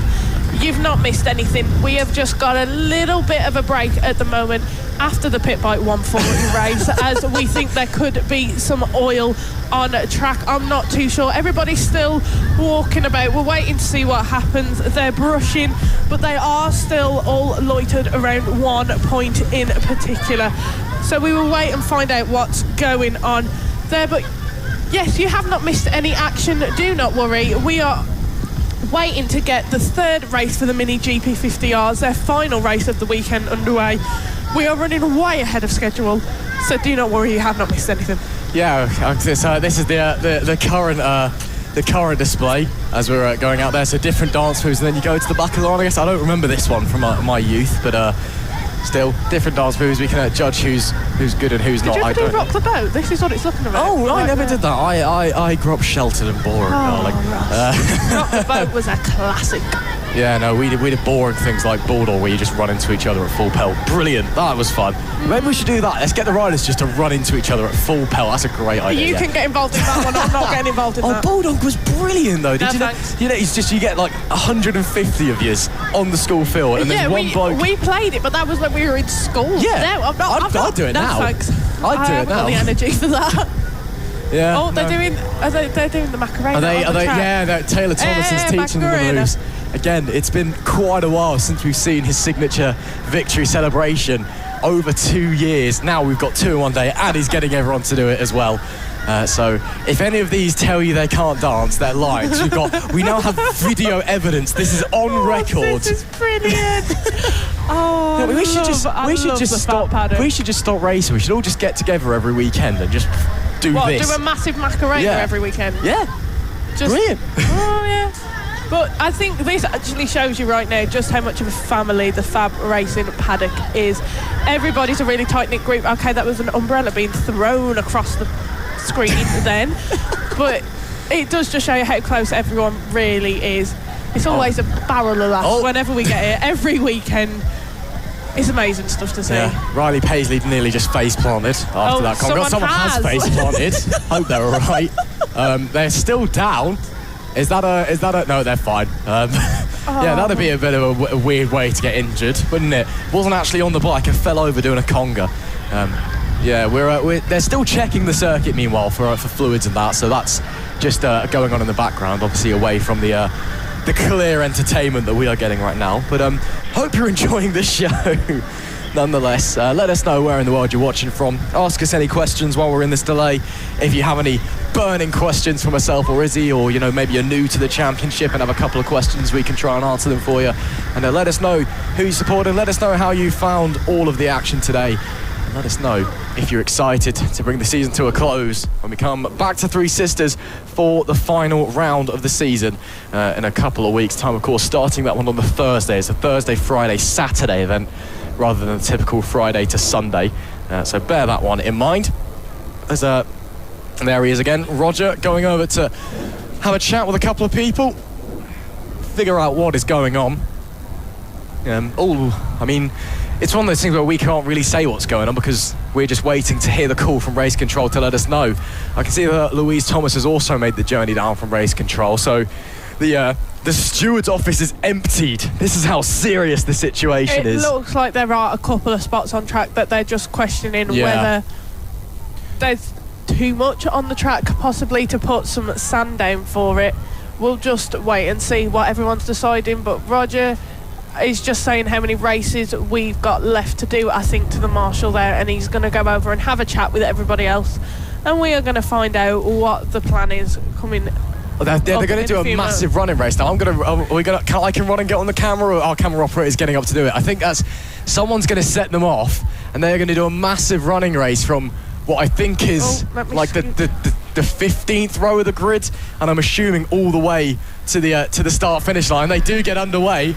Harrison Day's had a monster head start. I think he started well in front of everyone else. Taylor Tomlinson coming in to maybe steal the win. No, Harrison Day, who I think got a jump start, does clinch it.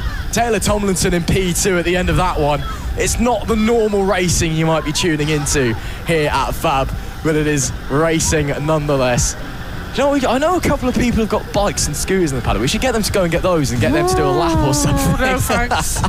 That is just an incident waiting to happen there, Ross. No, it's instant. How can you, if they're riding a push bike and they fall over, it's going to hurt less than if they're going around max pelt on their metric kits and their Avalis and then, face plant the floor. So I think we might have a couple of people coming into the commentary box, in fact. So we'll negotiate this one. Got Taylor Tomlinson and Harrison Day coming in. Let's try and figure out how we're going to negotiate this one, or are they just coming in just to say hello or have a chat? Maybe. Are we having a chat with you guys? Is that the plan? Yeah, all right. Harrison, come on over first. We'll get Harrison in first. Here's your pass over headset, and then we'll get Taylor in next. Exclusive first reaction. Harrison, can you hear us first of all? Yes. Brilliant. Well, first of all, Harrison Day, congratulations, British Mini GP 70 champion. That's got to feel pretty special. Yeah. Yeah, just yeah. Yeah, pretty much. It's been when the weather, it's been a bit on and off, but yesterday kind of came to my liking. Yeah, absolutely. So it's we're experiencing this delay here.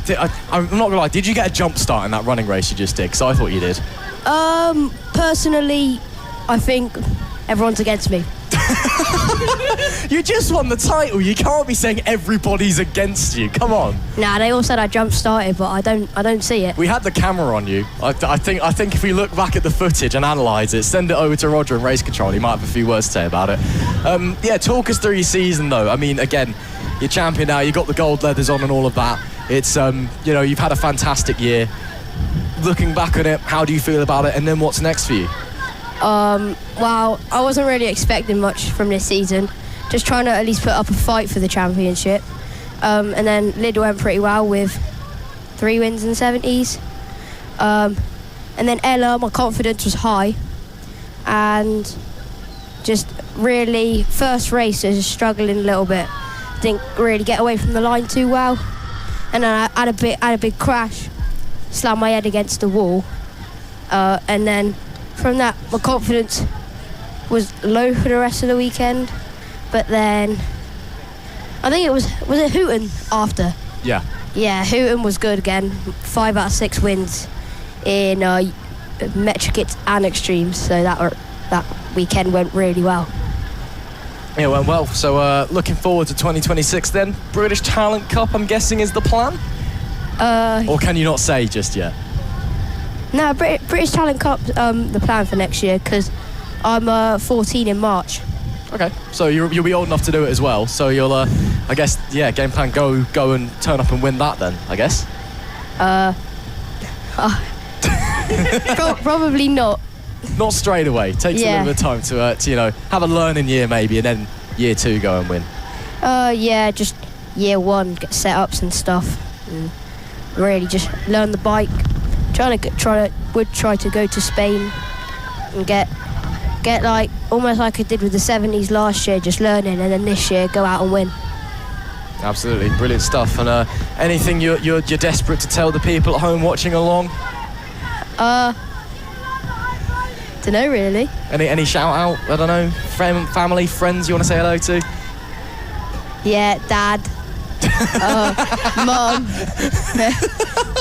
Sponsors.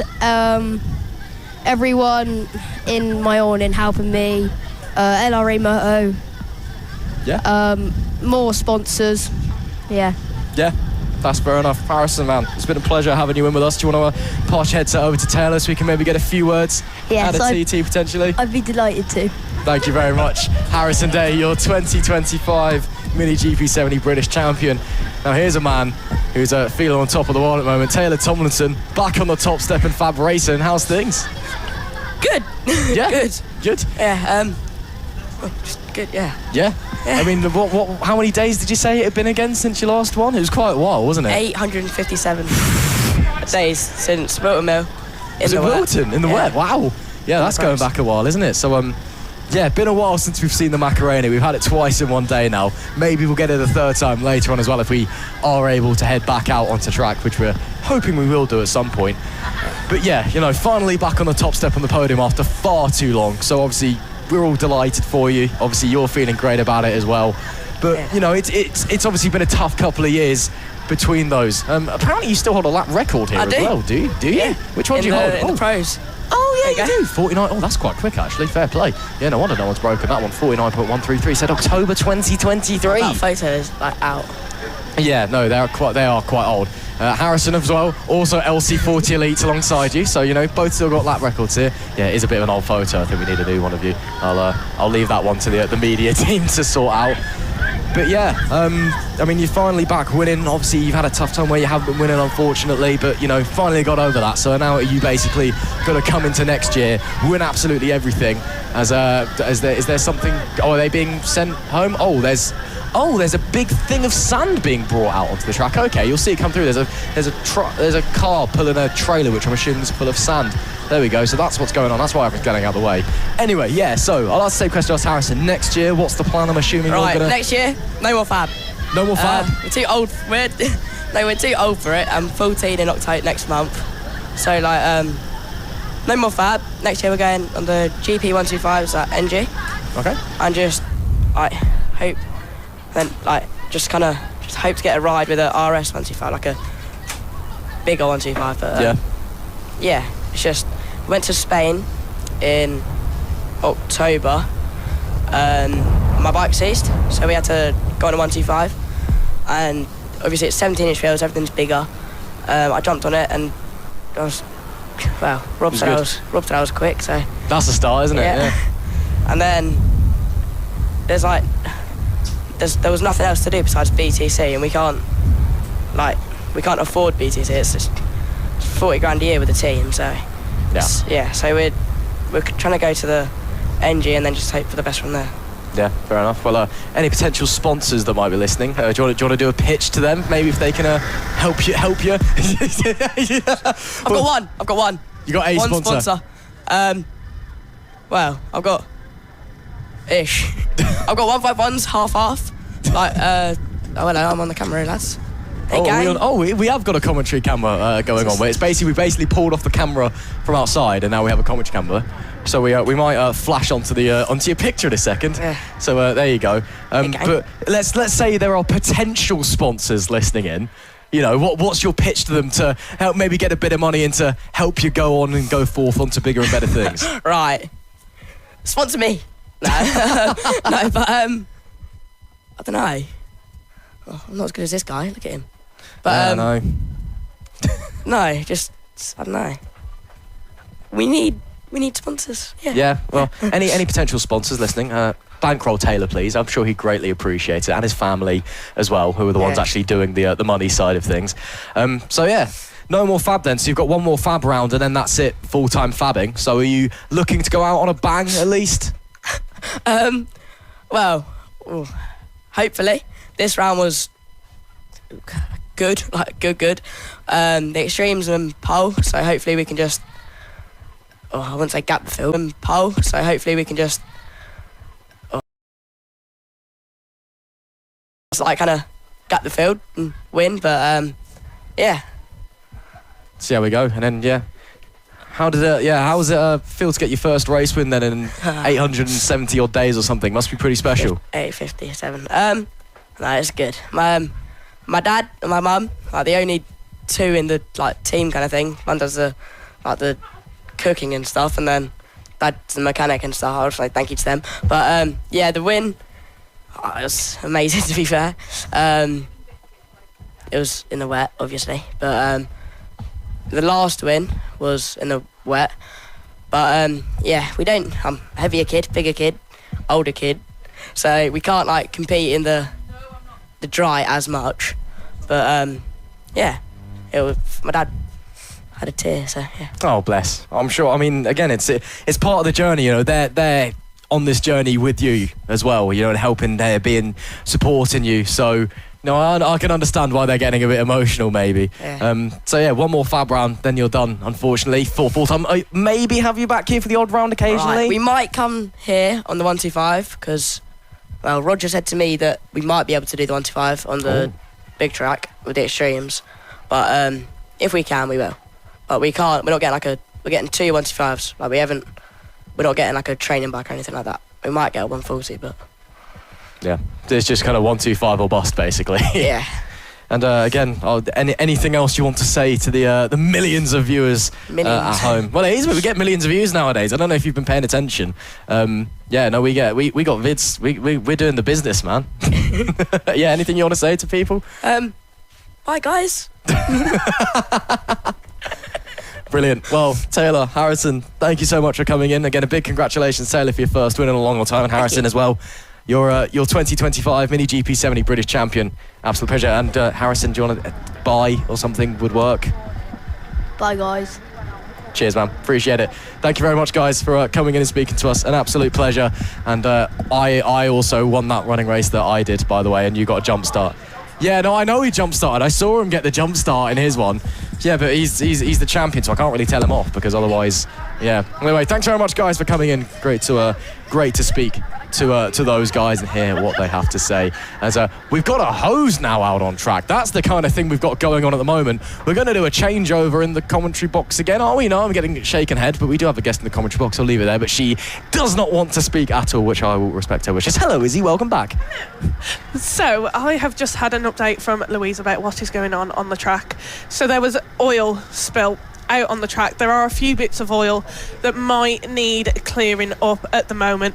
It is shifting, but they needed more water to be able to shift it, and it is believed that it was from one of the pit bikes. Oh dear. It's well, I mean, I guess at least we think we know what it's from, because we've had times in the past, shall we say, when we had sidecars in the championship, when there was oil on the track, we knew who the culprit of that was. But I do like the giant jet washer they've got. That's brilliant. I really am a fan of that. So that's one way to sort it out quickly. Louisa just nicked one of our biscuits, which were given to us by Max Johnson's mum, if you want them, because they're really, really good. So yeah, anyone listening trackside, Max Johnson's mum has got loads of biscuits for some reason. So yeah. Go and speak to her if you fancy any biscuits, I guess, as we're just we've reached the point where we're trying to kill some time. But yeah, it's been a brilliant day of racing so far here, Izzy. Again, we've only got 4 more left, but we are just having, of course, this delay while we're waiting to go again. Any highlights that stand out in particular? I think for me it was Richard Holmes-Williams in the pit bike race before this happened, but he just absolutely flew ahead of everyone else when we weren't really expecting him to. You know, we said it earlier, he isn't having the best of weekends at the moment, but now he really is having he had a really good final race of the weekend. So I think, and also Harrison Day winning the Mini GP70 championship yesterday. When I went down, we spoke to him and his dad a bit later on in the day, and his dad Josh was just beaming with joy and pride for Harrison, which was really lovely to see. Absolutely. We even got the fancy graphic for him. We didn't flash that one out when he was in the commentary box, though, did we? But, oh yeah, whatever. Yeah, just a reminder as well, of course we're coming back here to Three Sisters next time by, but we are using a different layout. So the 2 layouts that we use when we've come to Three Sisters this weekend, and when we have in every year we've come to Three Sisters, you've got the full layout, which uses the outer perimeter, and you see the bikes going up and over the hill through Coward Summit. That's the full layout. That's for the bigger bikes, the gearbox bikes. And then we use the club layout, which is essentially identical to the original layout of the circuit when it was first laid ground back in 1978. Just with a couple of changes here and there. When we return in a couple of weeks' time for the final round of the season, we'll be using the Valley circuit, which is like a weird combination of the two, but it looks like it's going to be a lot of fun. So we're looking forward to that.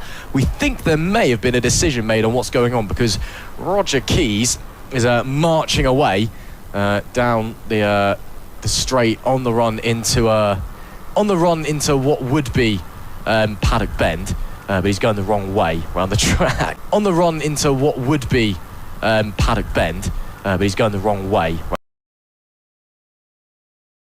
That we can get going pretty shortly. I think there is another spot on the track where oil has been laid down. I'm just waiting to see what the truck vehicle water dispensary thing is doing. They finished up in the spot that they were at, and it has come to a stop now at the S's. Is that just slowing down to get through some marshals? No, there is people getting out. So I think there may be more oil down at the S's. So we may, is there any sweeps? Maybe. I don't know. If you have just joined in, hello and welcome. You're not missing anything apart from a delay for some oil spill, unfortunately. So it's being cleaned up, and we're hoping to get some news on what's going on soon. In fact, the only thing you've missed kind of in the last half an hour is a group Macarena, a group boat race, some running races, and me being the pace merchant that I am, destroying half the paddock with my own 2 feet. Do you know what though, Ross? They were kids. You couldn't let them win. Come on, man. No, I cannot. You got to be in it to win it, Izzy Higgs. Yeah, there is more oil down there, so that's just getting sprayed. Listen, you got to be in it. You got to be in it. It's not very often, right, that you get the offer. It's not very often you get the offer as a commentator to go down and do a running race against, high caliber athletes like these young riders are. I say offer. I kind of just decided I was doing it. But it's not very often in FAB-Racing you get that opportunity, and for it to be on record, on film as well. I had to win. I had to give it my best shot, and I did, and I won. I'm amazing like that. Okay. All right, Ross. I'm just way to toot your own horn. Yeah, so I can't help being amazing. I'm sorry. I just do it naturally. Are we done with some things?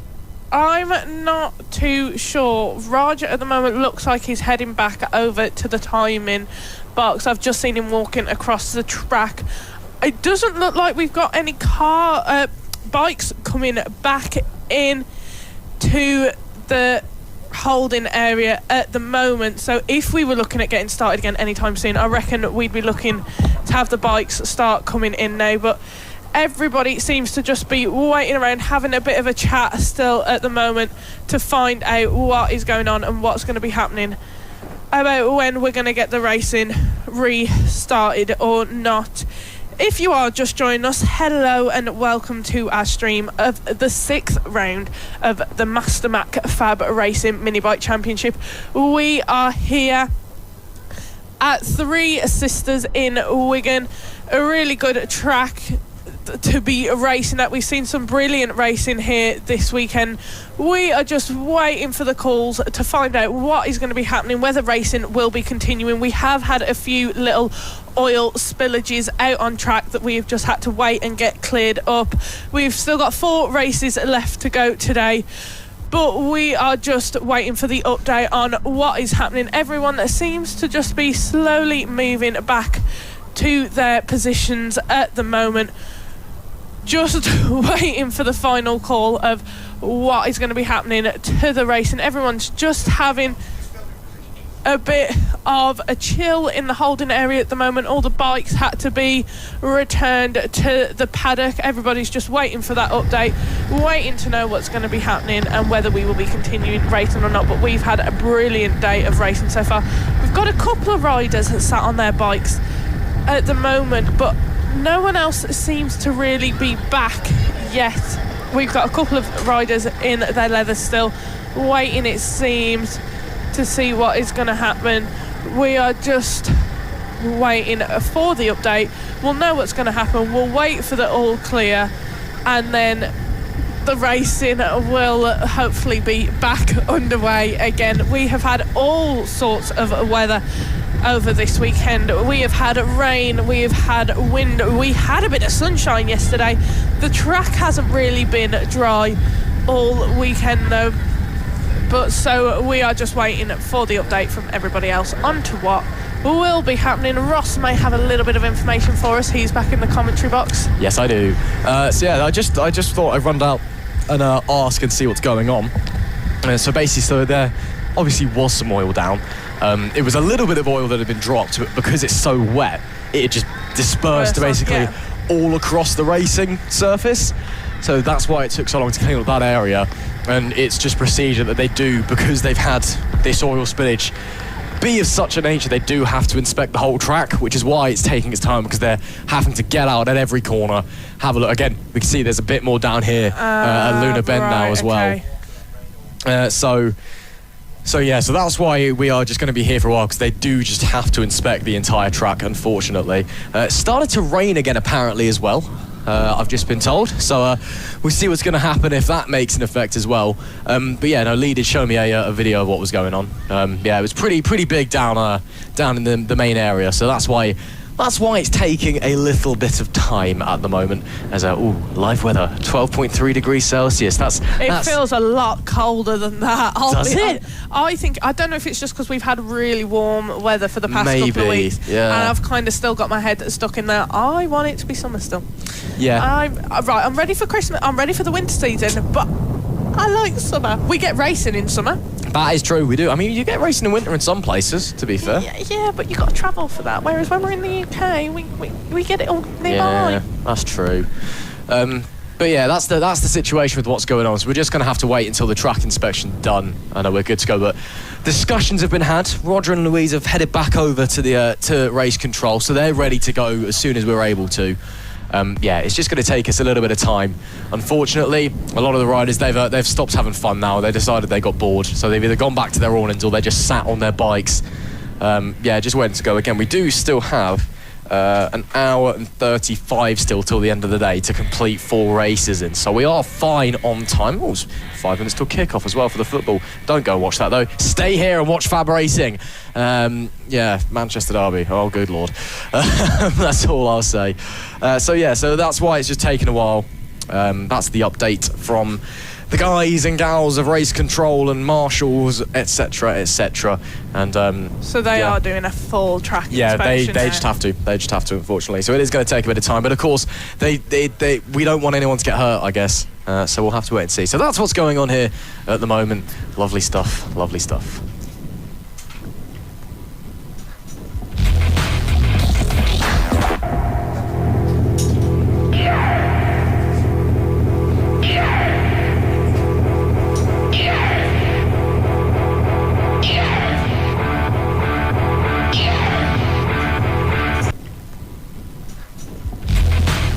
A lot of concern up in the air this morning about up in the air this morning about whether we were going to get all of our racing done, but that is not going to be a problem going forward. Of course, we've had some champions decided this weekend already, the likes of Tommy Williams, as you can see just there, or could see momentarily anyway, but Tommy Williams is one of our champions in the AC40 Pros, the likes of Harrison Day, Sebastian Gazlowski. Apparently we're going back to the intro jingle. We have been sat in the commentary box for quite a while doing not a lot. Maybe we're getting a bit rusty or something like that. The likes of Tommy Williams, Harrison Day, Sebastian Gazlowski, they've all wrapped up their titles. Marco Pandolfo, of course, the Team Acme Racing squad also taking that championship. A lot of guys have gone home already, it must be said. So some of the grids are a bit shorter. We don't normally see race 3s unless they're very, very crucial to championships having everybody here, but there are a fair few from the paddock that have already left. I think the threat of the torrential downpour, which came for about 5 minutes, and I think it is still a threat of torrential rain, but I think we're getting lucky.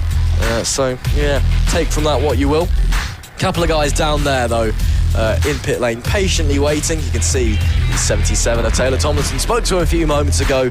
His first race wins in FAB-Racing this weekend in over 850 days. An unbelievable margin. It's the last time we went to Wilton Mill that he took a victory, which is a long old time ago. I mean, I knew it was a long time, but I didn't realise it was that long. It's unbelievable. And there is the water oil cleaning vehicle thing that's going to clean up all the oil that's been put down on the circuit. Again, so an oil spill due to the fact that it's wet just meant a little bit of oil got spread across the entire racing surface and also got dragged around the racetrack as a result. And that means that we've just had to do a full track inspection in order to make sure that racing conditions are nice and clean and good to go, so that we are not risking anything. Sweeps now coming out the back of the Kia, and they can get sweeping.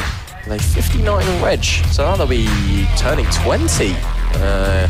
No, 15 this year, I think. No, it was 15. Yeah, that car's 16 years old. There you go.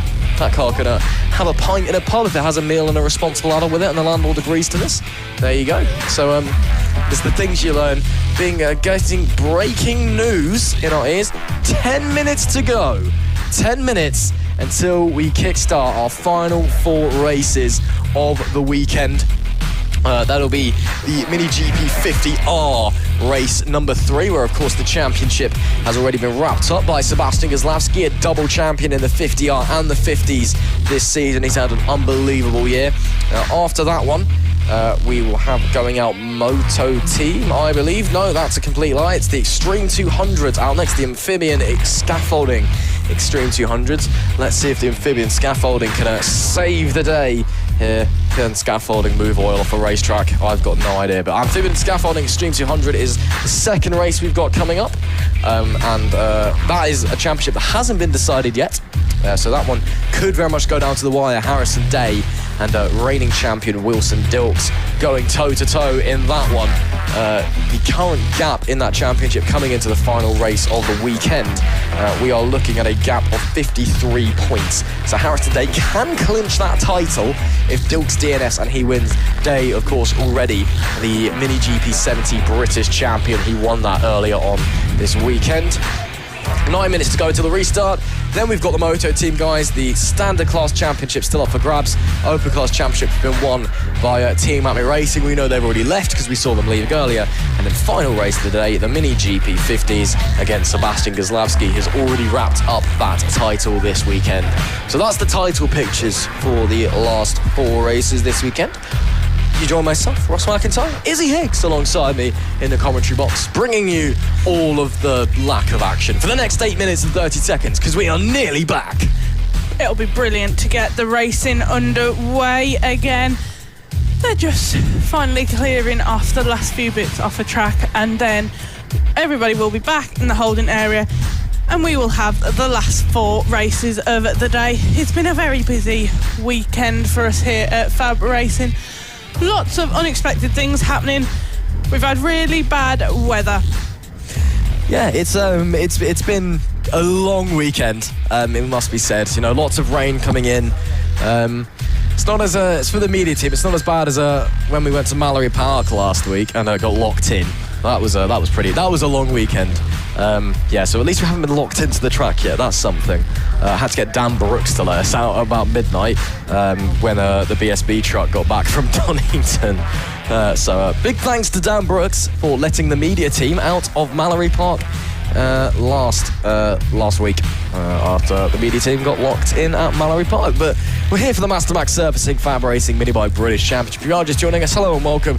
We are just experiencing a delay due to an oil spill, and we are hoping that we will be back out fairly soon and we can get things going. We are getting 10 minutes now, so it's been bumped up a little bit, so it's now another 10 minutes. It's 4:30 local time just gone.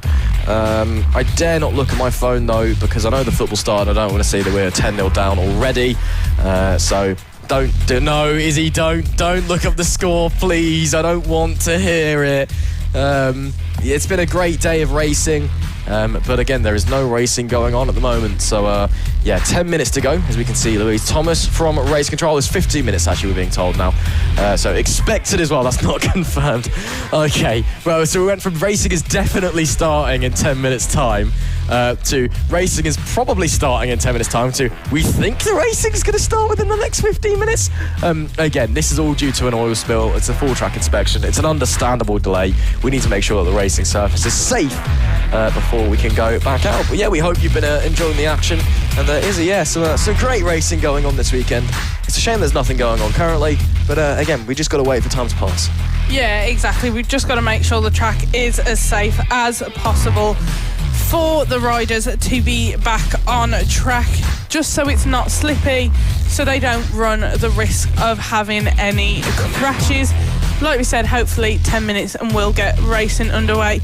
We'll just have to see how everything ends up being timing wise. We have still got 4 races left to do, so we just got to see how everyone is feeling and what the mood is amongst the paddock, because it's always really funny to see on a Sunday afternoon when everyone's racing finishes, the paddock empties up really quickly. Like, I'm looking out of one of the windows now, and compared to how it was this morning, it's madness to see how many people have actually left the paddock already.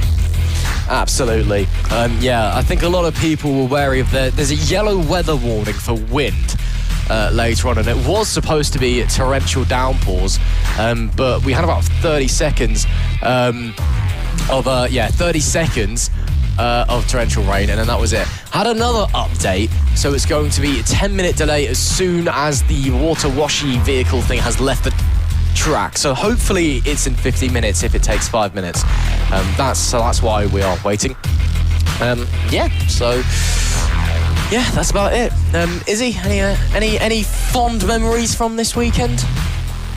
I mean, I know you're going to say Richard Holmes-Williams the last race, because he was really good, to be fair. Yeah. Do you know what I think's also been really nice, seeing so many new faces in the paddock? Yeah. Because there was another championship that unfortunately we're not able to run this weekend and have had to end their season early. So we've had quite a few of their riders joining us this weekend, because we do allow Avalis in one of our classes. So they've been here, and it's been really nice to see how they've got on with everyone in the paddock and them really showing what they can do. And we've had a BSB rider joining us this weekend racing. So it's really lovely to see everybody who's been joining us all weekend and seeing all the new faces when they arrive. But it does look like... Are we done with the washing? I hope so. It's going back round on... The Bowser is going back round the track. Is that what they're actually called? Are they actually called Bowsers? Again. Wow, okay. So we're going to have to wait and see where they go and what happens. Oh, he stopped. I mean, it's a thing going around a racetrack. It's better than nothing. He's moving again. Is he stopping again? There's people stood in the middle of the circuit having discussions. There's more vans leaving the paddock. Why would you leave before the end of the day? Oh, that's why. There's Louise. Louise is... That's where the main spill was earlier, I think, if that's where I think it is, yeah.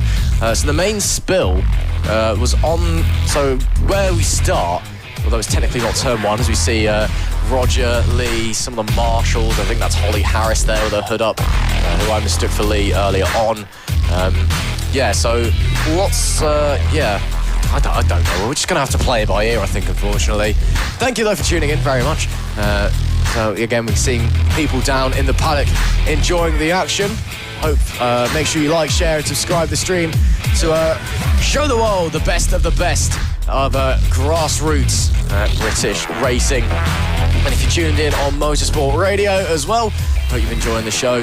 Of course, we're enjoying some proper radio tunes at the moment.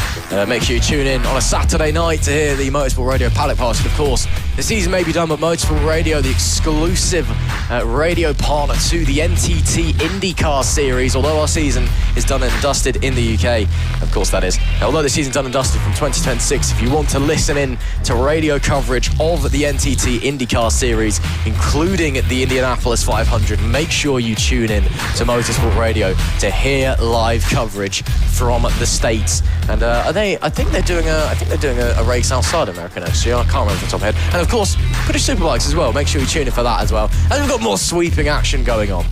Yes, we have indeed, Ross. But yes, do make sure you tune in to British Superbikes, especially next weekend. They are at Assen. There we'll be seeing the British Talent Cup as well, where a lot of our riders who start in FAB do end up.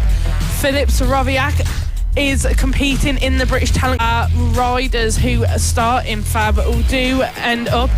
Philip Soroviak is competing in the British... To finish off the season when they head to Alton Park first weekend of October 3rd to the 5th. And of course, Soroviak sparked second place in the championship. Both of those guys graduates from FAB-Racing. Sparks, a former British Mini GP 70 champion. I mean, you read through the British Talent Cup entry list. Basically, everyone who's in there has come through FAB. Your likes Mason Foster raced here, Clayton Edmonds as well, Ben Jolliffe has raced here, Charlie Huntingford's raced here. Literally everybody has raced here. Isaiah Devine as well. So and then what was is it the top three in BSB all started in FAB as well? Yes, at the moment. So top three in FAB at the moment. It's really brilliant to see those guys. They started out here. It was Kyle Ride. He is leading the championship at the moment ahead of Brad Ray. And there's only 28 points separating those two guys in the championship at the moment, with Rory Skinner also running behind him in third. All three of those riders did start out their career in FAB-Racing. It looks like the Bowser could be looking to get ready to come in now. They're just speaking to some of us on... There does look like actually there is oil on the grid as well, which they've got to clear up.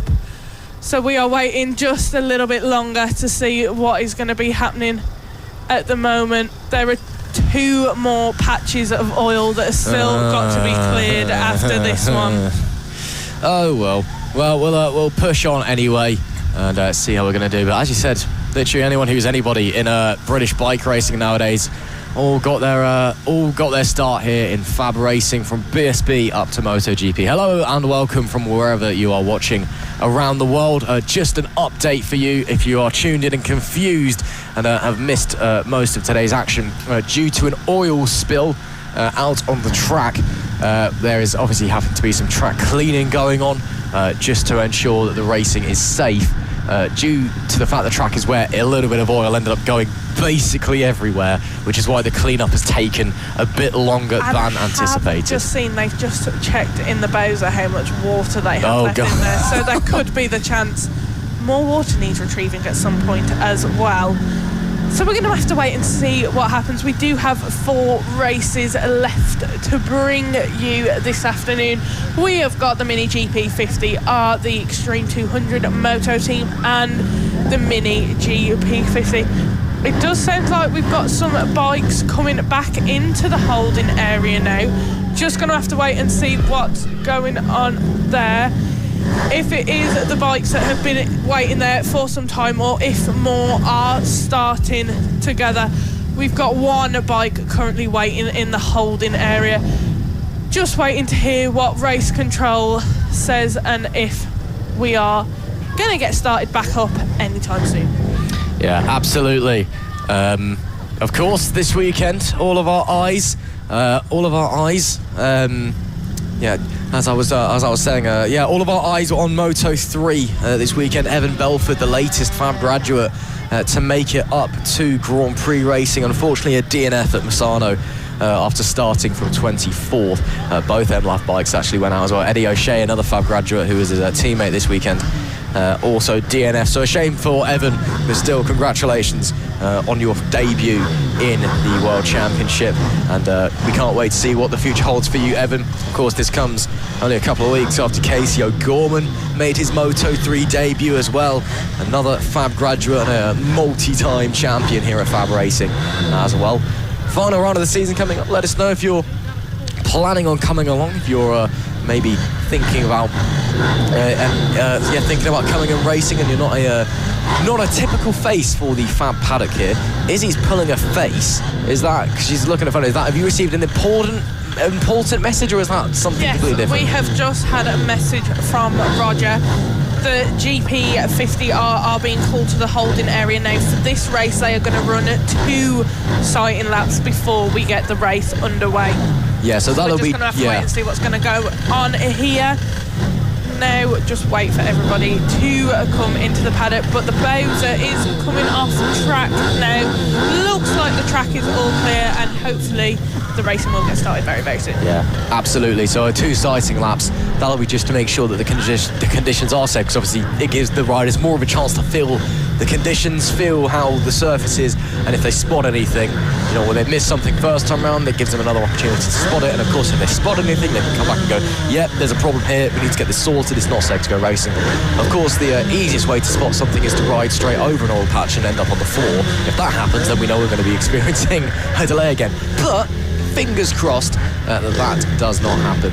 So we'll wait and see. But yeah, riders are back in the holding area now. We're starting to get a few engines fired up, as you can hear. So hopefully, after I think about a 45-minute delay, we are going to get going racing very, very soon, which would be fantastic to see. If you've got a pit bike and you want to come and race at the final round from another series, again, we'll be back here at Three Sisters using the Valley layout rather than the full circuit or the club layout that we've been using this weekend. Again, we've had a lot of people joining us this weekend after another championship. Unfortunately, had to last minute cancel their event, so a lot of people decided to make the journey up to Wigan and join us here, and we hope they'll be joining us for our final round of the season as well. Runs from Thursday to Saturday instead of Friday to Sunday for some reason. That is the 9th to the 11th of October. Yeah, we are just going to have to wait and see what happens. Our last round will be the 9th to the 11th of October. So that will be a Thursday to a Saturday. But now we can see all of our 50R bikes are just gathering there in the holding area. We're ready to come out, do their 2 sighting laps, and then get the final race for these guys of the weekend underway. So this is the Mini GP 50R. Always amazing racing we see from these guys. The championship was decided earlier on today. Sebastian Gazlowski, Super Seb, as he is fondly called by everybody, has taken that championship position from everybody else. And it's going to be really exciting to see what happens here. He's not quite gone the full Harrison day with the gold helmet, leathers and bike. He's got a t-shirt. It's a little bit more low-key from Super Sebastian Gazlowski, but I think that's to be expected. He's a very calm and collected character, a very quiet young man. He likes to hide from us. We've been told that we are going to be heading now out to the track. You can hear a few engines starting to rise as well in anticipation. So you'll see Gazlowski out there with his t-shirt on, commemorating his double championship season in the 50R and the Mini GP 50s championship, brought to you by King's Duel Centre. Riders now heading out onto the circuit for 2 sighting laps, and then we can finally, after a long old delay, get racing here at Three Sisters for the final 4 races here. Time then for the Mini GP 50R race number 3 after a long old delay. The riders are given 2 sighting laps just to assess the racing surface after it was cleared of oil. So let's have a run through the grid while we're on these 2 sighting laps. And it is supposed to be a big old grid, but we know that a lot of riders have already made their way home and have elected not to do race 3. That was likely due to a threat of big rain that never really arrived. So it'll be Mason Fedrick starting from pole position, Bradley Curtis alongside. Your new champion Sebastian Gazlowski goes off a P3, Josh Perkins alongside him. Row number 3, Caelan Ratcliffe and Riley Paisley, with Rex Austin P7, Emilio Pereira is P8. Jensen Knowles and Thomas Med round out our top 10, with Jensen Ansel 11th and Max Johnson in P12. Tommy Keats is 13th with Nicholas Dunwoody in P14. Kai Hawken is 15th with Daisy Polden P16. Leo Ham 17th, Austin Dilks P18. Bo Morris is 19th and JJ Manchester just down the road, he's P20. Galen Maxwell starts in 21st with Mason Hams in 22nd. Daniel Tanton is 23rd, Rex Ormond in 24th. Joey Athsich starts in 25th. Harry James is 26th and Claudia Dubman is our 27th and final rider out there. Again, I don't think we'll be getting a full grid of 27. Looking at it trackside, we're definitely not getting a full grid of 27. Someone's heading back into the pit lane. I can see out of the commentary box window. I'll just try to assess who that is. I can't quite tell from here, unfortunately, but it seems to be a problem for one of our riders out there. I think it's the number 12 of Thomas Med. He's come to a halt, so then there was one less as well. Still easy though. We're about to go racing! Exactly, Ross. We've been looking forward to this for probably about the last hour now. We are so ready to get back racing for these guys, complete their last race of the weekend. Like Ross said, it doesn't look like we've got the full 27 riders on the grid at the moment, but these guys are really looking forward to getting their race done and completed for this weekend. And it's been really great to see how much fun they've had waiting to get their race underway. We've had a bit of fun in the grid, in the paddock, and now everybody is just coming to line up ready to get this race underway now. They're just coming now into their grid positions. We can see our flag marshal Lee Clowes just holding up the red flag, telling everybody they've just got to hold their positions while everybody comes to track, get ready, and then we can get this race started underway. On our screens now there you can see he's got the number 1 on his bike. He's wearing the number 1 t-shirt. That is Sebastian Gazlowski, the championship winner for the GP 50Rs. An amazing season he has had of racing. He has worked really, really hard to get that. Lee Clowes now just telling everybody to get off the track. All of our roving marshals and friends and family members, everybody off the track. Then we can get the racing underway. She's heading over now to grab her green flag, and it is flag up, flag down. We are racing here at Three Sisters. A brilliant start there for Mason Frederick and Sebastian Gazlowski. Bradley Curtis couldn't quite get the start he needed, but Sebastian Gazowski has just blown past Mason Frederick. He let him make that move, and it's Sebastian Gazowski who leads this race at the moment in P1. An amazing start to him. Calum Ratcliffe as well got a really good start then from the grid and is gaining those positions. He's currently running in P3 ahead of the 30 of Josh Perkins, and a brilliant start there from Calum Ratcliffe from P5 on the grid. But it is Sebastian Gazowski who leads this race at the moment. Coming round the corner now to fully start this lap race, because like we know, around halfway around the track is where timing starts and our lap fully begins. But this looks like it could be Calum Ratcliffe looking to make a move on Mason Frederick at the moment. Those two have got a really close battle going on for P2 there. Calum Ratcliffe hasn't had the best of weekends, but he is looking to gain that back in this final race. Yeah, great start from Gazlowski, it must be said, as they head into Paddock Bend for the second time. Still lap 1 though, of course. We've got 14 in this race, not the scheduled 27.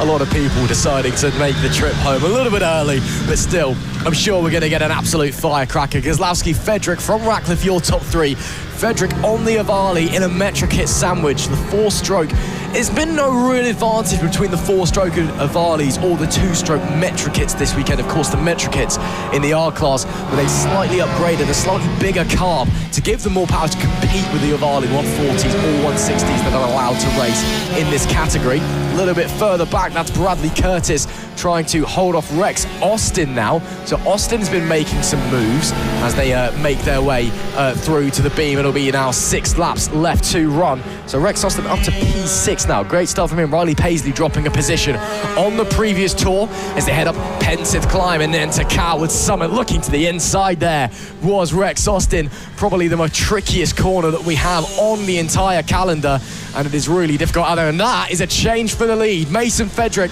up the inside of Sebastian Gazlowski and goes through. Gazlowski, the new champion. Can he respond to the outside of Lucy's Valley? No, not quite. We've got a battle for the lead on our hand. The Valley against Metric Hit. Frederick against Gazlowski. Frederick has really pulled something from his bike there to get up past Sebastian Gazowski. Just a few laps ago, him and Calum Ratcliffe were having a battle there, but Calum Ratcliffe looks like he's dropped off the pace a little bit at the moment. But Sebastian Gazowski, our championship leader, currently running in P2 of this race. Now coming round, we're going to have 6 laps now left to go of this race, and it is Mason Frederick that leads ahead of Sebastian Gazowski and Calum Ratcliffe in P3. Brilliant stuff here we're seeing from Mason Frederick, and we saw this earlier today in their race too. He really pushes his bike in these conditions and pushes himself to the limit and performs brilliantly to keep a hold of that race lead. Fabulous stuff we're seeing from the Mason Frederick leads Sebastian Gazowski. Here we can see our middle pack. That is Josh Perkins on the number 30 ahead of the 991 of Rex Austin. And then Bradley Curtis currently running in a P6. He started P2 on the grid.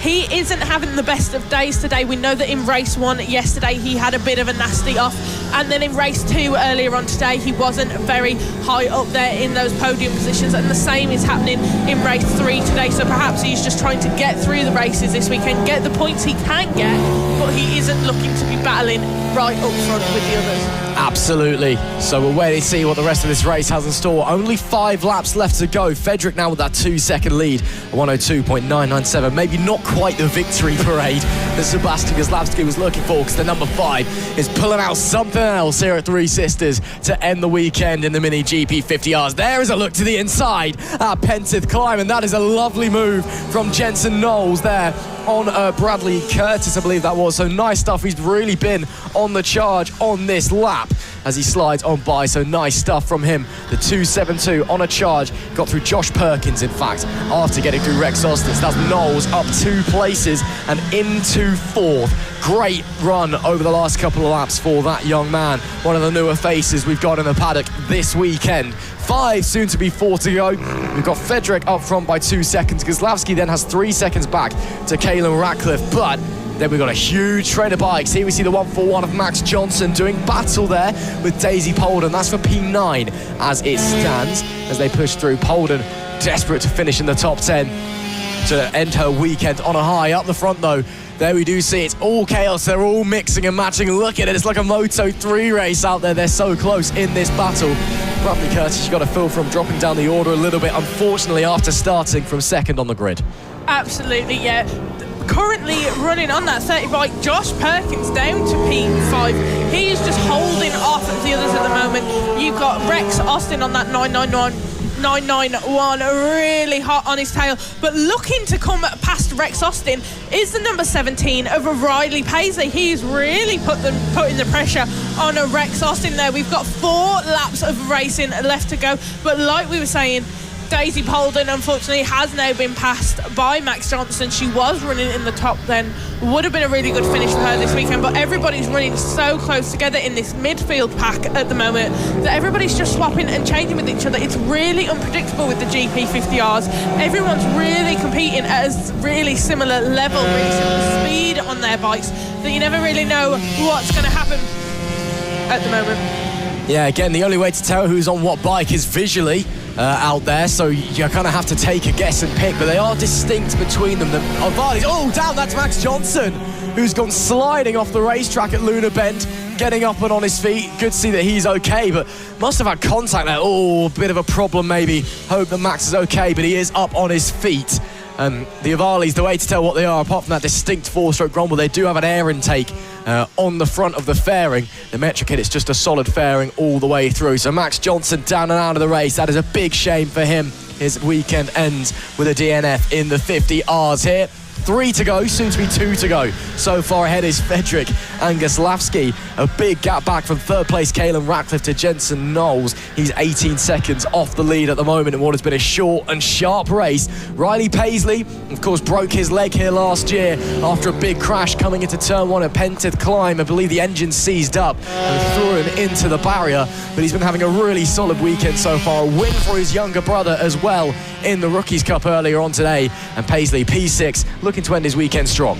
Yeah, exactly. 2 laps left to go. The Mason Frederick, our race leader, has now got a gap of 4.655 between him and Sebastian Gazowski. But on our screens now, at the moment, we can see the 17 of Riley Paisley ahead of Tommy Keats. Coming around now, we've got the 30 of Josh Perkins and the 71 of Bradley Curtis. There on our screens, we do see rider Max Johnson, who did unfortunately have an off. He looks to be all okay. They're just waiting and watching his friends finish their race. But the 71 of Bradley Curtis has got through on Josh Perkins. He'll be feeling very pleased with himself there. He's staying in the top 10 at the moment, but with just 2 laps left to go, we got to wait and see. A 991 of Rex Austin is being caught up now by Riley Paisley and Tommy Keats. Gonna have to see how he copes with the pressure there. Like we were saying, our midfield really staying close together, but we are on the last lap now for Mason Frederick and Sebastian Gazowski, our race leaders.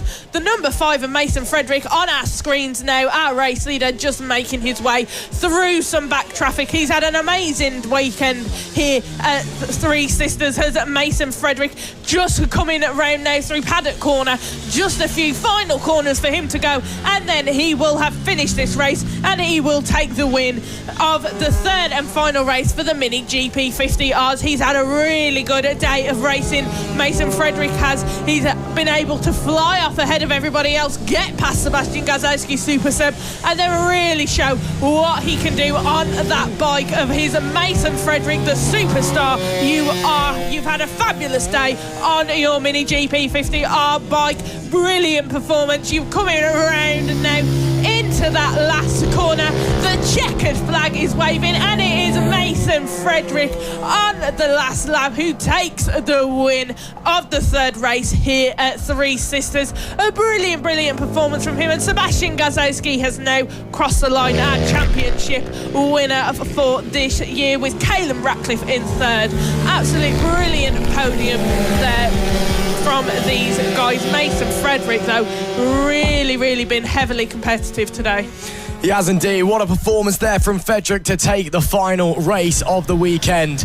And signalling something to the camera. I'm not entirely sure what that was supposed to be, or actually, it may well have just been to his dad, but gets the salute and will sit behind the #1 podium board and will receive the trophy later on today as well. Kozlowski, not quite the championship victory parade that he perhaps wanted, but still a very respectable second place. And a nice ride as well from Caelan Ratcliffe, the number 96, rounding out the podium places. Elsewhere out there, we had Jensen Knowles in P4, Riley Paisley 5th, Tommy Keats P6, Rex Austin was 7th, Bradley Curtis in P8, Josh Perkins was 9th, and Daisy Polden rounding out our top 10 there. Elsewhere, we also had Callum Maxwell P11, Joey Athasich in 12th, Claudia Dublin 13th, and as we saw, unfortunately, the 141 of Max Johnson having an off down at Luna Bend, but it was good to see that he was up on his feet straight away and all okay, maybe with a little bit of a limp. He did look like he took a bit of a knock, but he's up. That is the most important thing. That is it then for the Mini GP 50Rs here at Three Sisters. They'll be back, guess what, when we're back here at Three Sisters in a couple of weeks' time for the final round of the season, of course, using the Valley layout for all of our bikes out there. It's been a great weekend for these guys. We can't wait for them to wrap up the season later on. Now we have the third and final race of our weekend here at Three Sisters for the Extreme 200. They are just coming round on their sighting lap now. Before we get this race underway, let's have a run through of how the grid is going to be looking for this race. On pole position, we have Taylor Tomlinson. In second place, we have Leo Soliu. Third on the grid is Harrison Day. Fourth is Wilson Dilks. Fifth, Tyler Humphries. Sixth, Matthew Thomas. In P7 on our grid is Frankie Watson. 8th, Taylor Davis. 9th, Asher Durham. 10th, Travis Shaw. 11th, Tyler Hartley. Rounding out our grid is Harrison Quincy. So it's looking like we should hopefully have 12 riders with us for this third and final race of the Extreme 200 this weekend. These guys had their first race yesterday evening and now have got their final two today. We had one earlier this morning and we are just getting ready to start their third and final one now. Brilliant performance we've seen this weekend from Taylor Tomlinson and Matthew Thomas on that 47. These guys have really been pushing their bikes this weekend, and today especially we've seen them absolutely flying and really getting involved in some battles on track. Yeah, it's a lot less bikes out there than scheduled. There is a way in which Harrison Day can wrap up the championship in this race and become a double champion here today, but it involves Wilson Dilks not finishing the race, and he has to win. And in fact, I'm looking at that, I don't think Wilson Dilks is actually here for this race. No, I'm not seeing Wilson Dilks anywhere. Okay, that is interesting. So Wilson Dilks, is he here? Going off of P7? No, I don't think so. Or is that him on the LR8? No. Is he here? Am I just being really blind? We only have a seven. No, we've only got 7. So no Wilson Dilks. This race. Okay, so if Harrison Day wins this race, he wraps up the Extreme 200 Championship. But Taylor Tomlinson's been looking really pacey in this class, so we'll see if it's going to be a third Macarena of the day for the 77 green flag drops. We're underway in the amphibian scaffolding Extreme 200 race number 3. Good start there from Harrison Day with no Wilson Dilks. All he needs to do is win to claim the championship. Tomlinson also away well. He's been so fast this weekend, or Sunday especially. Matthew Thomas, also a good start. Leo Soliu, who's been running well in this class this weekend in P3 for the meanwhile. Into the S's for the first time, there's Asher Durham, Pirelli National Sport Bike runner up at the moment. Of course, that could all change with her Assen coming up shortly. With the top 5 bikes all making their way through Luna Bend in quick succession. They'll come round, cross the timing beam and start the first lap proper. It is Tomlinson from Day from what looks to be potentially Matthew Thomas as he challenges in P3. Absolute brilliant start to this race. We've got just 10 laps left to go at the moment. Taylor Tomlinson leading ahead of Harrison Day and Leo Soliu, but a fabulous start. Harrison Day looks to be gaining a little bit on Taylor Tomlinson at the moment. He's going to want to push his bike here. Like we were saying, he needs to get past Taylor in this final race today to be able to say he is champion, due to the fact Wilson Dilks is not racing in this third and final race today. So Harrison Day, a bit of pressure on him for this third and final race, but everybody really close together. The 47 of Matthew Thomas has now made the move up past Leo Soliu. He's currently running in P3 of this race. All of our guys, especially our top 5, are really close together. Travis Shaw on that number 4, not having the best weekend, really struggling there, currently running at the bottom of our grid.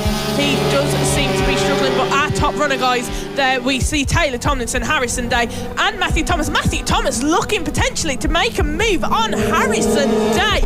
He is really pulling out all the stops for us this weekend. Matthew Thomas really impressing us.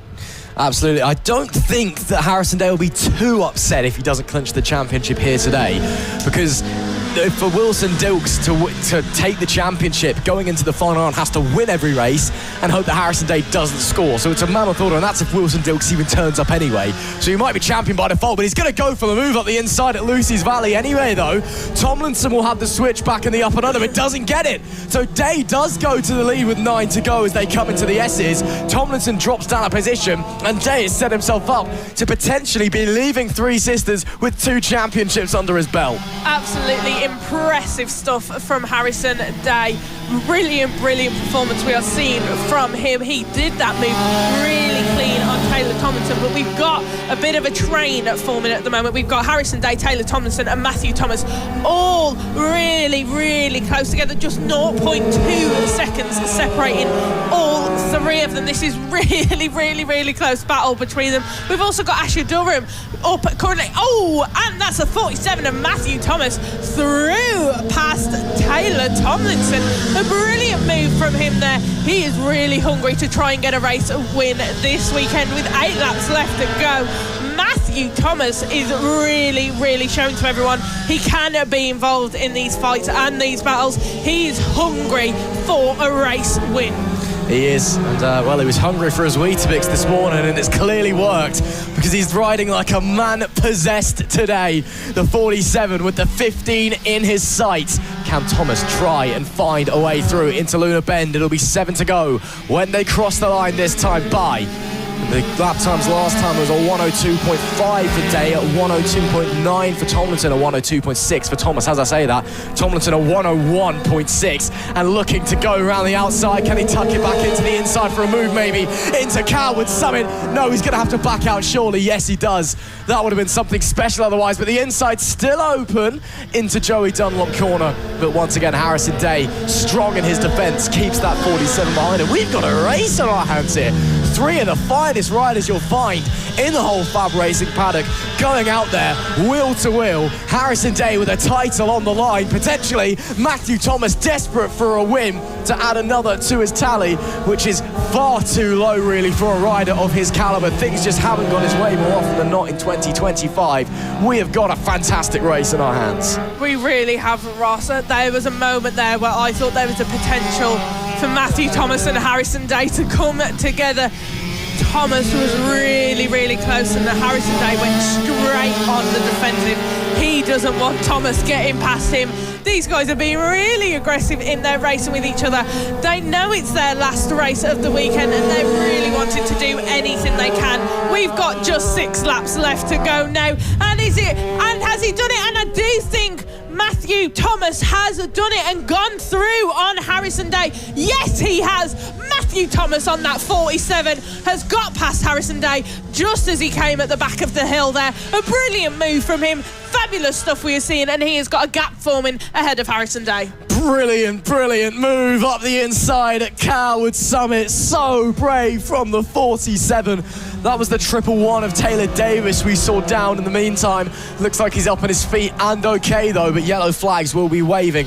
Local yellows, that is, coming through the S's section or into Luna Bend actually, you see there. So he'll be down in this section, I believe.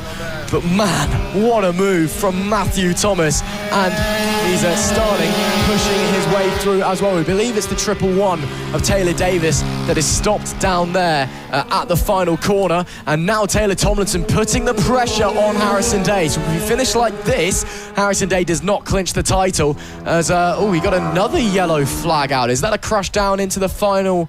Oh, we got someone else down as well. Oh, Leo Solihu's gone down, I think. The 36 also dropping it. I think that may be down into Joey Dunlop corner where he's gone down, unfortunately. Then there was 5. As I was saying though, yeah, as it stands, Harrison Day does not win the championship at the end of this race. It does go to the final round, yet Leo Solihu is up on his feet and okay. Looks like he's had the wind knocked out of him, unfortunately, but he is up. That is the most important thing. And there we see Josh Day. That's Harrison's dad, who's gone over to check in and I'll make sure that Leo is all okay. It's great to see that he is up on his feet once again. Taylor Tomlinson still putting the pressure on Harrison Day, meanwhile. Gets a great run, but has to get out of it because Harrison Day blocks his way as they come through Luna Bend. Maybe a run for the 77 into turn 1. With 4 laps left to go, Harrison Day, I will say, is a really, really good defensive rider.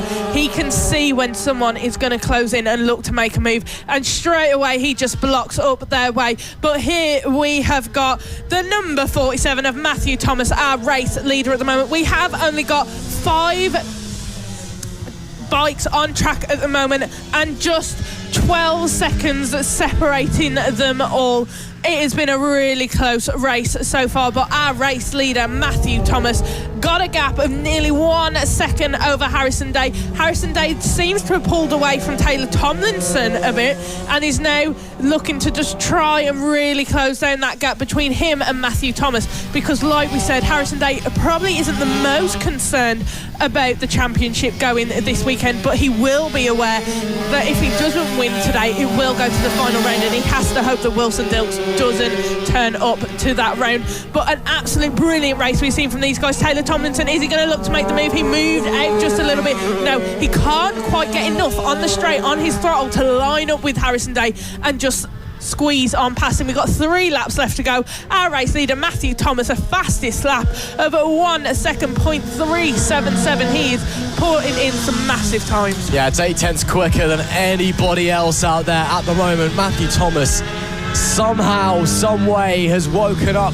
and has found something else that nobody on Sunday can match. He is in a class of his own every single time he gets out there on the racetrack, and he is set to take home a very comfortable victory to cap off what has been, in terms of his riding, one of the best weekends of the season, without a shadow of a doubt. Maybe not so much in terms of results. I'm sure he's had multi-race win season weekends beforehand, and again, that race is still eluding him a little bit at the moment, but he has been riding in fine form. As they start the penultimate lap of the race, Tomlinson does have a run on Day. Day forced to go defensive, tries squeezing the 77 into Pentith Klein. Then as they come to Coward Summit, a little bit too far back for Tomlinson, so we'll have to stay put for the time being. Maybe into Joey Dunlop corner. No, nothing on that occasion, so we'll stay pushing on behind the number 15 and the potential champion of this class, already champion in the Mini GP 70s this year, hence the gold, Harrison Day. Absolutely brilliant ride, a defensive ride we are seeing from Harrison Day at the moment. He wants Taylor Tomlinson to stay behind him. He is aware though that unless he finishes first in this race, he will not be winning the championship until next round in a couple of weeks' time, back here again at Three Sisters. But there is our race leader, Matthew Thomas. The number 47 has absolutely surprised us today with his racing. He has been absolutely fantastic, and there we see the last lap flag is out. This is it for Matthew Thomas. He just has to get around this lap. He's got a 2-second gap between him and Harrison Day and Taylor Tomlinson, so it looks like he is going to take a race win here at Three Sisters Circuit. They're just coming down into Paddock Bend now. Harrison Day still in second place ahead of Taylor Tomlinson, but Taylor Tomlinson has not let up the pressure all race long. He's really been saying to Harrison Day, look, I'm going to go past you at some point. You got to deal with it. But Tomlinson's gone down. Tomlinson down. Taylor Tomlinson with just half a lap left to go is down and out the race. He's going to be devastated with that result. But it is Matthew Thomas who is coming round now into the final few corners of this race for the third and final race of the Extreme 200s this weekend. You can see he's got a little celebration going on there, and he has done it. Matthew Thomas, his first race win this weekend here at Three Sisters in Wigan for the Extreme 200s. Matthew Thomas smiling, you can tell underneath that helmet. You should be very proud of yourself, young man. A fantastic ride and a fantastic win to cap off a fantastic weekend. The 47 is on top once again in 2025. A brilliant ride. Unfortunately, Harrison Day does not clinch the championship by 2 points at the end of that one, so it will go to the final round when we return to Three Sisters. But of course, realistically, it's all but done. Asher Durham up in third place after Taylor Thomason crashed. So the Pirelli National Sport Bike rider finally gets a podium. Just goes to show how good the level is here at FAB-Racing, I guess. Congratulations to Asher, though, getting a podium here at FAB-Racing. That does take some doing when you've got guys, of course, who are doing the whole season and know what they're on about when it comes to mini bikes and the like. But a huge congratulations to Matthew Thomas with how he's been riding, that today especially. A win was very much deserved this weekend, and he's got that now. And again, Harrison Day goes over to congratulate him, does not clinch the title today, but realistically it is all but over with a 73-point advantage heading into the final round of this season. That's it for the Amphibian Scaffolding Extreme 200s here. They'll return when we head back to Three Sisters and the Valley Circuit for the final round of 2025. And now we've got the third and final race for the Moto team, guys. We've got open and standard running in this class of racing. These guys have already had their first two races. After yesterday, we couldn't do their first race, so they had to complete that this morning. These guys have been out on track a fair few times today, and it is their last time to go around and really get some competition going. So they are just coming out now for their sight lap. It doesn't look like we've got too many of our riders joining us for this race, but let's have a run through of how the grid should look anyway. On pole position, we should have Marco Pandolfo for Team Acme Racing. In second, we should have Warren Guantario. In third, Phil Mapplebeck. Fourth, Ian Jackson. Fifth, Hayden West. Sixth, Harrison O'Keefe. Seventh, Fraser Kinneard. Eighth, Linton Di Miola. Ninth, Gary O'Keefe. 10th, Paul Kelly. 11th, Phil Joyce. 12th, Alistair Kinneard. And 13th, Madison Martlew. That is how our grid should theoretically be looking if all riders are out on track. However, I'm not too sure if they are. We've just got to wait for everybody to come around at the end of this sighting lap, get into their positions on track and get racing for their third and final time this weekend. Once again, we do have two different classes running for Moto Team. We have the Moto Team Standard and the Moto Team Open. The Open Championship was taken earlier today by Marco Pandolfo and Team Acme Racing, which is brilliant to see. Standard at the moment. Who is leading our championship, Ross? In standard class, it is Ian Jackson, who's not actually riding his bike this weekend. If you've not been with us for our action, it's actually Matt Lindley on the Ian Jackson bike this weekend. It's a 69-point advantage for Jackson coming into this one. So to win the title at the end of race 3, Ian Jackson has to outscore Harrison O'Keefe by 6 points. If he does that, then he is crowned champion. Or the Ian Jackson bike is crowned champion. Matt Lindley, of course, on it. He himself is not champion, unfortunately. That's not quite how Moto Team works. As neither of the front two are here. Looks like Guantario is decided to go. Oh no, he is here. He was just a bit slow on the out lap. So the standard championship still wide open. Of course, Marco Pandolfo, Team Acme Racing, they've already gone home, but they wrapped up the Open Championship in race number 1 earlier on. Standard championship. Again, if the 27 bike outscores Harrison O'Keefe by 6 points, they are champion. It is all eyes then to Lee Clowes and the green flag for the final time this weekend. Flag drops and we get underway. Good start there from Guantario. Great start there from Lindley on the 27 as he gets up, not quite into second place overall. The 191 though, what a start that is from Phil Mapplebeck to get into the overall lead of the race on that standard machine as they slide their way through Lucy's Valley for the first time, all very tentative, all trying to see roughly where the grip is. Looks like Guantario holding on to that second place overall. Of course, that 27 is in the standard class. Guantario leads in the open class in P2. But as they make their way down the Rogerson Straight and into Luna Bend, what a start that was from Phil Mapplebeck as they come to start the first lap proper. Again, the timing being is well around the track from where we start. They'll come to it in a short moment. Their way out of Luna Bend and up the hill, top 3 starting to break away from further back, but we do start going. Mapplebeck is in the open, not in the standard class, so Guantario does have a battle on his hand.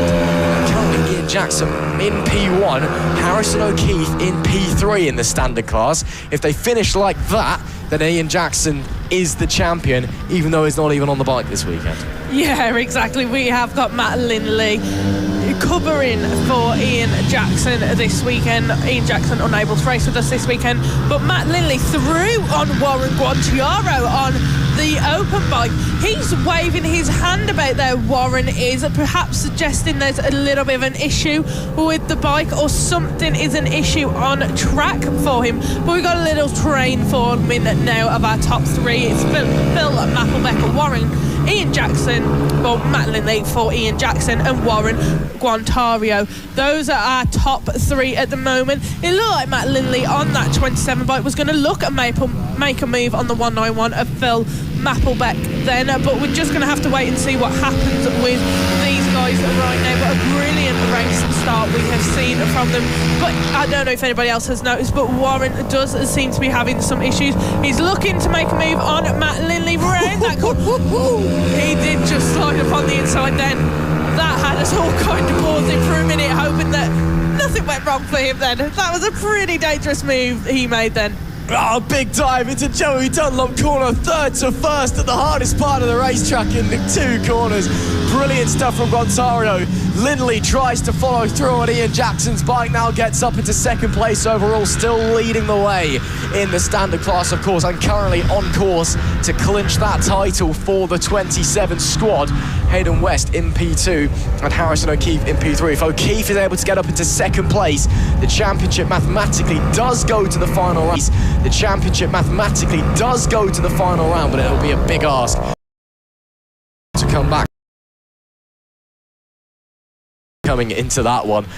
So yeah, we'll have to wait and see. 8 laps, soon to be 7 laps still left to run. And is that Ian Jackson's bike in the overall lead of the race, or is Guantario? No, Guantaro's just shot ahead off into the distance. I retract my prior statement, but Ian Jackson's bike, the number 27 with Matt Lindley on it, still leads the way in the standard class. Hayden West P2 and Harrison O'Keefe P3. In the open class, it's Warren Guantario that leads, overall leader as well.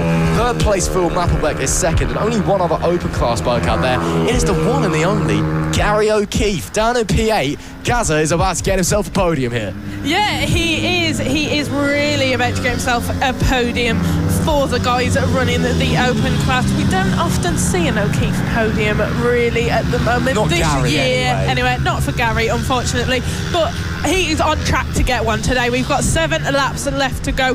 Warren Guantario on his Moto Team open bike, leading ahead of Matt Lindley on the number 27, replacing Ian Jackson for this weekend.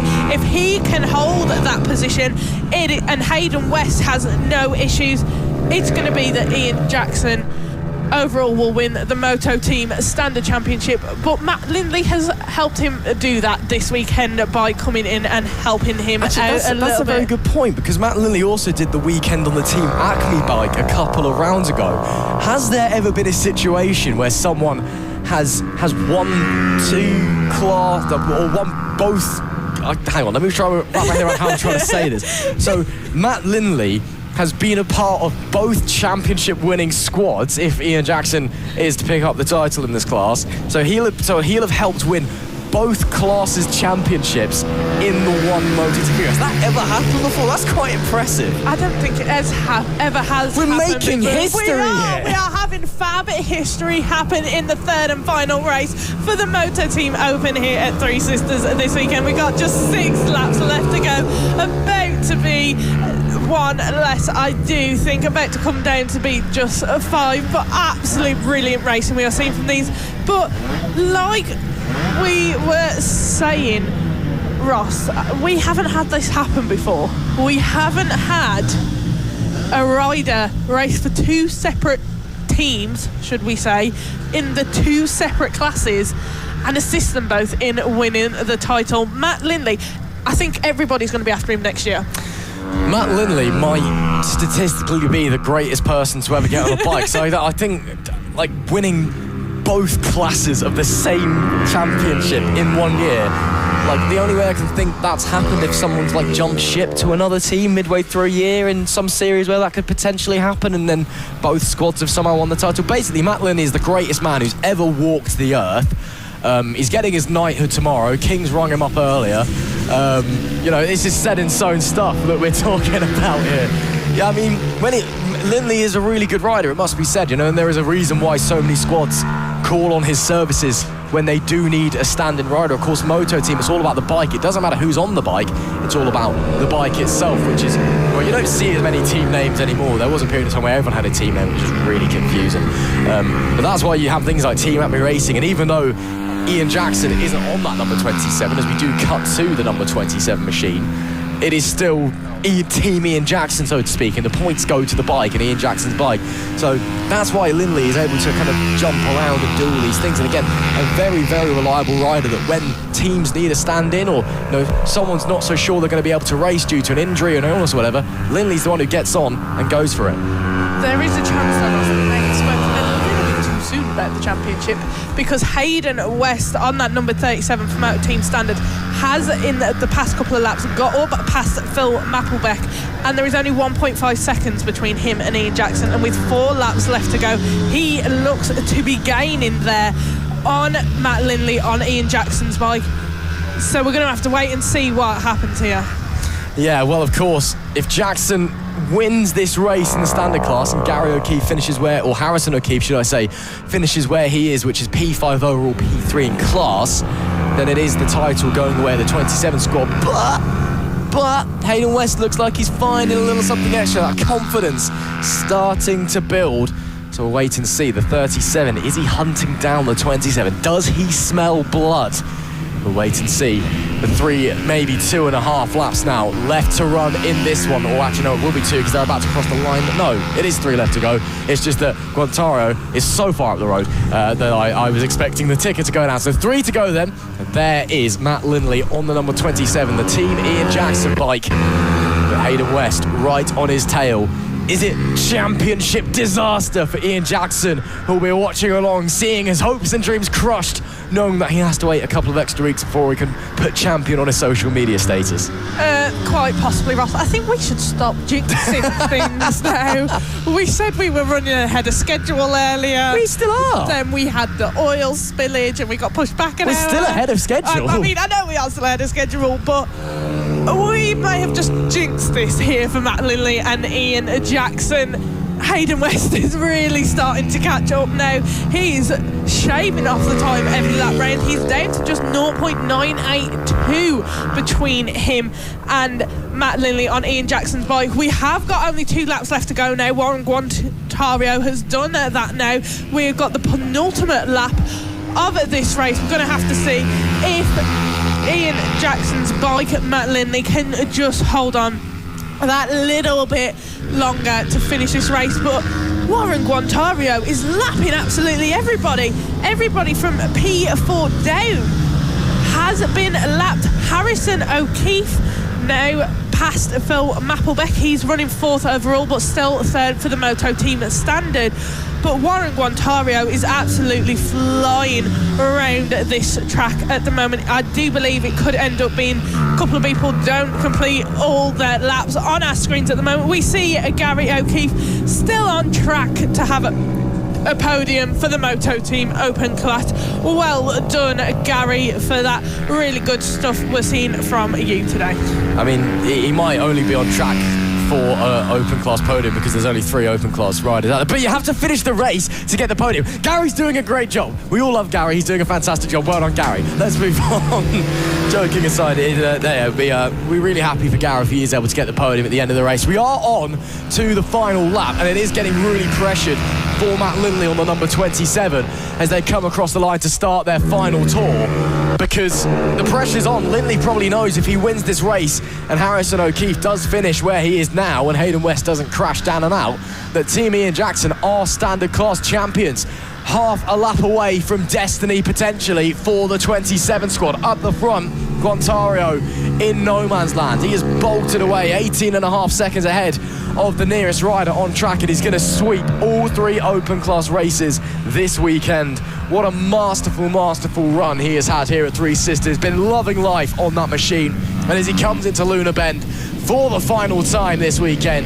Who else would it be? The 55 or the 42, depending on what screen and what fairing you're looking at, of Warren Grontario will take the checkered flag and win. But now we wait. We wait painstakingly to see, where is Ian Jackson? Where is Hayden West? Is it the 27's day to claim the title? Will the 37 upset the apple cart? Has Matt Lindley done enough? As we wait for them to come out of the final corner, agonisingly, painstakingly, where are they? Have they been done? Oh, it's chaos across the line. Did they get it done? No! Hayden West got him on the final lap. Hayden West wins in standard. That was literally through the final corner as well. The 27 squad have to wait a couple more weeks to be champions. I mean, it's... hang on, let me do the maths. It's a 73-point gap in the championship. Realistically, it's done. But officially, we have to wait a little while longer. Oh, heartbreak for Ian Jackson, I'm sure. Matt Lindley will be raging as well. Oh, what a shame. But what a run there from Hayden West as well. He was really charging over the second half of that race. I mean, Warren Grontario and Hayden West as well, two new faces this weekend, and they have come in, and I said this every race so far this weekend, but these two really have come in and gone, come on guys, this is where we want to be racing at. Let's pick up the pace a bit, let's have a bit more fun, and let's really go racing. And I'm not saying that they don't already, but these two really have put pressure on all of our regular faces in the Moto team at the moment. But brilliant stuff to see. And there we can see Gary O'Keefe on the number 63 behind that P3 podium spot. He has done it. He's got himself a podium this weekend here at Three Sisters. Absolutely brilliant stuff.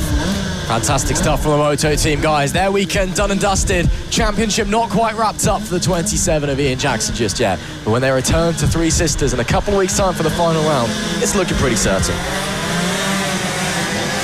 Final race of the weekend then, and it is time for the MK Mini GP50s, brought to you by King's Two Wheel Centre, and still looks like we've got a fair few of them out there as well. Sebastian Goslavsky, of course, has already wrapped up the championship.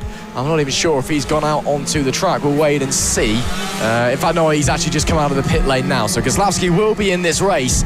Let's run through the grid for you, though, while the riders are making their way round to the grid. And, of course, this will be what we're supposed to have. We're supposed to have 19.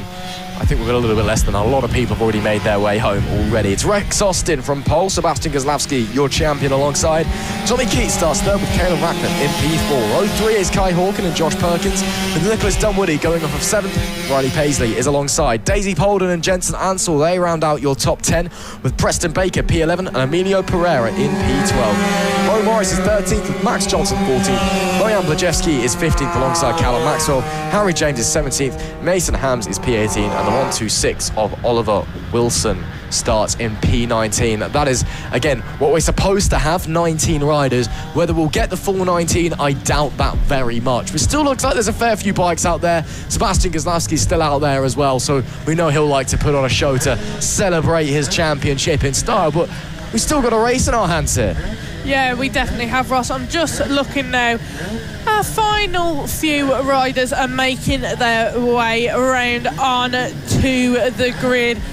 It's looking like we've lost a fair few of riders. Have we saved the best race to...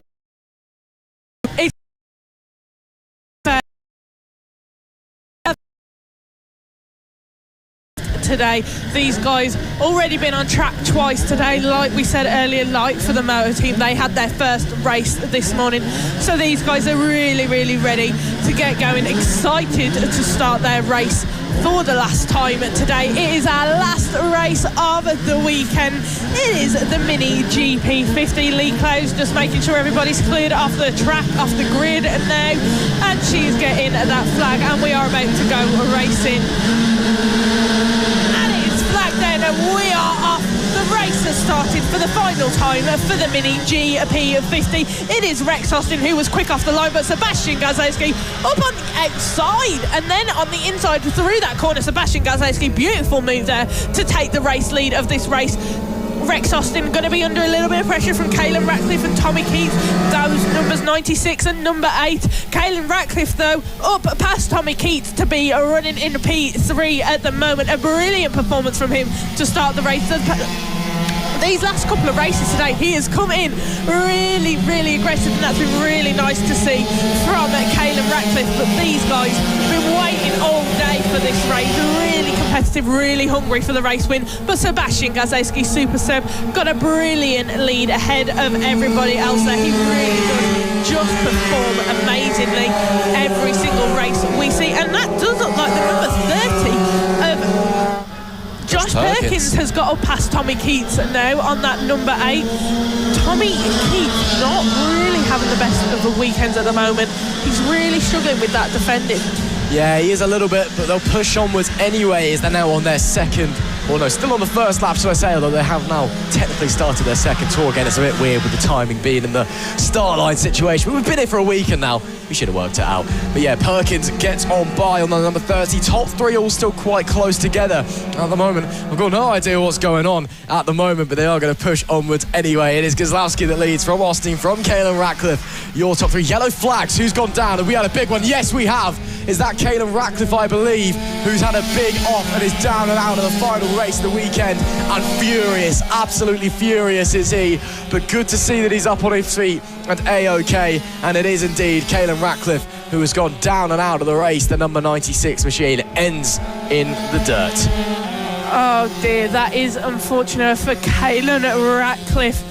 Really unfortunate end to his racing weekend. Oh, big damage as well on the fairing. A lot of damage on the fairing there. That's going to be a bit of a fix there for him.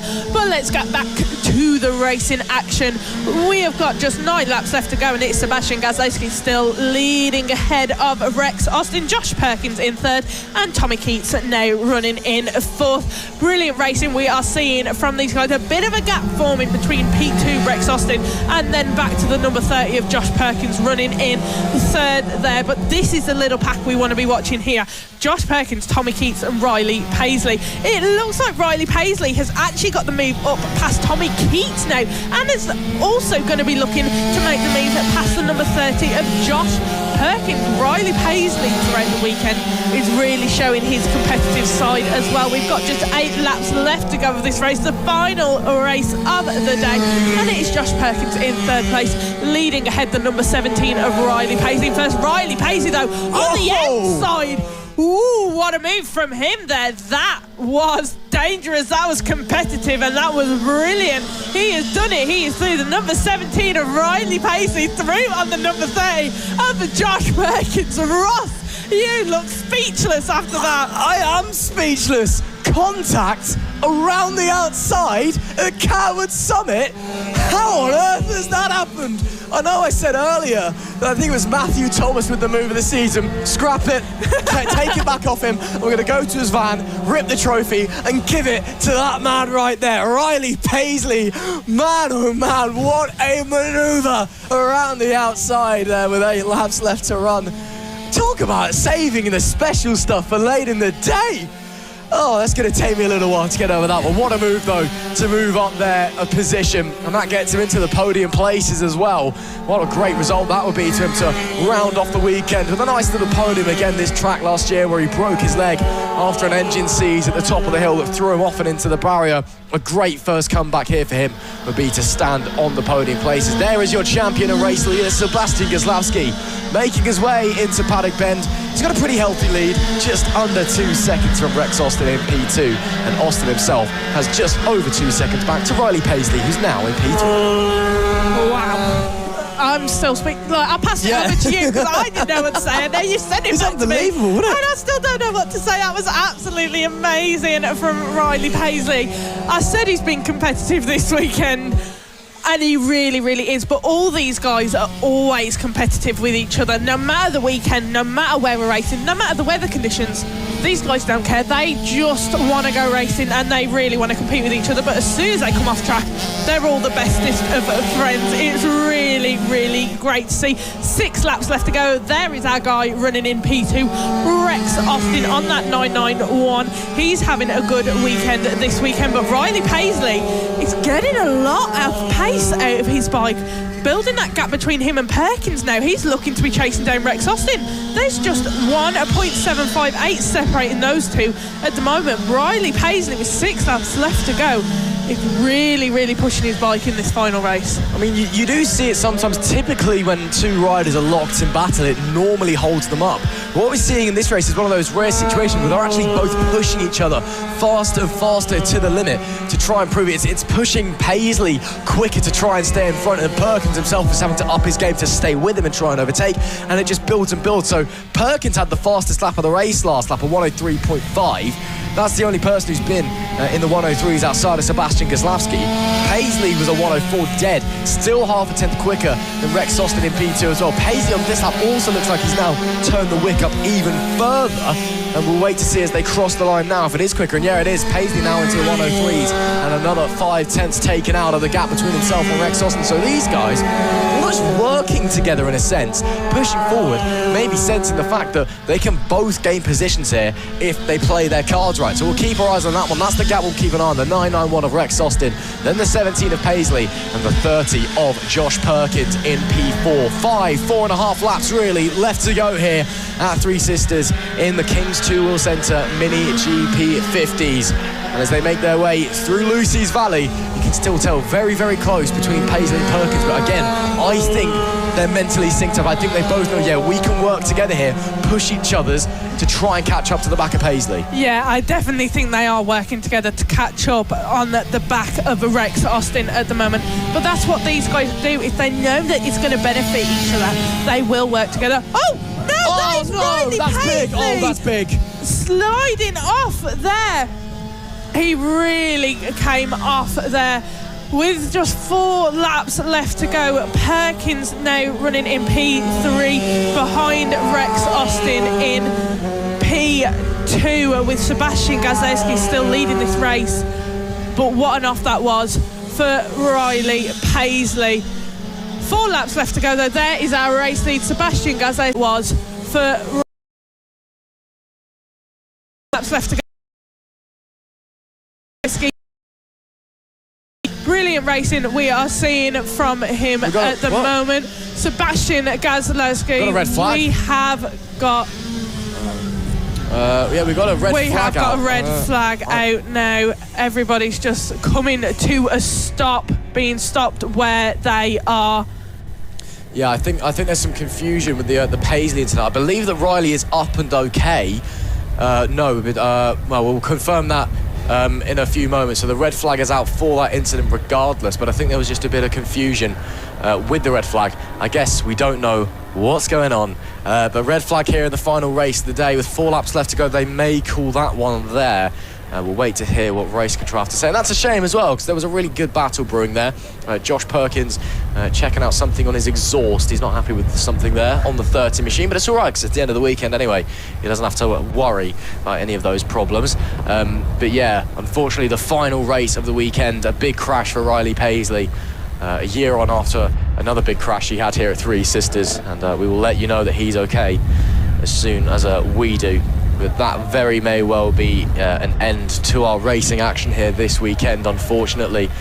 So we will keep you updated, and just had the word in from race control. Well, we're hearing from race control anyway what's going to be happening on, and we'll let an update. We'll give you an update as soon as we know. But given we're so close to the end of the race and so close to the end of the day, so we are being told that is confirmed. The race is ending there. It will not be restarted. These are the provisional results as they currently stand. Sebastian Goslavsky takes the victory with Rex Austin P2, Josh Perkins in P3. Tommy Keats 4th, Kai Hawk in P5, Daisy Holden P6, Nicholas Dunwoody P7, Riley Paisley classified 8th, and Preston Baker in P10. A worrying way to end the day, unfortunately. Oh, Riley's up. That is fantastic to see. That Riley Paisley is up and on his feet after a very, very big off into the wall. Just took, I think, some checks being done by the medical team. It was a really big crash. A year on from his big crash here last year. But great to see that Riley is up and on his feet and okay. But that's it then. With that race brought to an end with the red flag, that is it. That's all we got time for here at Three Sisters. The racing will be going again. The medic's just giving another check to Riley Paisley. I think they're a little bit worried he may have knocked his head, but he's up on his feet and A-OK, which is the most important thing to see. And we are very, very glad about that one. So, well done, Riley, for not hurting yourself.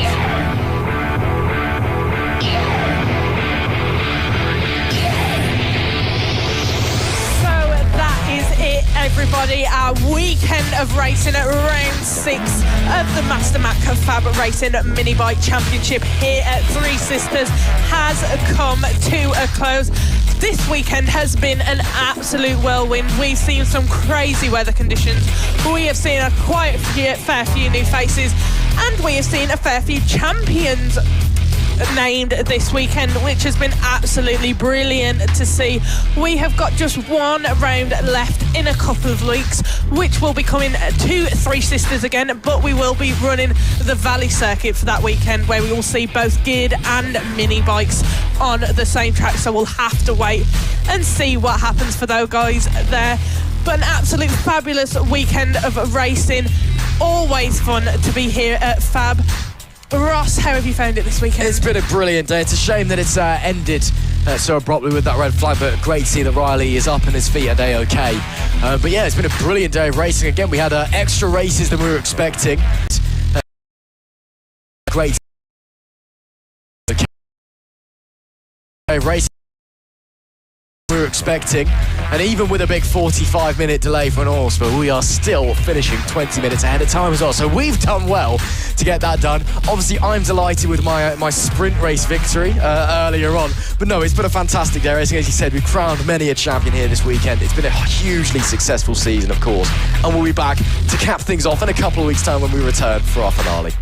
Absolutely, we will be, Ross. So that season finale, we will be back here at Three Sisters on Thursday the 9th, Friday the 10th and Saturday the 11th of October. So you've not got long to wait, just about a month, and then we will have our season finale. It's been a brilliant season of racing so far here with Fab, and we cannot wait to bring that final weekend for you in just a couple of weeks. Thank you for tuning in wherever you have been watching from.